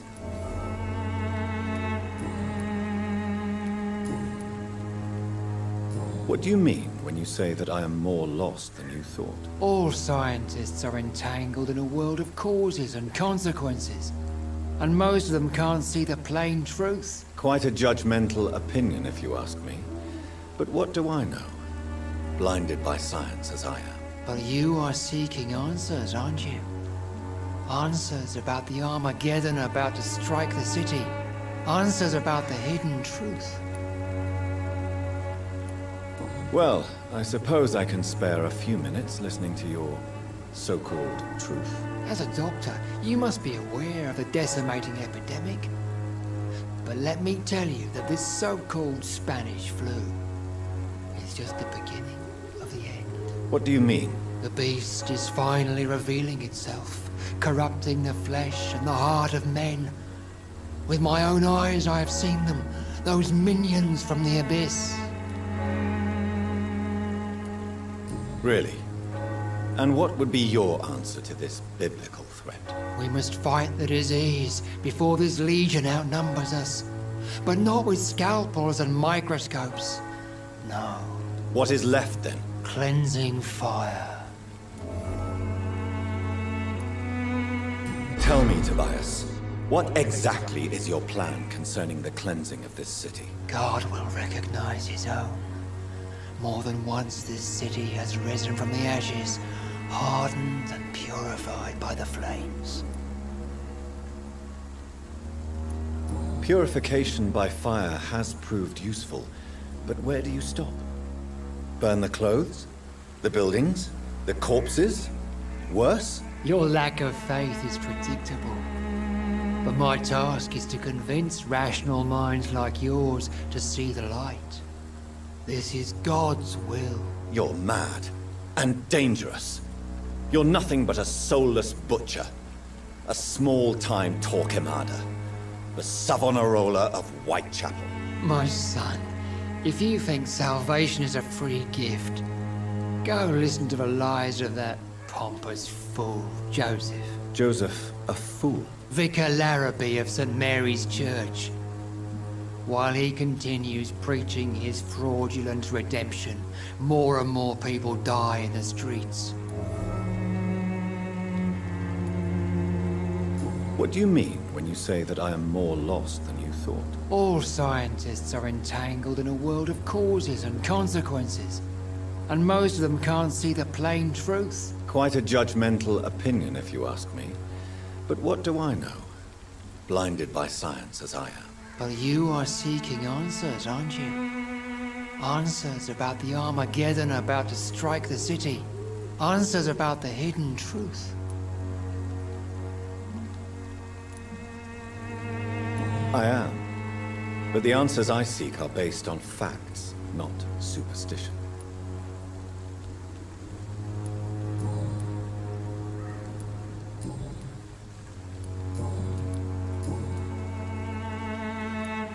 Have you any friends? Any family left in these terrible times? No. But I have a disciple I see as my son. He is so devoted. I sent him to preach the good word in the heart of this corrupted city. You sent him on some preaching crusade during the epidemic? As a true believer, Samuel will fear no evil while he walks through the valley of the shadow of death. Where did you send him? I sent Samuel to the Stonebridge Cemetery, where the pestilence and evil grows night after night.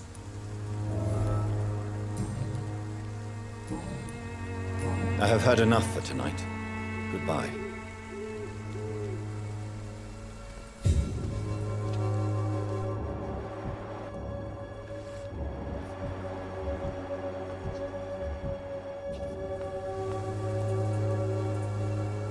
Excuse me, sir. Are you familiar with this part of town? Name's Clayton Darby, reporter. Sorry, I'm new to Whitechapel. But perhaps you could help me since you're a journalist. My name is Jonathan Reed. Dr. Reed, the famous surgeon. I'll gladly help if I'm able, sir. Why are the newspapers keeping silent about the Spanish influenza? It's as though none of you care. There's a war going on. People shouldn't be demoralized by news of deadly diseases. It's a disgrace. People are left to die alone. No one is properly informed of the risks. These are bad times indeed. So much for the glorious British Empire. Have you any idea of the danger you face in these streets at night? I've had to run and hide more than once from frenzied mobs incensed by the fever. Do you think the flu is really responsible for this, Doctor?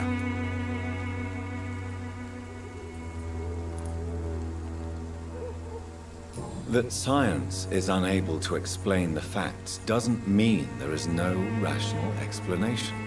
I confess, I share your point of view, Doctor. What is a journalist doing in this borough after sunset? He goes where none of his colleagues would dare to go, to inform the country. So you risk your life to reveal the truth. I saw many reporters do the same during the war. Whitechapel is the crucible of so many untold stories and tragedies. I want people to know them. That's quite honorable of you. But is the public interested? Not at all, sir. And that's why I'm an independent journalist, hoping to sell some stories.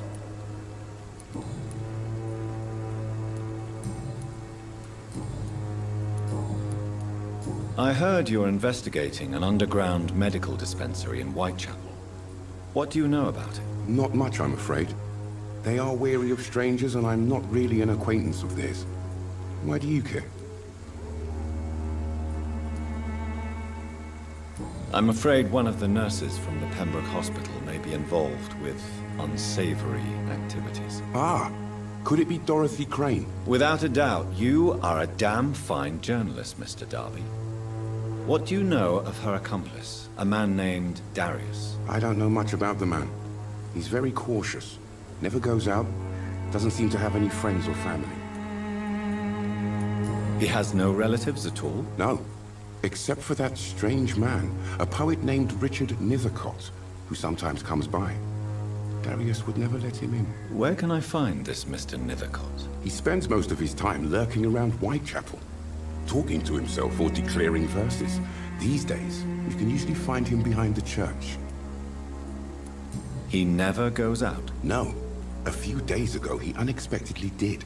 I followed him, but it was just a ruse to keep me away from his house. Really? How do you know? He went to the nearest mailbox, but just before posting his letter, he ripped it up and threw it away. Goodbye, Mr. Darby. Farewell.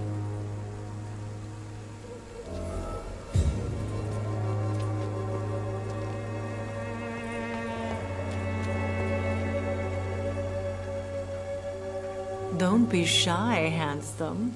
What can Christina do for you? I'm not looking for what you're selling. But I'd like to ask you a few questions, if I may. I'm a doctor. Dr. Reed. All right then, but be quick. Though I usually get paid when I open my mouth. Do you know Nurse Dorothy Crane from the Pembroke Hospital? Anything you can tell me about her would be helpful. I don't know her, but I know her name is Dorothea Crăciunescu. She came from Romania like me and many others. You seem to respect her. Dorothea helps the sick people of Whitechapel. Everyone should respect that.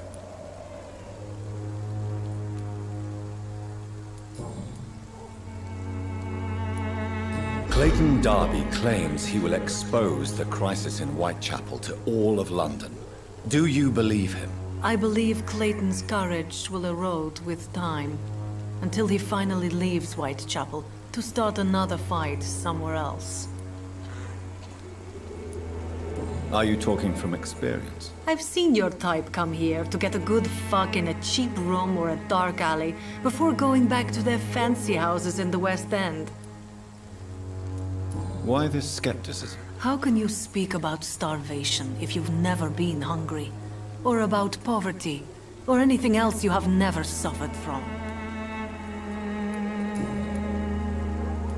Christina, have you been examined?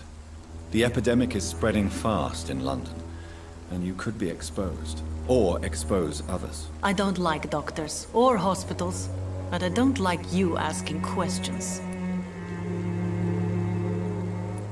You can put your own life in danger, that's your decision. But what about your clients? If you're contaminated, you will put them in danger too. And you think that would worry me? If you knew the men I deal with, their health would not be what you'd worry about. Considering your line of work, I assure you it is only a matter of time before you have health issues. If it is going to happen, it will happen. Right now, I need money. That's what's important.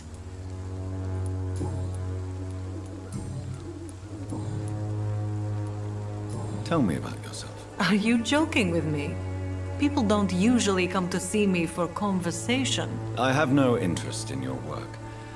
I am, however, curious as to what led you into this career. Short story. The war, exile, and England. This country is not especially welcoming. I've been refused many jobs because of where I am from. I had few options left.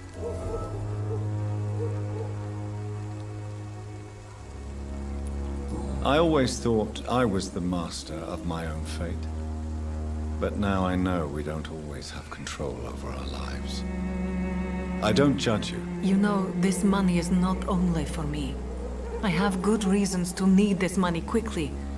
But it is not your concern, Doctor. Goodbye, miss. Take care of yourself as best you can.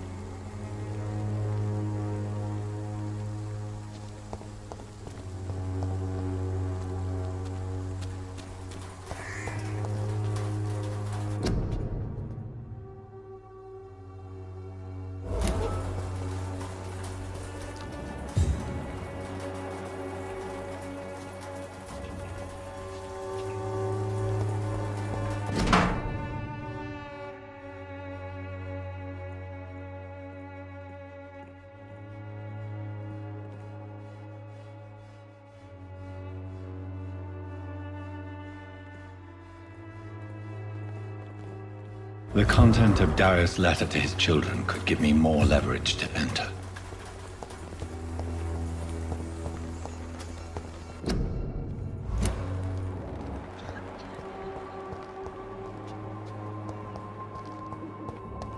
I cannot enter.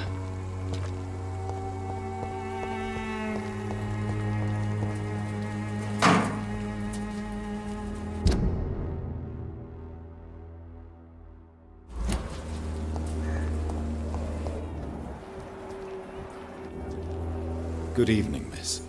I'm Dr. Reed. I'd like to ask you a few questions. I know what you're thinking. A tall stranger who meets a girl in the street at night. It reeks of the penny dreadfuls. But I mean you no harm, truly.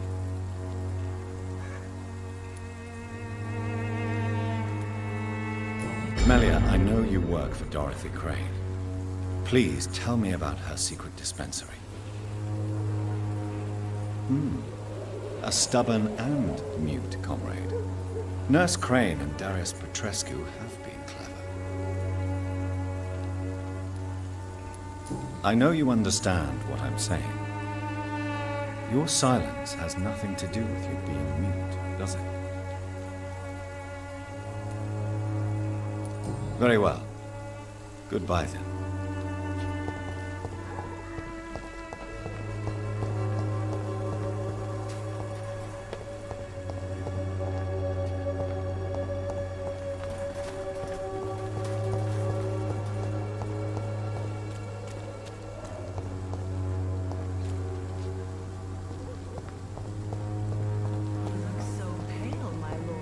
Would you like me to revive you?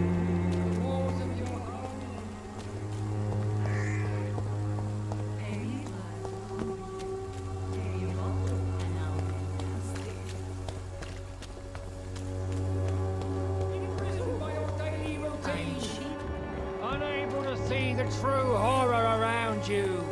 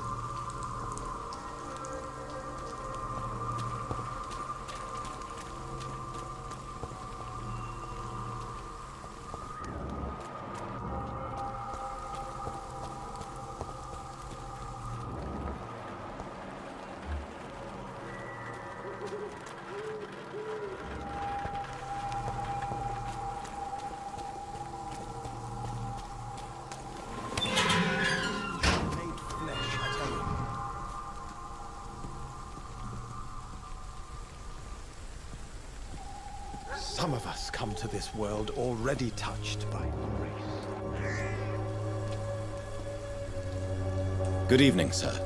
I'm Dr. Reed. I would like to ask you a few questions. Please be my guest. Although I may not be the best informant regarding this part of town, my words speak about that which the eyes cannot see. Really? Are you an artist of some kind? I'm a poet, sir. Richard Nethercott, at your service. Tell me, Mr. Nethercott, why seek inspiration in Whitechapel? The place is not beautiful per se, but how to explain it? Stirring and challenging. In what way, exactly? The struggle by gaslight, the barren smiles and the arid hunger under the rain. If you say so. Such vibrant antagonism and vivid paradox, the stripped humanity raged across each street. Vivid, of course, yes. And what about the poignant distress? Oh yes, the poignant distress. You see what I mean, don't you? That's what I want to write about, and that's what Whitechapel is made of. Do you not think it a little morbid? On the contrary, sir. Whitechapel is full of life, full of beauty. Just like my dear muse, the wonderful Camellia. What can you tell me about Camellia? Not much. And that's the beauty of it. She can't speak, you know. She's a locked mystery, who exhales kindness and sweetness. Perhaps you're just afraid to find out the truth about your muse. One day, perhaps, I'll ask her to come with me. But will she still be my wild flower of Whitechapel if she moves uptown?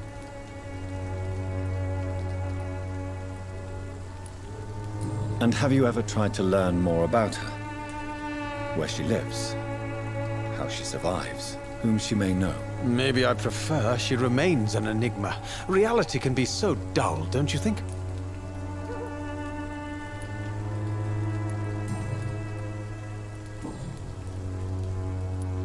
Did you know the mute florist is a member of a secret society? No, I didn't. But I thank you for this information, sir. For it only enriches the mystery surrounding the precious camellia. Are you not curious? Is there not more you wish to know? That girl has not an ounce of malice in her. Whatever she may be hiding, it's certain to be for the benefit of most, if not all. I fear you are a hopeless romantic, Mr. Mithercott. Guilty as charged, Dr. Reed.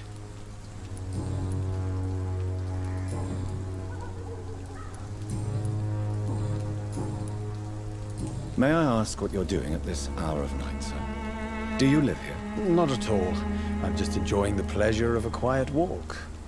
Though night talks are always preferable, if you ask me. Especially with strangers. If you say so. But as a physician in a time of epidemic, I must caution you to avoid unnecessary exposure, sir. Thank you, Doctor.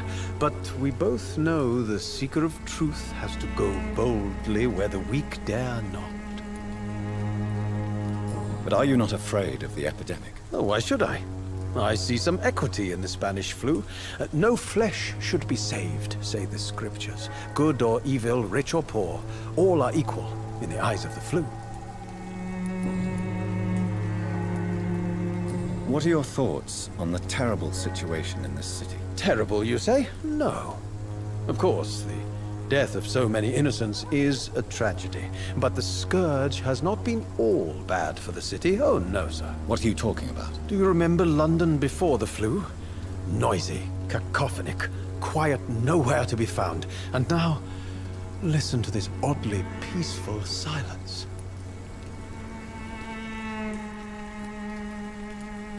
Yes. The enjoyable silence of the grave. You have a unique perspective on the situation, I must admit. Most people fail to understand my perspective. I don't blame them. But how could I call myself a poet if I veiled my feelings? Are you aware that your life could be in danger in this part of town? But this is where I must be to feel the real beat of the city. I had to come, see it for myself, alone. If some misfortune came upon you, who would be here to help you? Well, you, for a start, my dear doctor. I understand your need for solitude, but it's not safe around here. I don't care. I don't have many friends, Doctor, and my family despises me.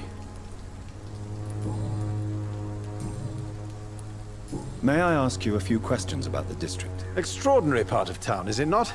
I'll be glad to help you, if I can. I'm looking for Dorothy Crane, a nurse who lives in this vicinity. Dorothy Crane. Oh, I love the name. The Crane of Whitechapel. Sounds very mysterious. But, sorry, no, never heard of her. What can you tell me about an old man called Darius? Darius Petrescu? Yes, I know him. At first, I thought he was only a small publisher. I invited him to publish my work, but his reaction was pretty clear. Not interested in your talent? Darius is an old political activist who takes delight in printing tracts and lampoons. Those communist activities only require mediocre writing skills.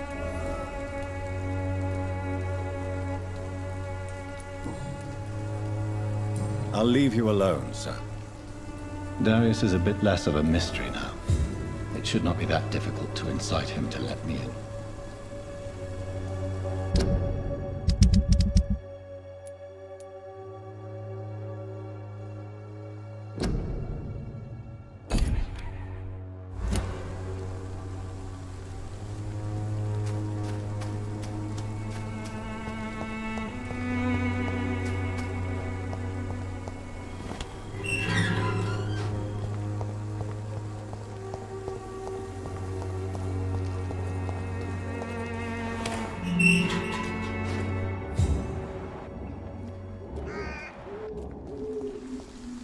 Steady, boys! Right, burning! Stay back!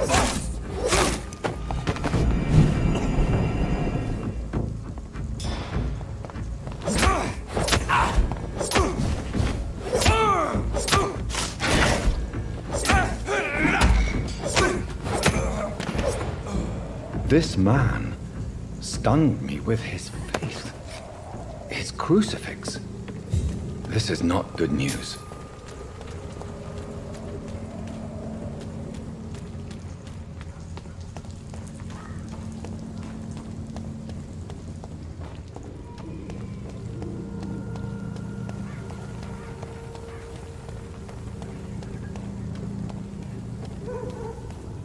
Stupid bitch!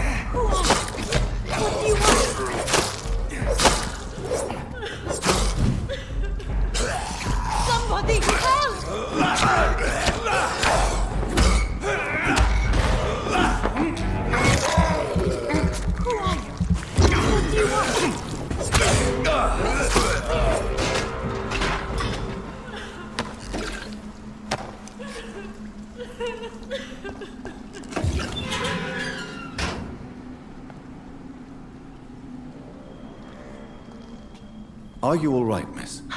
I don't know. Who were those people? They wanted to kill me. Why? They've lost their minds in the epidemic.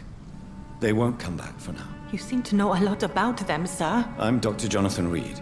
I'm investigating this disease. I am Shaoshun. Thank you so much for helping me, Mr. Reed. I must go to the cemetery now. Goodbye.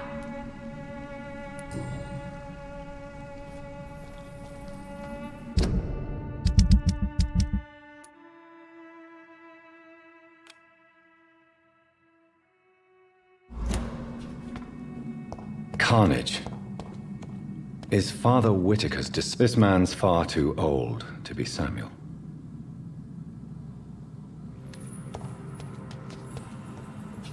No.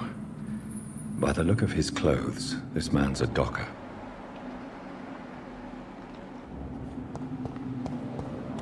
Samuel isn't here. I had better follow the blood trail.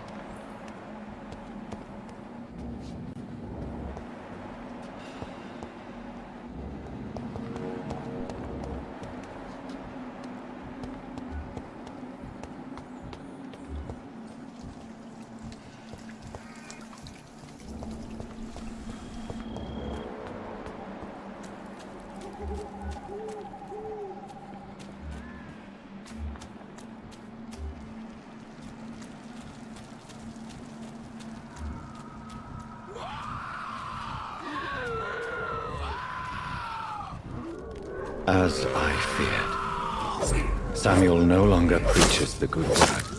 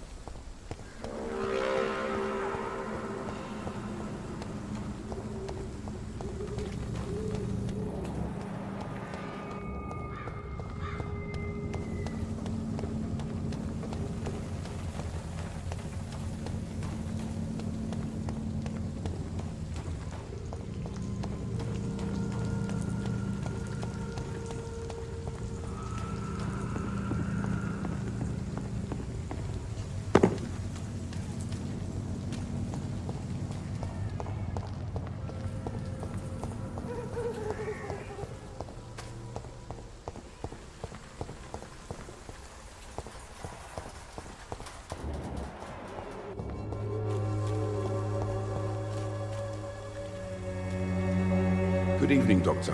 Can I help you?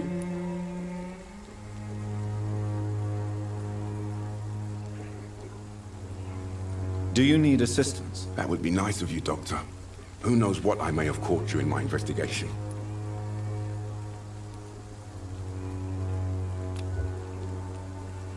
If you persist in investigating the most pox-ridden boroughs of London, you must accept the risks. Thank you, sir.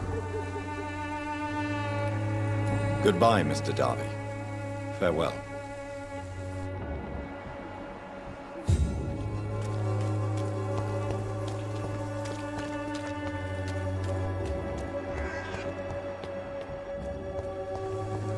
You are blinded by your fault!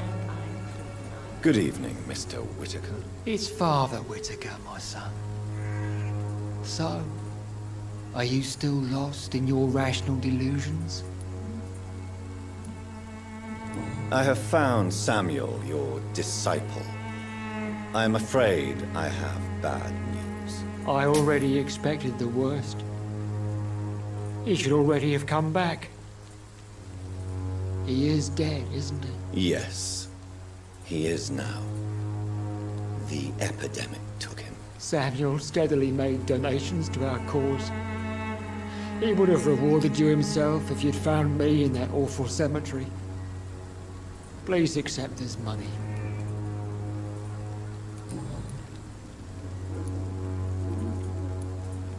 Your disciple, Samuel, stole from the dead in Stonebridge Cemetery. I have proof of his crime and proof of his death. No! Samuel was the best of us. So devoted, so zealous. He gave all he had for the cause. He tirelessly preached the good word. He defiled the dead with his petty thefts. That's how he financed your misguided crusade. Think what you will. When this city is saved, he will be praised for his devoted fortitude. He walked boldly into the mouth of abomination. Your precious Samuel used you. He was an immoral crook. If that's true, then he will be my burden to bear during this endless night.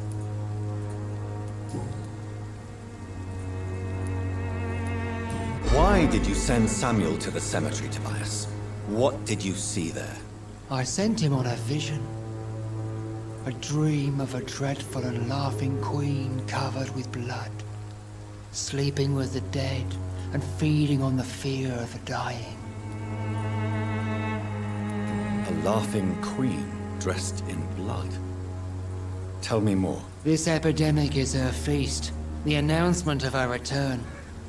Against her, science is no more than a child's toy. But who is she? She is the mother of harlots and abomination of the earth. She is Babylon, drunk on the blood of the saints. Tobias Whitaker, confess why you burnt those people alive. I have done what no one was ready to do. I will smite the flesh of the unclean to protect the righteous. You are just another heartless murderer, exploiting the epidemic to kill with impunity. No! No. The only way to contain the spread is to strike at the source itself. The proliferating sick. You're not the savior of London. You're just a glorified sadist. I take no pleasure in this awful cleansing, Dr. Reed. I am only driven by the thousands of innocents I save each night.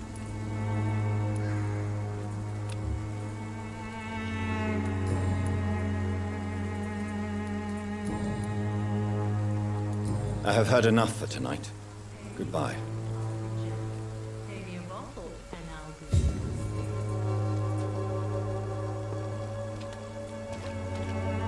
Good evening, Mr. Whitaker. It's Father Whitaker. I have heard enough for tonight.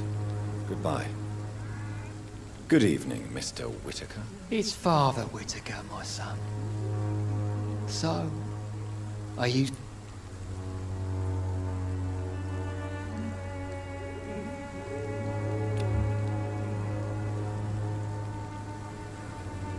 I have heard enough for tonight. Goodbye.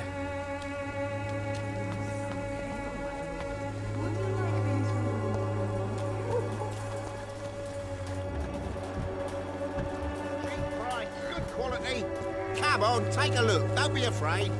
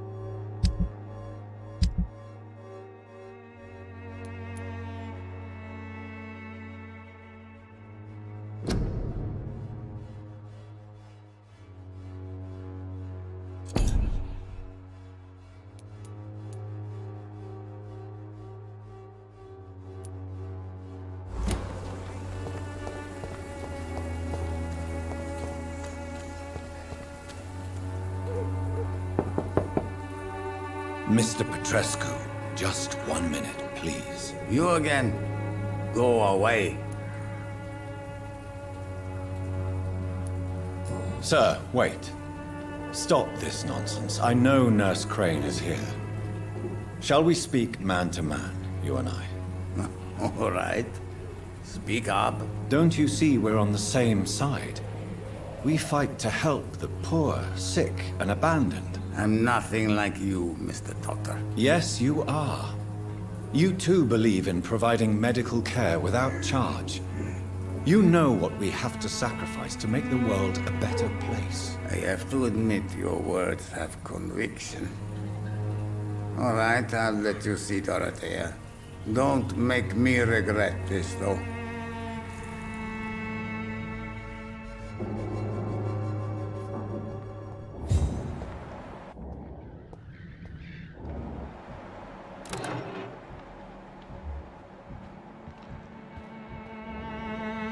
If you want to talk to Dorothea, you must go across. We've not been formally introduced. I am Darius Petret.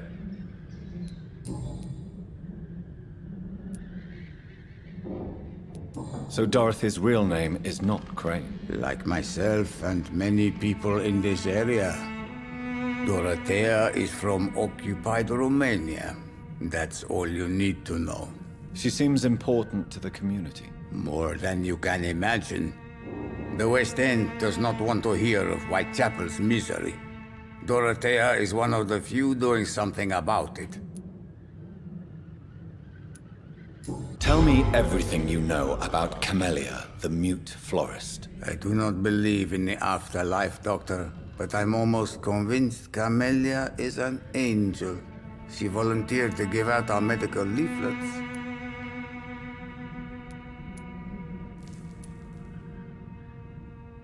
Are you not worried for her safety? She is as brave as she is tough, and clever, too. If only I had met her when I was younger. Are you in love with Camellia, Mr. Petrescu? Don't be stupid. If I had met her when I was younger, we could have won our revolution. Who is she, really? Do you know where she's from? She's not from around here, that's all we know. Camellia is not even her name. It's her favorite flower. You say she has no close family? Well, there's that awful poet who constantly follows her around like a lost puppy. A good man for sure, but a very poor writer.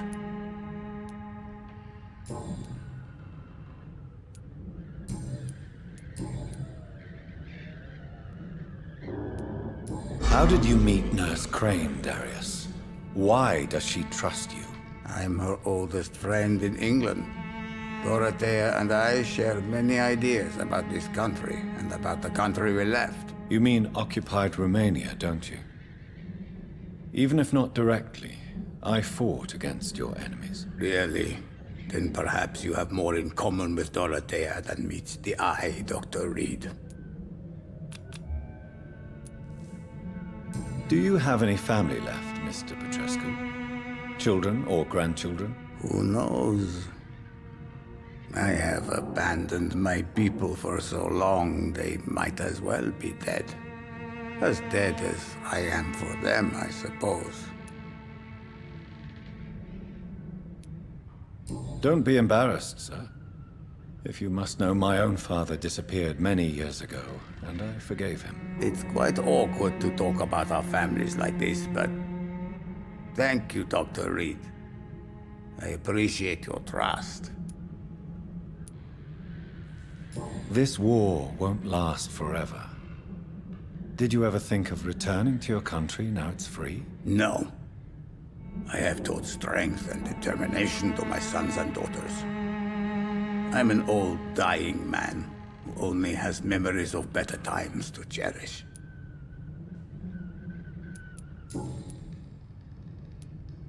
I know you fought for your country when it was occupied, Darius. Tell me more about it. I know my days are numbered, and I know I won't see my homeland again. But I fought for Romania all my life, and I will until my last breath. But Romania escaped the grasp of the Austro-Hungarian Empire. It's a free country again. It is not the country I fought for. My homeland is not appeased, Doctor. But I still see a dark future ahead for my people.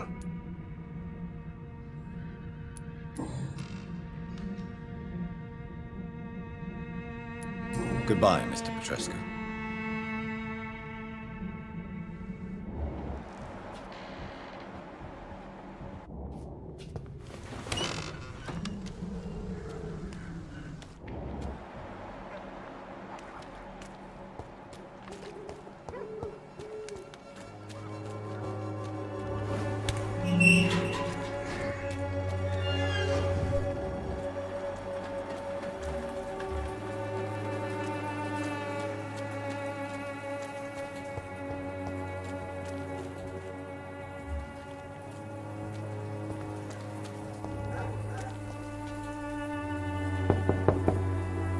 Hello, Mr. Petrescu. Hello, Dr. Reed.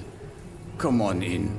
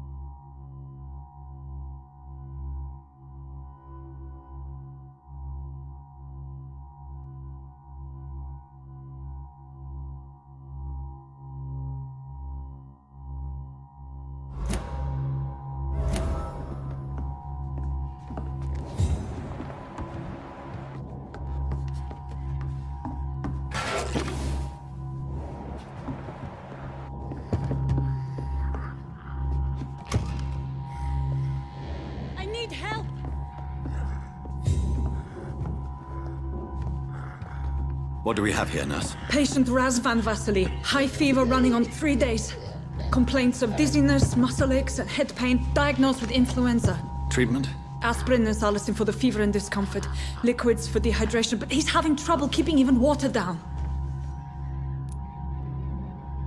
Thank you, nurse. Anything else I should know? He did lose consciousness this morning, but he's never had convulsions like these. He's not convulsing, he's choking. He's not getting any air. Scalpel! Hand me that scalpel! What can I do, Doctor?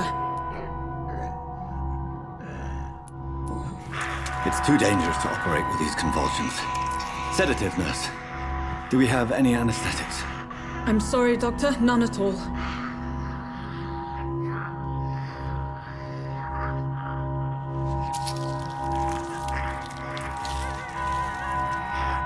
I need to perform a tracheostomy. Short pipe. That rubber tube will do. We're going to cut a passage for air through the neck. Yes, Doctor. He's breathing again, but he's coughing up blood. Internal hemorrhaging. I need to make another incision into the chest cavity to drain the fluids from the lung. Prepare another tube. A thoracostomy? Doctor, we've nothing to fight the infection. We need an aseptic environment. Right then, Nurse Crane. What do you suggest we do? I've no idea. I'm not the doctor. Time is of the essence. We need to perform a thoracic drain. Yes, Doctor.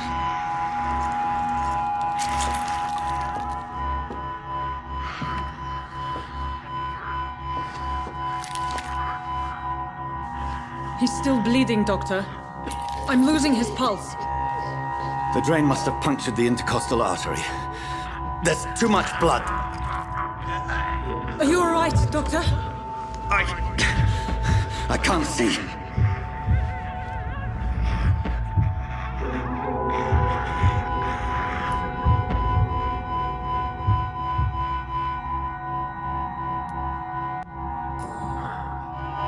I must first suture the artery. Find the wound. The source of the blood. Needle and thread, Doctor. Good. The stitches are holding. How's he doing? We're losing him. We've lost his pulse. He's dying, Doctor!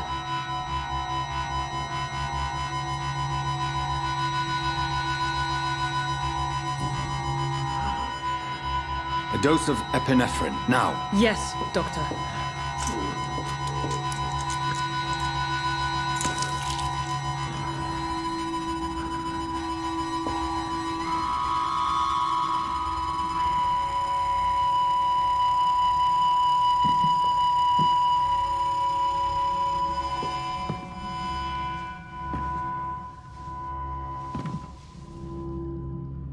We've lost the pulse.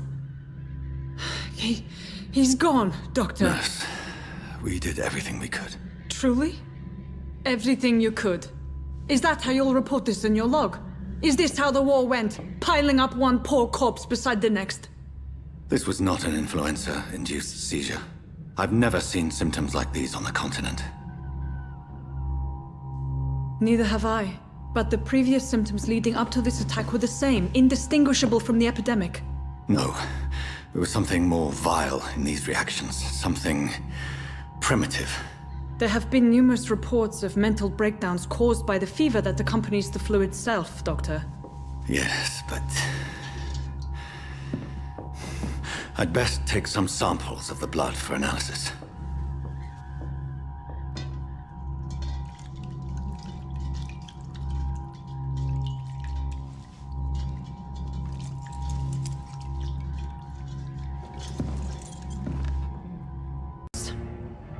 So, how might I be of service, Dr. Reed?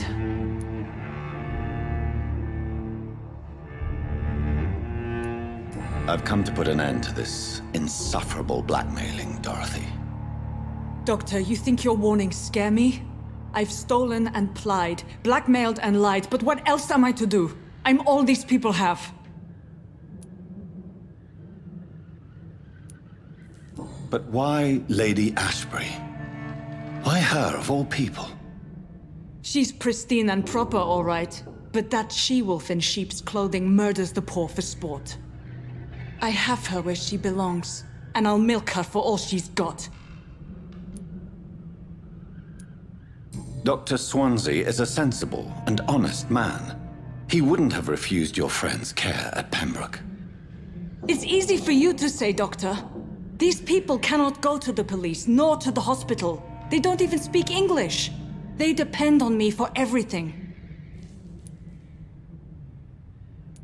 So, the end justifies the means. Is that your defense?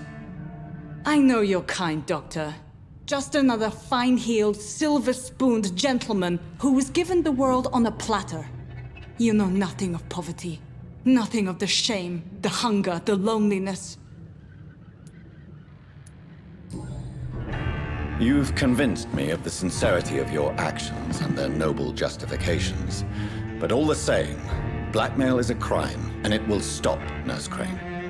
So, are you going to turn me over to the authorities?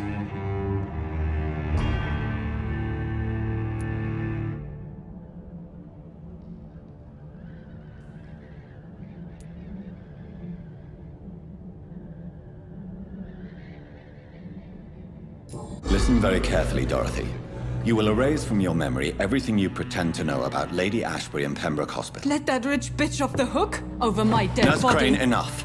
Listen as if your life depended on every word. I know you've a generous heart who gives freely to those in need, but you shall walk away from the shadier streets of your business. I will never abandon... Dorothy, the discussion has come to a close. Your clandestine activities in the Resistance are over. Let it go. I'll let it go.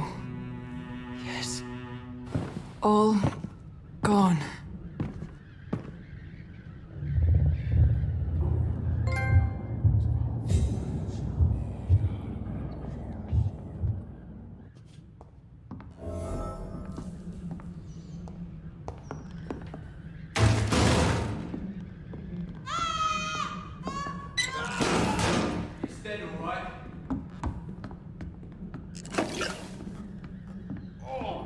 One stinks already. Get their weapons ready! We found one!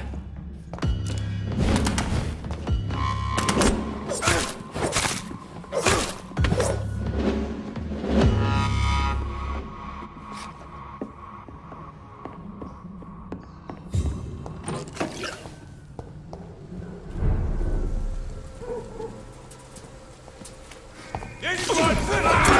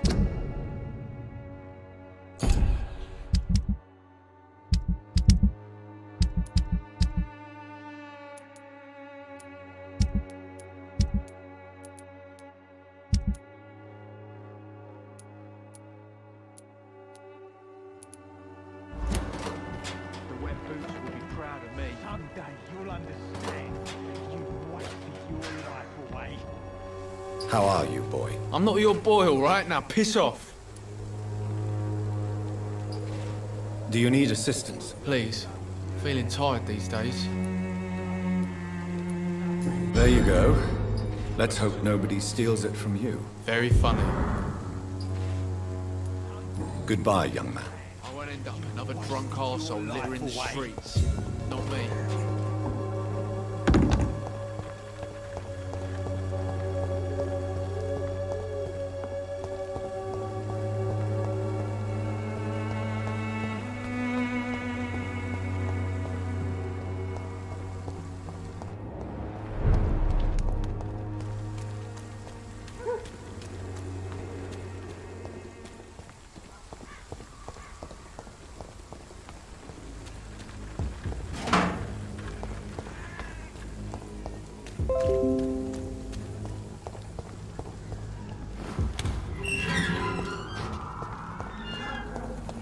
Human blood.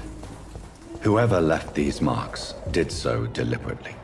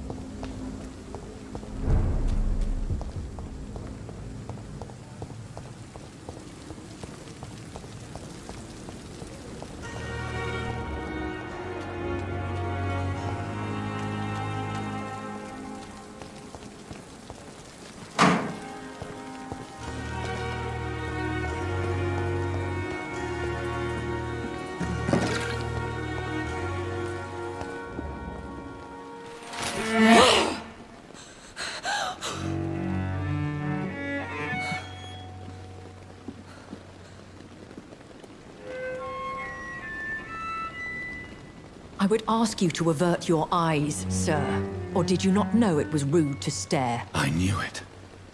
Speak up, Dr. Reed. I like a man who speaks his mind.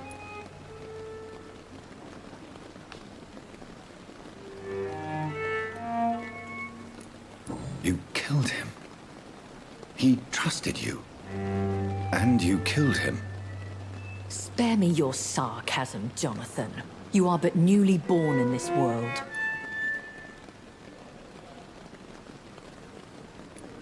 We are vampires. We live by leeching the blood from weaker prey. We are Darwin's next chapter. His cynical and perhaps ultimate expression. The situation is somewhat awkward nonetheless. I have not been observed sustaining myself for many decades.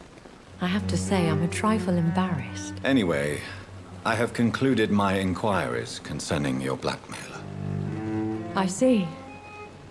Please excuse my agitated state. Under normal circumstances, I wouldn't let anyone see me in this condition. The case is closed, your ladyship. The person who took advantage of you has, shall we say, seen the error of her ways. So who was it? My lady, the blackmailer was dealt with using the utmost discretion. The culprit's identity is of no relevance. Thank you, Jonathan. That is exactly what I needed from you. You have proven your loyalty, so, as a friend, please accept this small token of my appreciation. Thank you, my lady. If you have an inclination to learn more about vampires or your current situation, I will be glad to aid you in your quest for knowledge.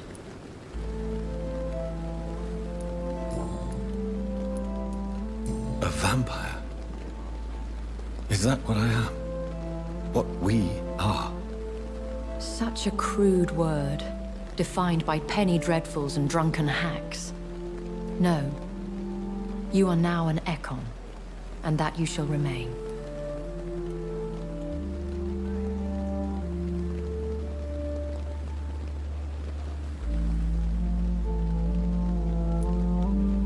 So we are Ekons. How can I identify us amongst other vampires?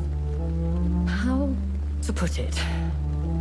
All Ekon are vampires, but all vampires are not Ekon. We are but a branch of the immortal tree.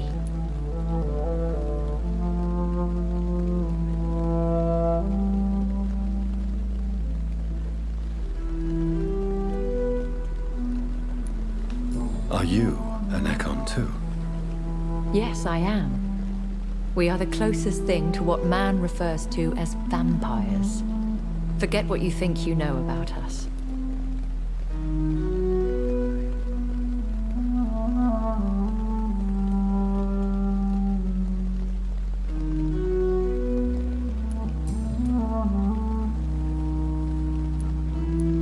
I've been hearing a voice talking in my head. Is this some kind of insanity? It feels like the voice of the vampire that created me. Hush. Tell no one this. It would be unwise to talk of such things amongst British immortals. Speak no more of your maker. How could this cause offense? Only the powerful immortals can mentally call to their progeny. No vampire or hunter will sleep easy, knowing that an unidentified elder is stalking the streets of London. Excuse my forwardness, but are you my maker? Me? Goodness, no. Only a foolish immortal would create a progeny without taking precaution, and I'm no fool. I don't understand. Why was I created and then left for dead? That is a question only the one who made you can answer. It's not normal practice. I doubt even if you find him, he will answer you, considering how cruelly he treated you. So me being a vampire could have been a mistake. I very much doubt it, Jonathan. Contrary to the legends, it is not as simple to make another vampire by just biting someone. I'd like to avoid creating another vampire by mistake anyway. Tell me, how is it done? The process is dangerous. It could even kill your potential progeny. If you did decide to sire an offspring, they must drink of your blood, Jonathan.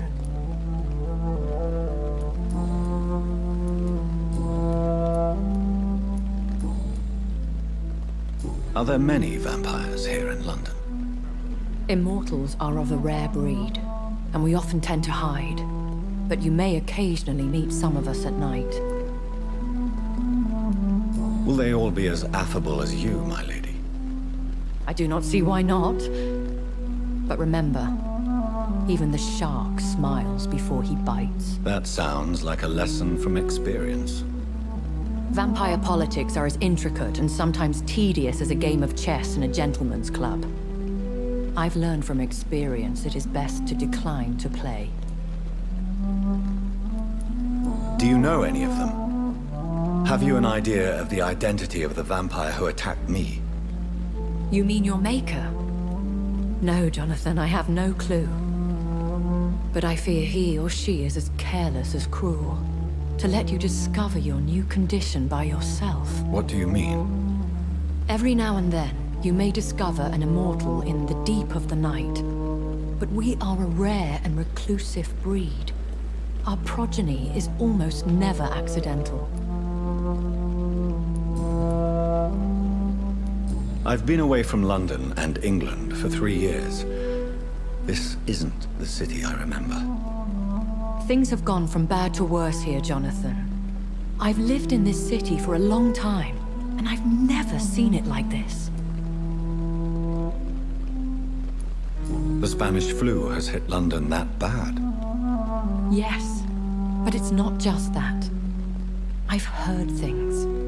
Things I've not heard for a very, very long time. There are whispers in the shadows.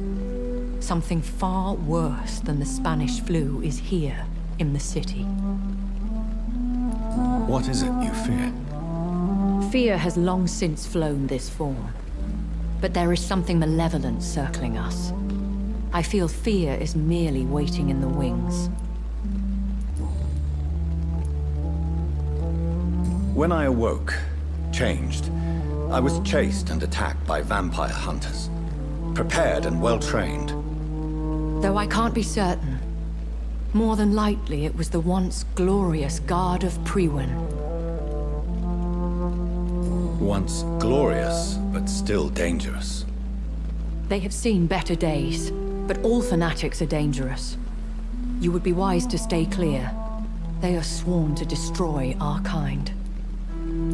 You make them sound like some sort of cult. More a society, and like all the best ones, a secret society. I thought them almost gone, but it seemed they have been recruiting.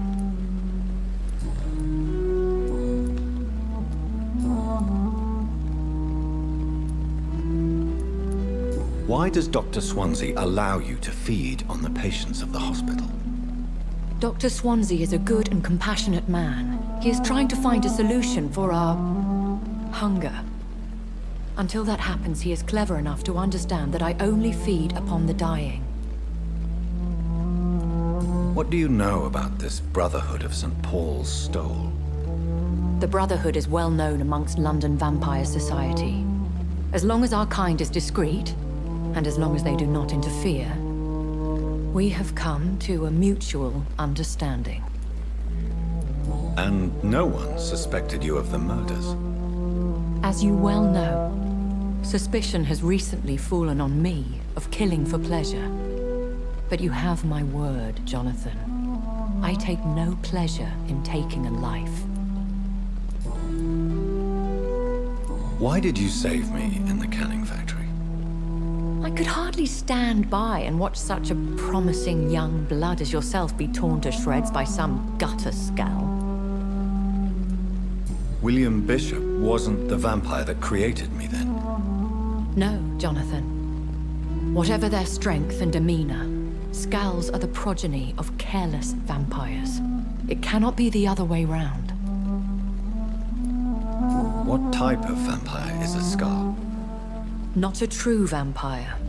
The deformed offspring of lesser vampires. It is a shame these creatures run wild, slaves to their baser instincts. I know this is beyond the pale, but may I inquire your age? Really? And I thought you were gentlemen. If you must know, I'm 27. I've been 27 for a long time now, and 27 I shall remain.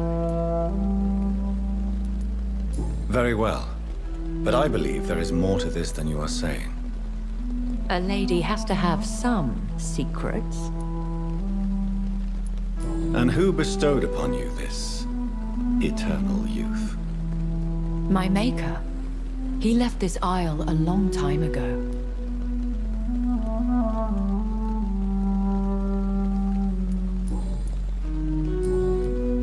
I bid you farewell, for now, my lady. I must quickly analyze the blood I took from Nurse Crane's patient.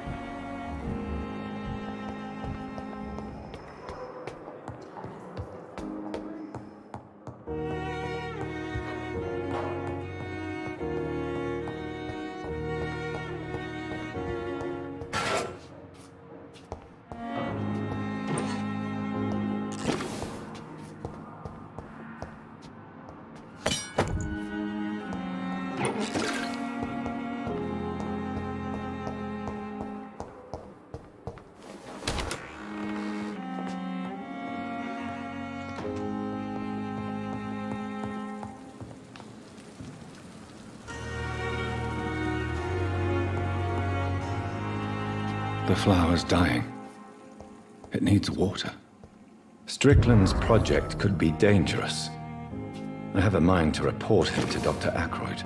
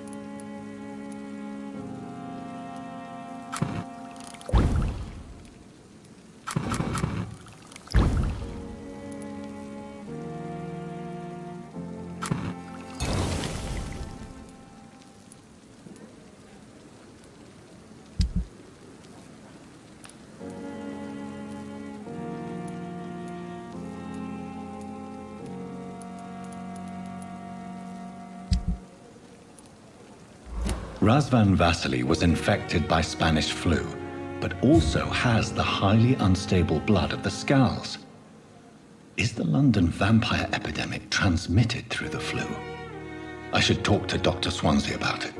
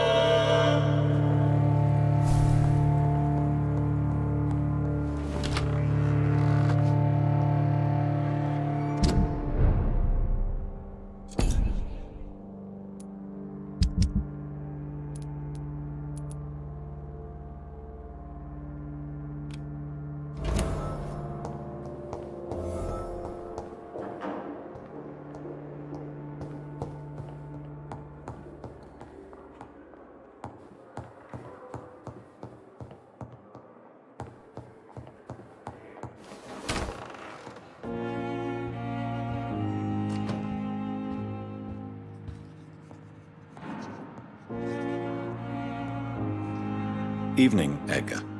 Could I get your professional opinion?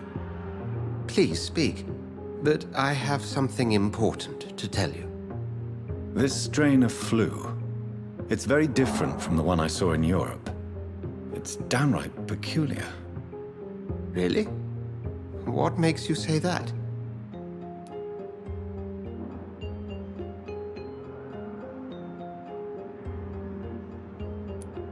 I've just looked at the blood of one of our recently deceased. I see. Do you have anything more to go on? This disease spreads and looks like the Spanish flu, but its effects differ greatly. The London strain is different from the continental one. This is very interesting. Did you find something else? Yes. Unlike the flu, the infected begin to show an increase in outwardly aggressive behavior. More than simple agitation. Once docile people become violent. You mean like rabies? Is there a chance we could create a vaccine, Jonathan, like Pasteur? By the stove, that would be smashing. There's a lot we're not seeing here. But it is spreading, and quickly. If we don't act, the whole city could be lost. But Jonathan, we've a fantastic opportunity sitting right here in front of us. A weapon of choice. What on earth do you mean? Why, you, my dear boy. With your expertise and your blood, we could isolate the properties that course through your veins. Think about the possibilities.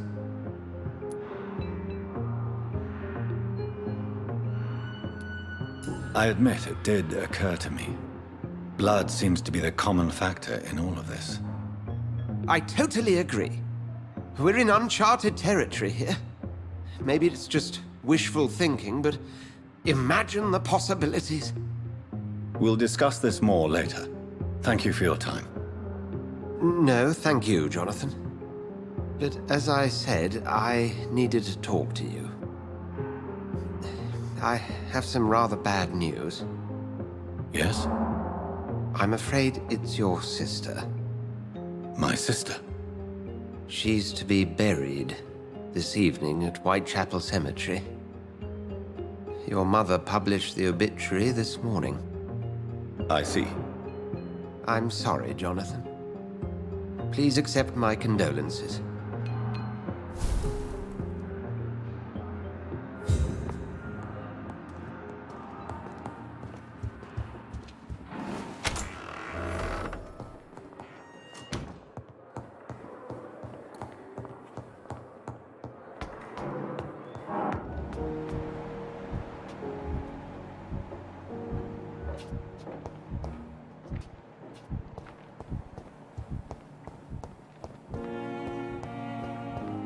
I never thought I would have to attend my murdered sister's funeral. Mary, I can't forgive myself. I'll find the truth about what happened to us. I swear.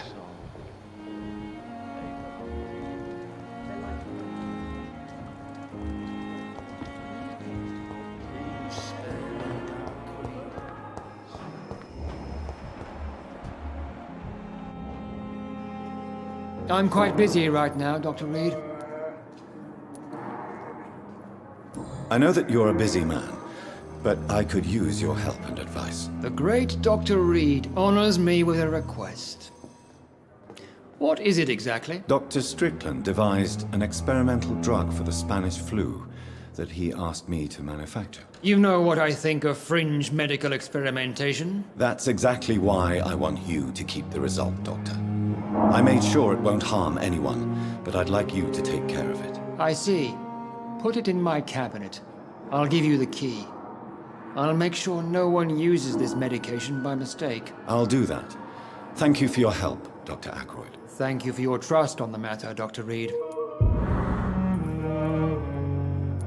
Thank you for your time. We'll talk later.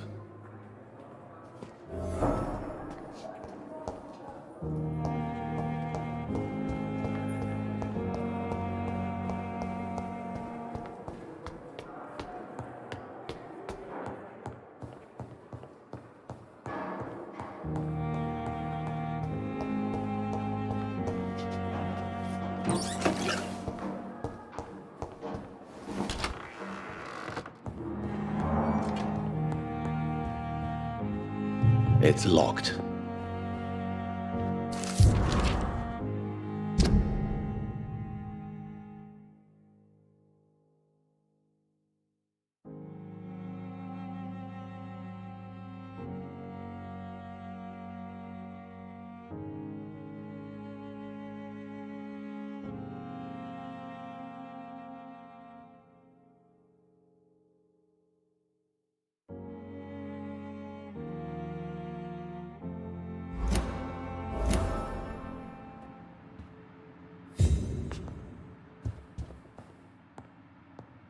Now that Dr. Ackroyd has been warned, he should make good use of this formula.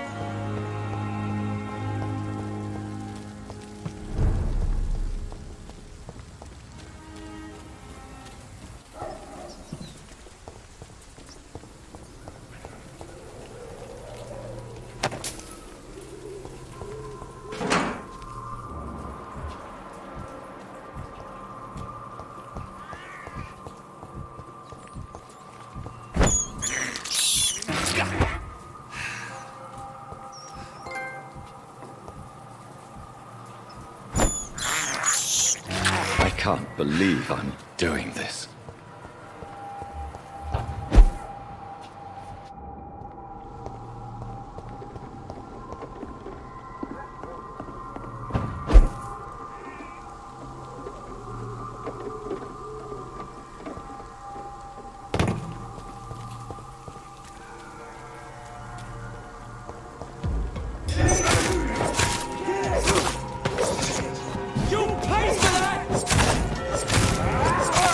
Bloody leech!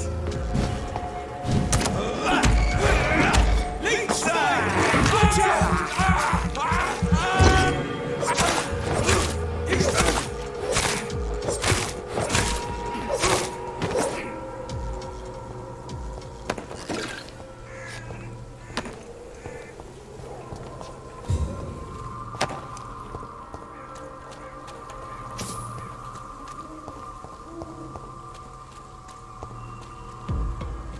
Better go home, sir.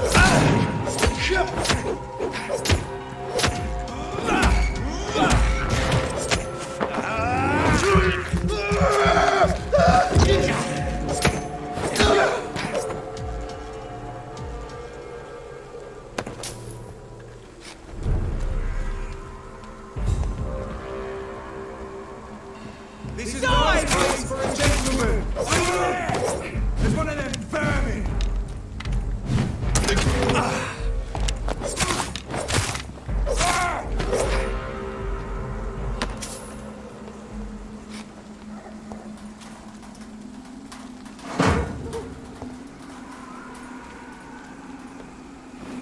My dear sister, I don't know if I have the strength.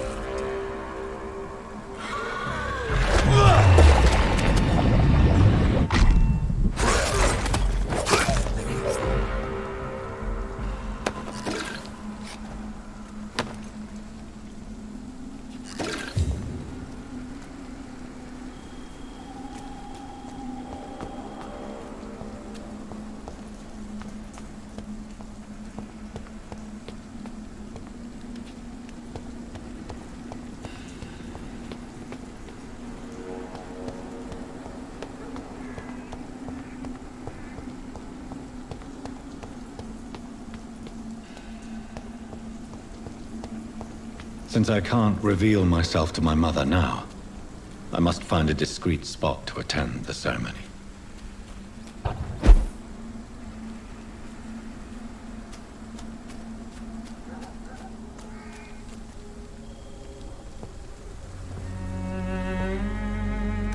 I am the resurrection and the life.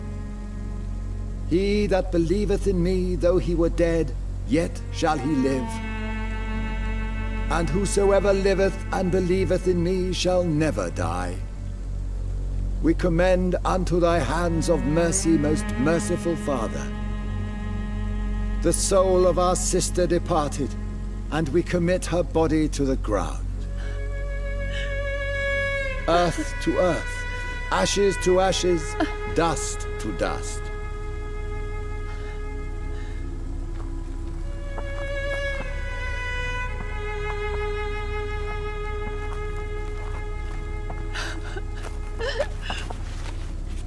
Why kill my Mary and stick her here in this cold, god-awful place?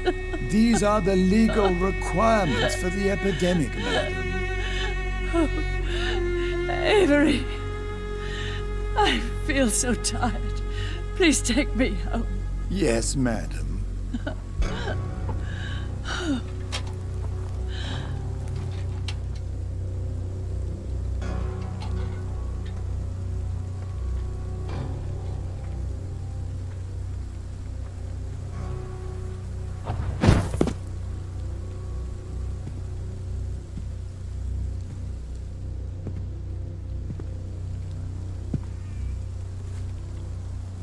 Oh, Mary. What have I done?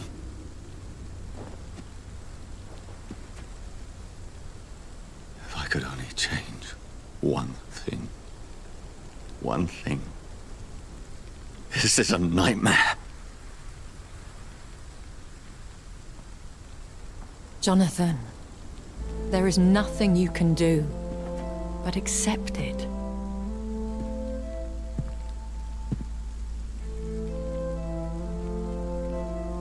What brings you here? I thought you could use the company. I am so sorry for your loss, Jonathan. I wish the tears would come. But I'm empty. And I feel a hypocrite. Let your pain run free, Jonathan. Don't smother it. What you feel is your humanity. Don't be so quick to lose it. She had been scouring the most dangerous parts of London in search of me. And it led to her death. Jonathan, don't. I still hear her last thoughts. They echo in my head. Her mind shattered, and it haunts me. Jonathan, stop. Listen carefully. You must come to terms with this. You must learn to live with what happened. How is it possible? Tell me. Is it so easy to take a life every night, and then just smile and nod at those you spared? Don't you see? You're doing the work of our enemies, feeding your remorse. We are weakest when we grieve, and the guilt blurs our senses. And so this is why you're here. To warn me. You've felt this pain yourself. You too have endured this. I don't want to lose you, Jonathan. I've lost so many friends. Loved ones I cherished. Pray for Mary's forgiveness, if you must. I'm not a religious man. You should know that. This is not about you forgiving yourself. This is for her. This is you telling Mary how sorry you are. What should I do then? St. Mary's Church is not far from here. Go there and make your peace. Find the solace you need. My lady wants me to confess. No, Jonathan. It's you who wants to confess, I think.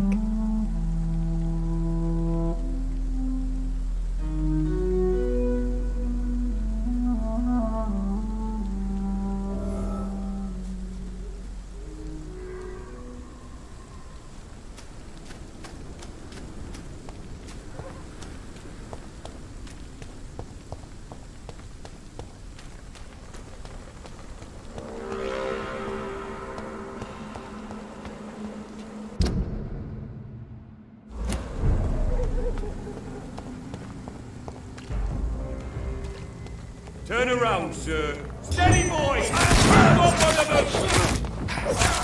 Prepare for the juggling, fucker!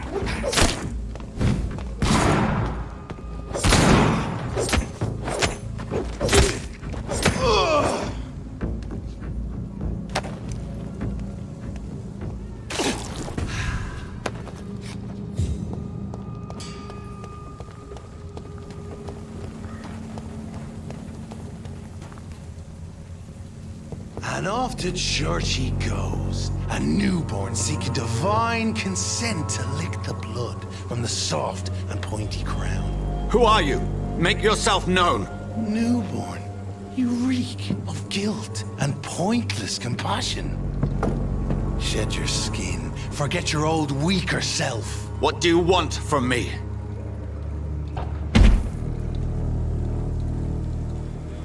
Ascalon does not approve of lone wolves who bring unwanted eyes to our pastures. So your name is Ascalon? Ascalon's will is vampire law. Learn them, abide by them, or I shall return as your judge and jury.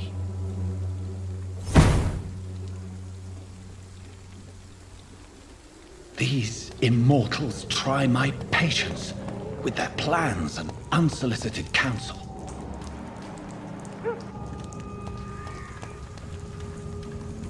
A leech! A leech!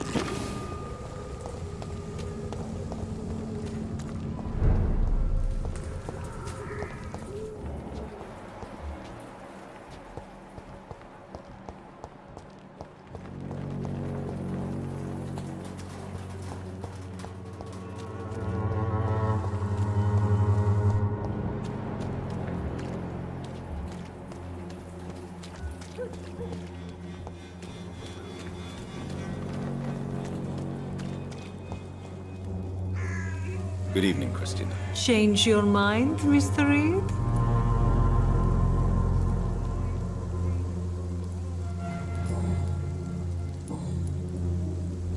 Do you need any assistance, Miss Popper? It depends on the price of your medicine. I am shocked that you would think I am that sort of man. Forgive my suspicion.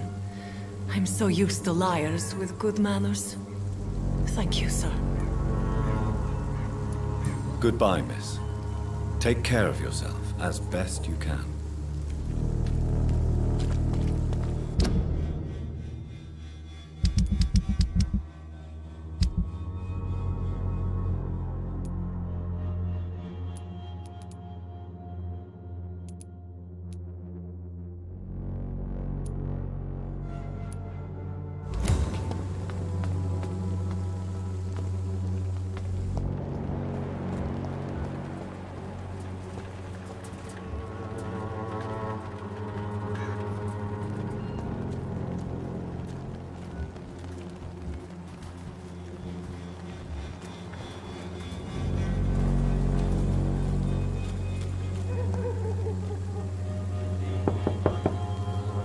Hello, young man. I'm Dr. Reed, and I would like to ask you a few questions. May I enter, please? Sorry, no, sir. My father does not like people entering our house, you see. Your father is worried about you, boy. He asked me to look for you. So my father actually worries about me then? Okay then. Come on in. I'm Harry, by the way. Is there only pain and suffering in this world? So, may I ask you a few questions? I'm not bothered. What could be worse? Have you any recent news of Nurse Crane and her dispensary? Nobody dares to enter the dispensary now. Rumors say the nurse has gone mad.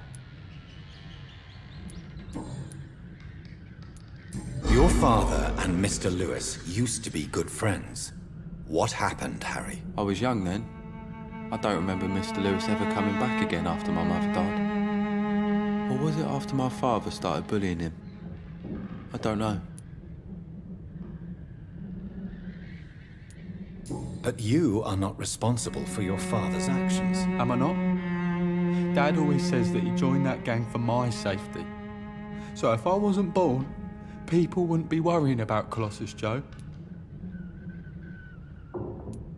Have you tried speaking to Mr. Lewis about it? I don't go out often, but yes. And he scolded me and told me to leave him alone. I guess my father frightens him too much.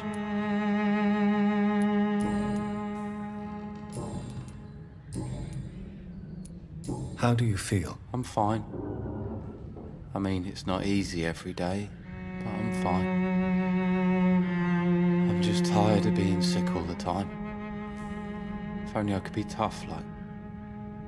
well, you know.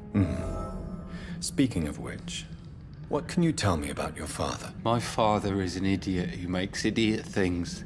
That's all I have to say.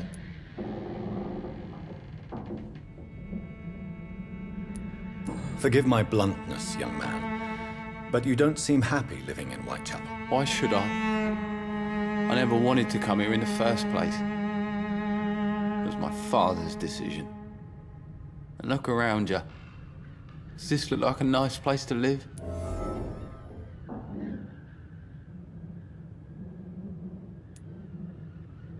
This place is awful, I agree. But does that not mean your situation can only improve? That's exactly what my father says. Harry, you should be grateful for what you've got. But I wasn't even consulted when we moved here.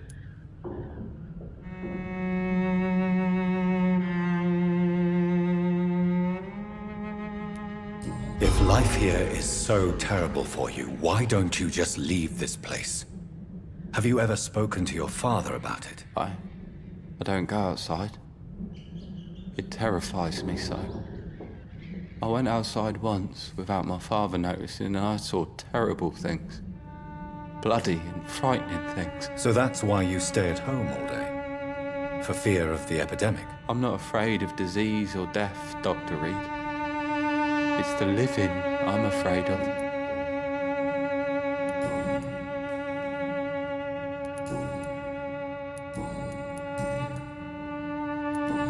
Goodbye, young man. Take care of yourself. Even my dreams are soaked with gloom. So, may I ask you a few questions? I'm not bothered. What could be worse? Do you need any medical help, young man? Yes, I do. I feel so tired. I don't know if it's the epidemic, but everything seems so hard. You'll feel better with this. But you need to get a grip, young man. Medication alone won't cure melancholia. I'm not sure I'm happy with the idea of living long in a world like this. But I thank you for your concern, sir.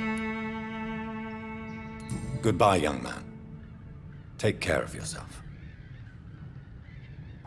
Is there only pain and suffering in this world?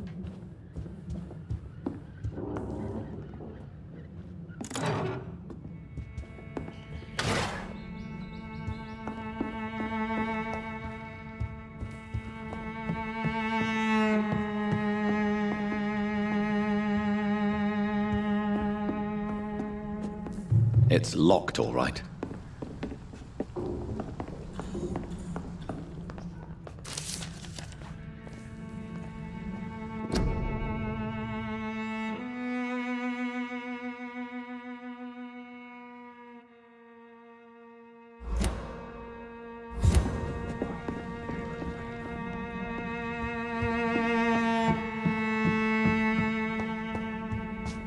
Is there only pain and suffering in this world?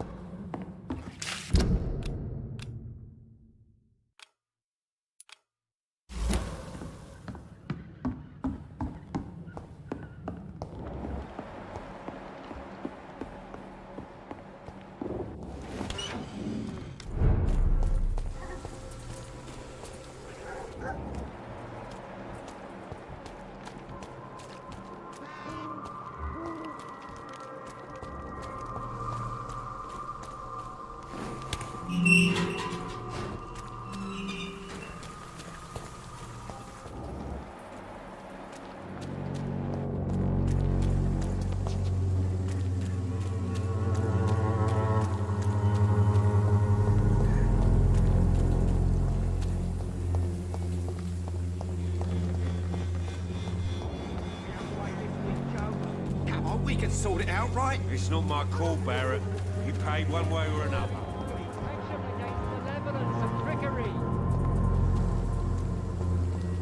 You are blinded by your false faith, imprisoned by your daily routine, unable to see the truth. Pay me a glass and I'll be gentle. Pay me a bottle and I'll be nasty.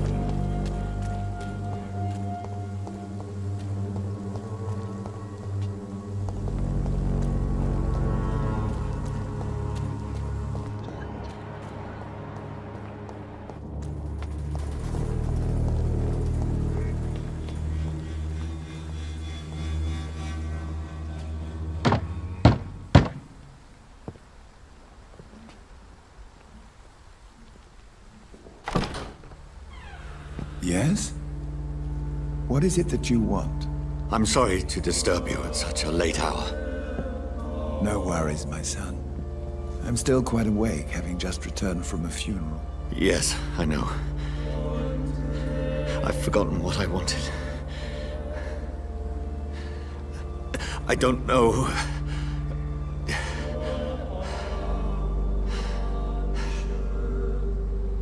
May I help you, child? You seem somewhat perturbed. I haven't the strength to cross the threshold. I wish to pray, to cleanse my soul.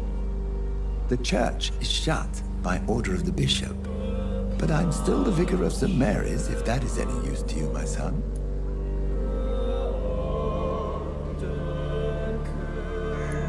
I've no need for a kind ear, only a moment of peace in God's house. There are no secrets from God, my son. If your heart needs comfort, consider me your chapel. For I can be as silent as stone.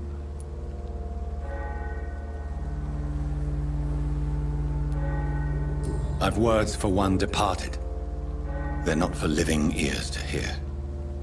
Your eyes burn with rage, yet I see the pain that lies beyond.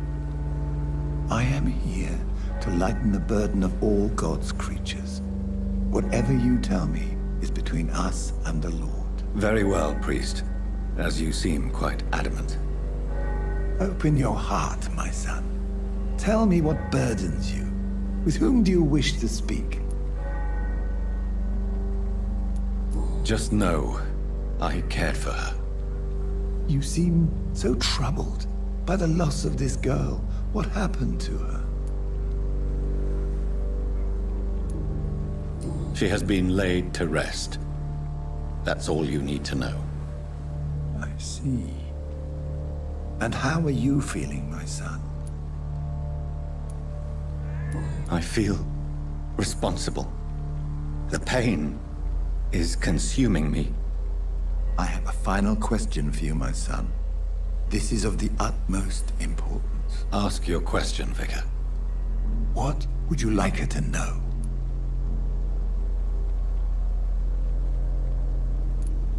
I'm so sorry, Mary. I promise to find who is responsible for all this. I'll put an end to this horror. You have been heard, my son, and your burden will lighten if your words are sincere. Go in peace now, and live your life in the way she would have wanted.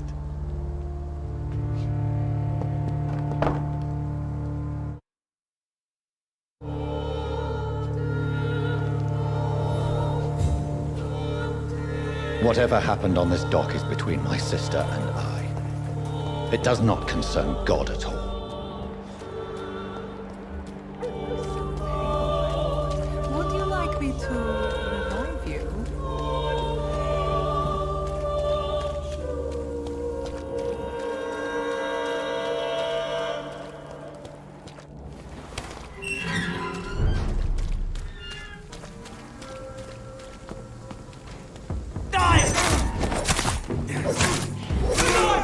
He's on to us!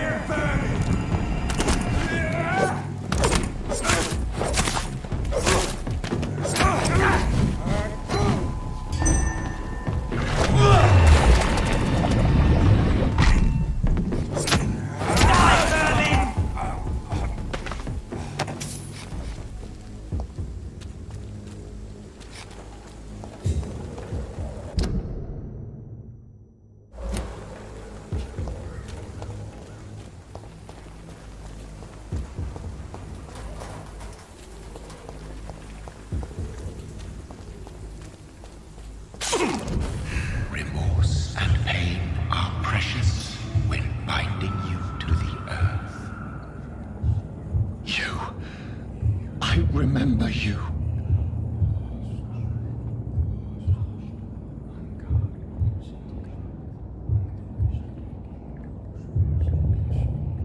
Fear be gone. I would harm no child of my making. This is your doing. You made me. Made me this creature. What are you? I am the land. You are our champion.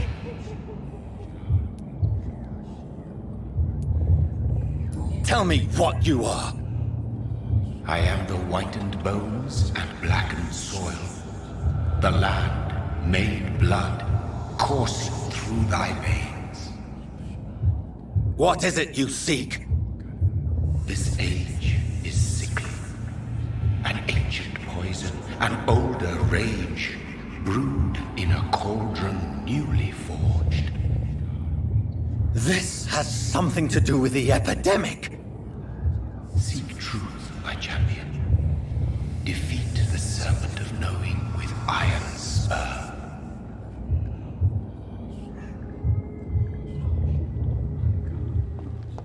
I've had enough of others making decisions for me, pretending to know how I should feel or behave.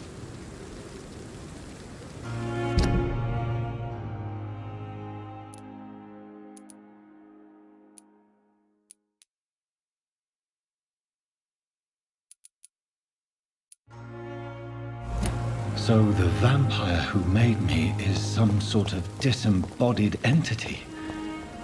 Or was he just projecting this vision in my mind?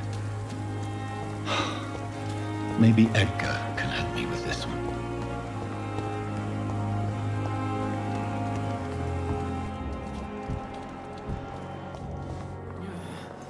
Good evening, Nurse Brannigan. Good evening, Doctor. What can you tell me about the recent events in the hospital? That Mr. Hampton killed Miss Jones in her room, then ran away. And did you see all this? No. I was working by the tents when it all happened. I only entered the room when they asked me to clean up the blood. Where is Miss Jones's body? I don't know. I'd imagine the morgue. It all happened so quickly. Did you see Sean Hampton leave the hospital? I think I saw a silhouette exiting the hospital gates after the shouting started. At first I thought it was someone who was just scared, but... well, maybe it was him.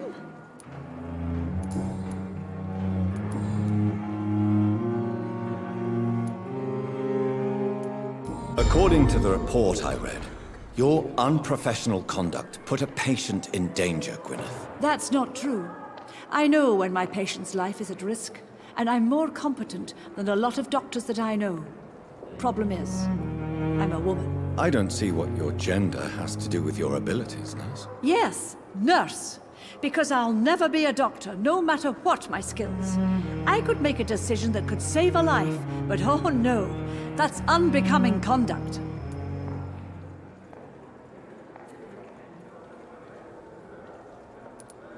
Have you heard of Elizabeth Blackwell? She was the first woman listed on the UK Medical Register. Change is slow, but it will come. And you will always have my support. To have the right to study shouldn't be determined by sex, skin, or wealth. That's all I'm saying. Goodbye, nurse. Call me if you need assistance.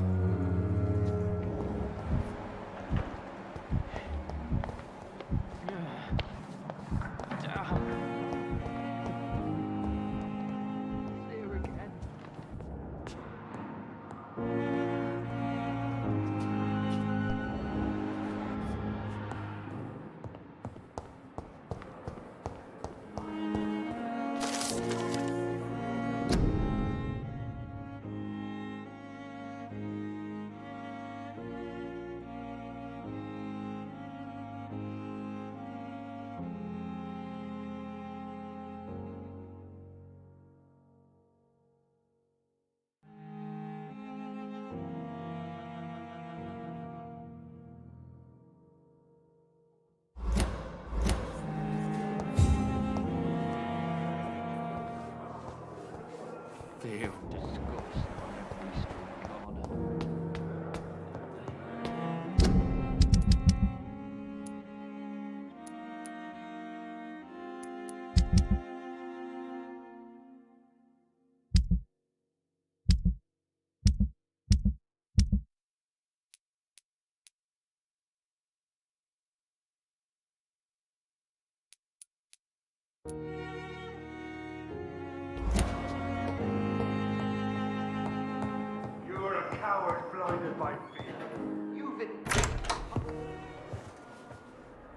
God protect us.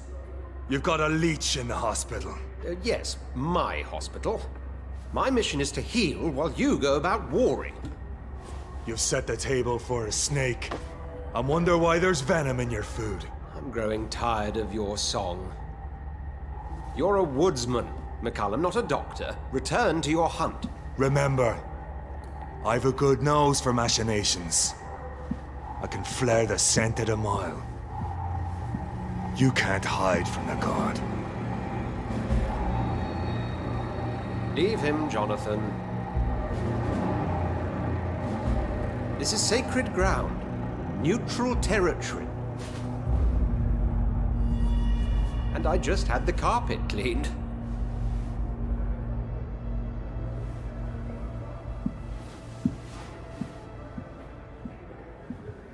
By the sacred stole, this is very bad news.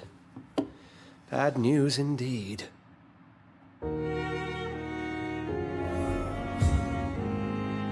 What happened? The hospital has been attacked. We have injured patients, at least one dead and several missing. This has spiraled out of control. Even the most infirm are asking to be allowed to return home. We cannot have the people lose faith in this institution. This hospital is their only hope. Of course, you're right. But we cannot afford a public scandal. It would ruin us. We must restore order, and quickly. You mentioned a dead patient. Who is he? She, Jonathan. She was Miss Harriet Jones. I found her room like a slaughterhouse. Blood everywhere. The duty nurse is taking care of the mess.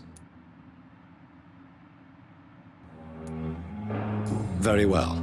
I'll help you. Jonathan, please. I can't rely on anyone else. And this concerns you as it involves vampires. Someone has taken advantage of our more liberal tendencies here. In what way? Jonathan, I may turn my head when you or her ladyship indulge, but I will not allow this place to become a nest for street feeders. Please then, tell me. Sean Hampton, the man we thought we'd saved at the docks. It seems he was infected after all. So Hampton became more beast than man. Exactly. And now Guard of Prewen suspects the hospital of vampire activity. Do you realize what that could mean for us?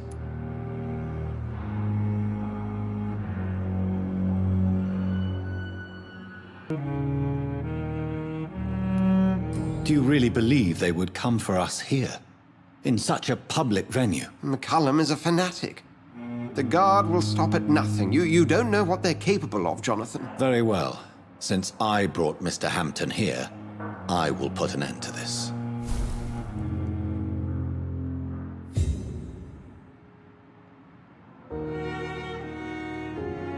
If you don't mind, I have a few questions. I'd be delighted to help you if I'm able.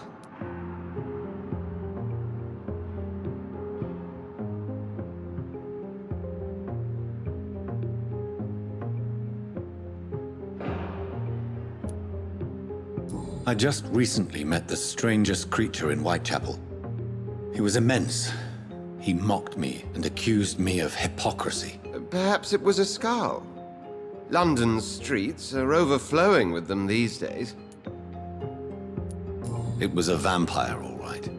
But what kind, I'm not sure. He was large and very fast. If you find anything more about this creature, the Brotherhood would greatly appreciate any information you could spare. He was observing me with the obvious intent to do me harm.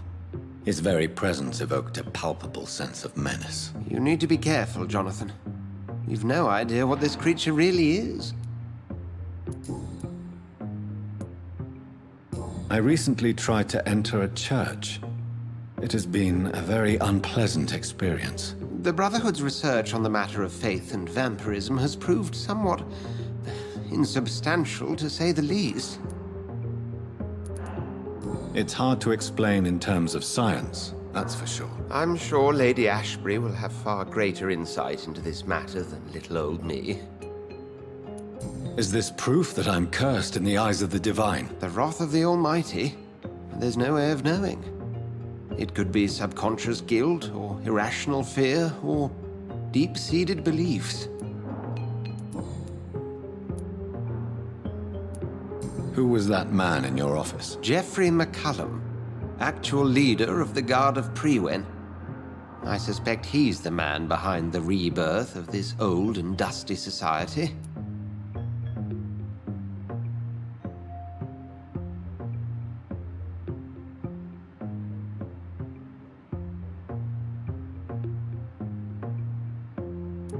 They know I'm here now, don't they? I understand your need for blood and will not get in your way. But if you could refrain from feeding within these walls, it would go a long way to defending your case.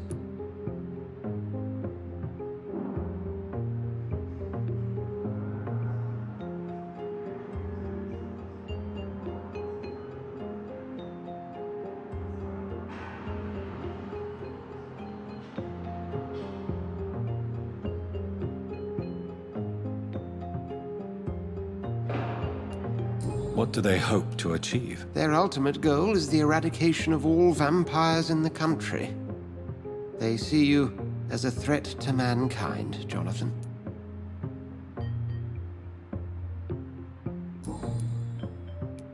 What exactly happened here while I was absent? Hampton turned, quite violently as it happened.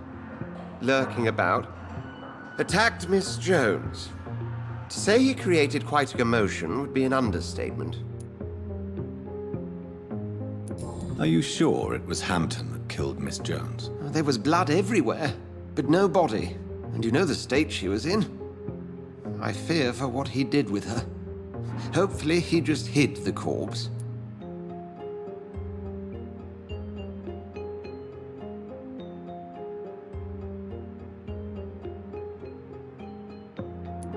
How did the Guard of Priwen come to hear of this? McCullum has spies everywhere. He will jump at any opportunity to disparage the Brotherhood and show his contempt. Thank you, Edgar.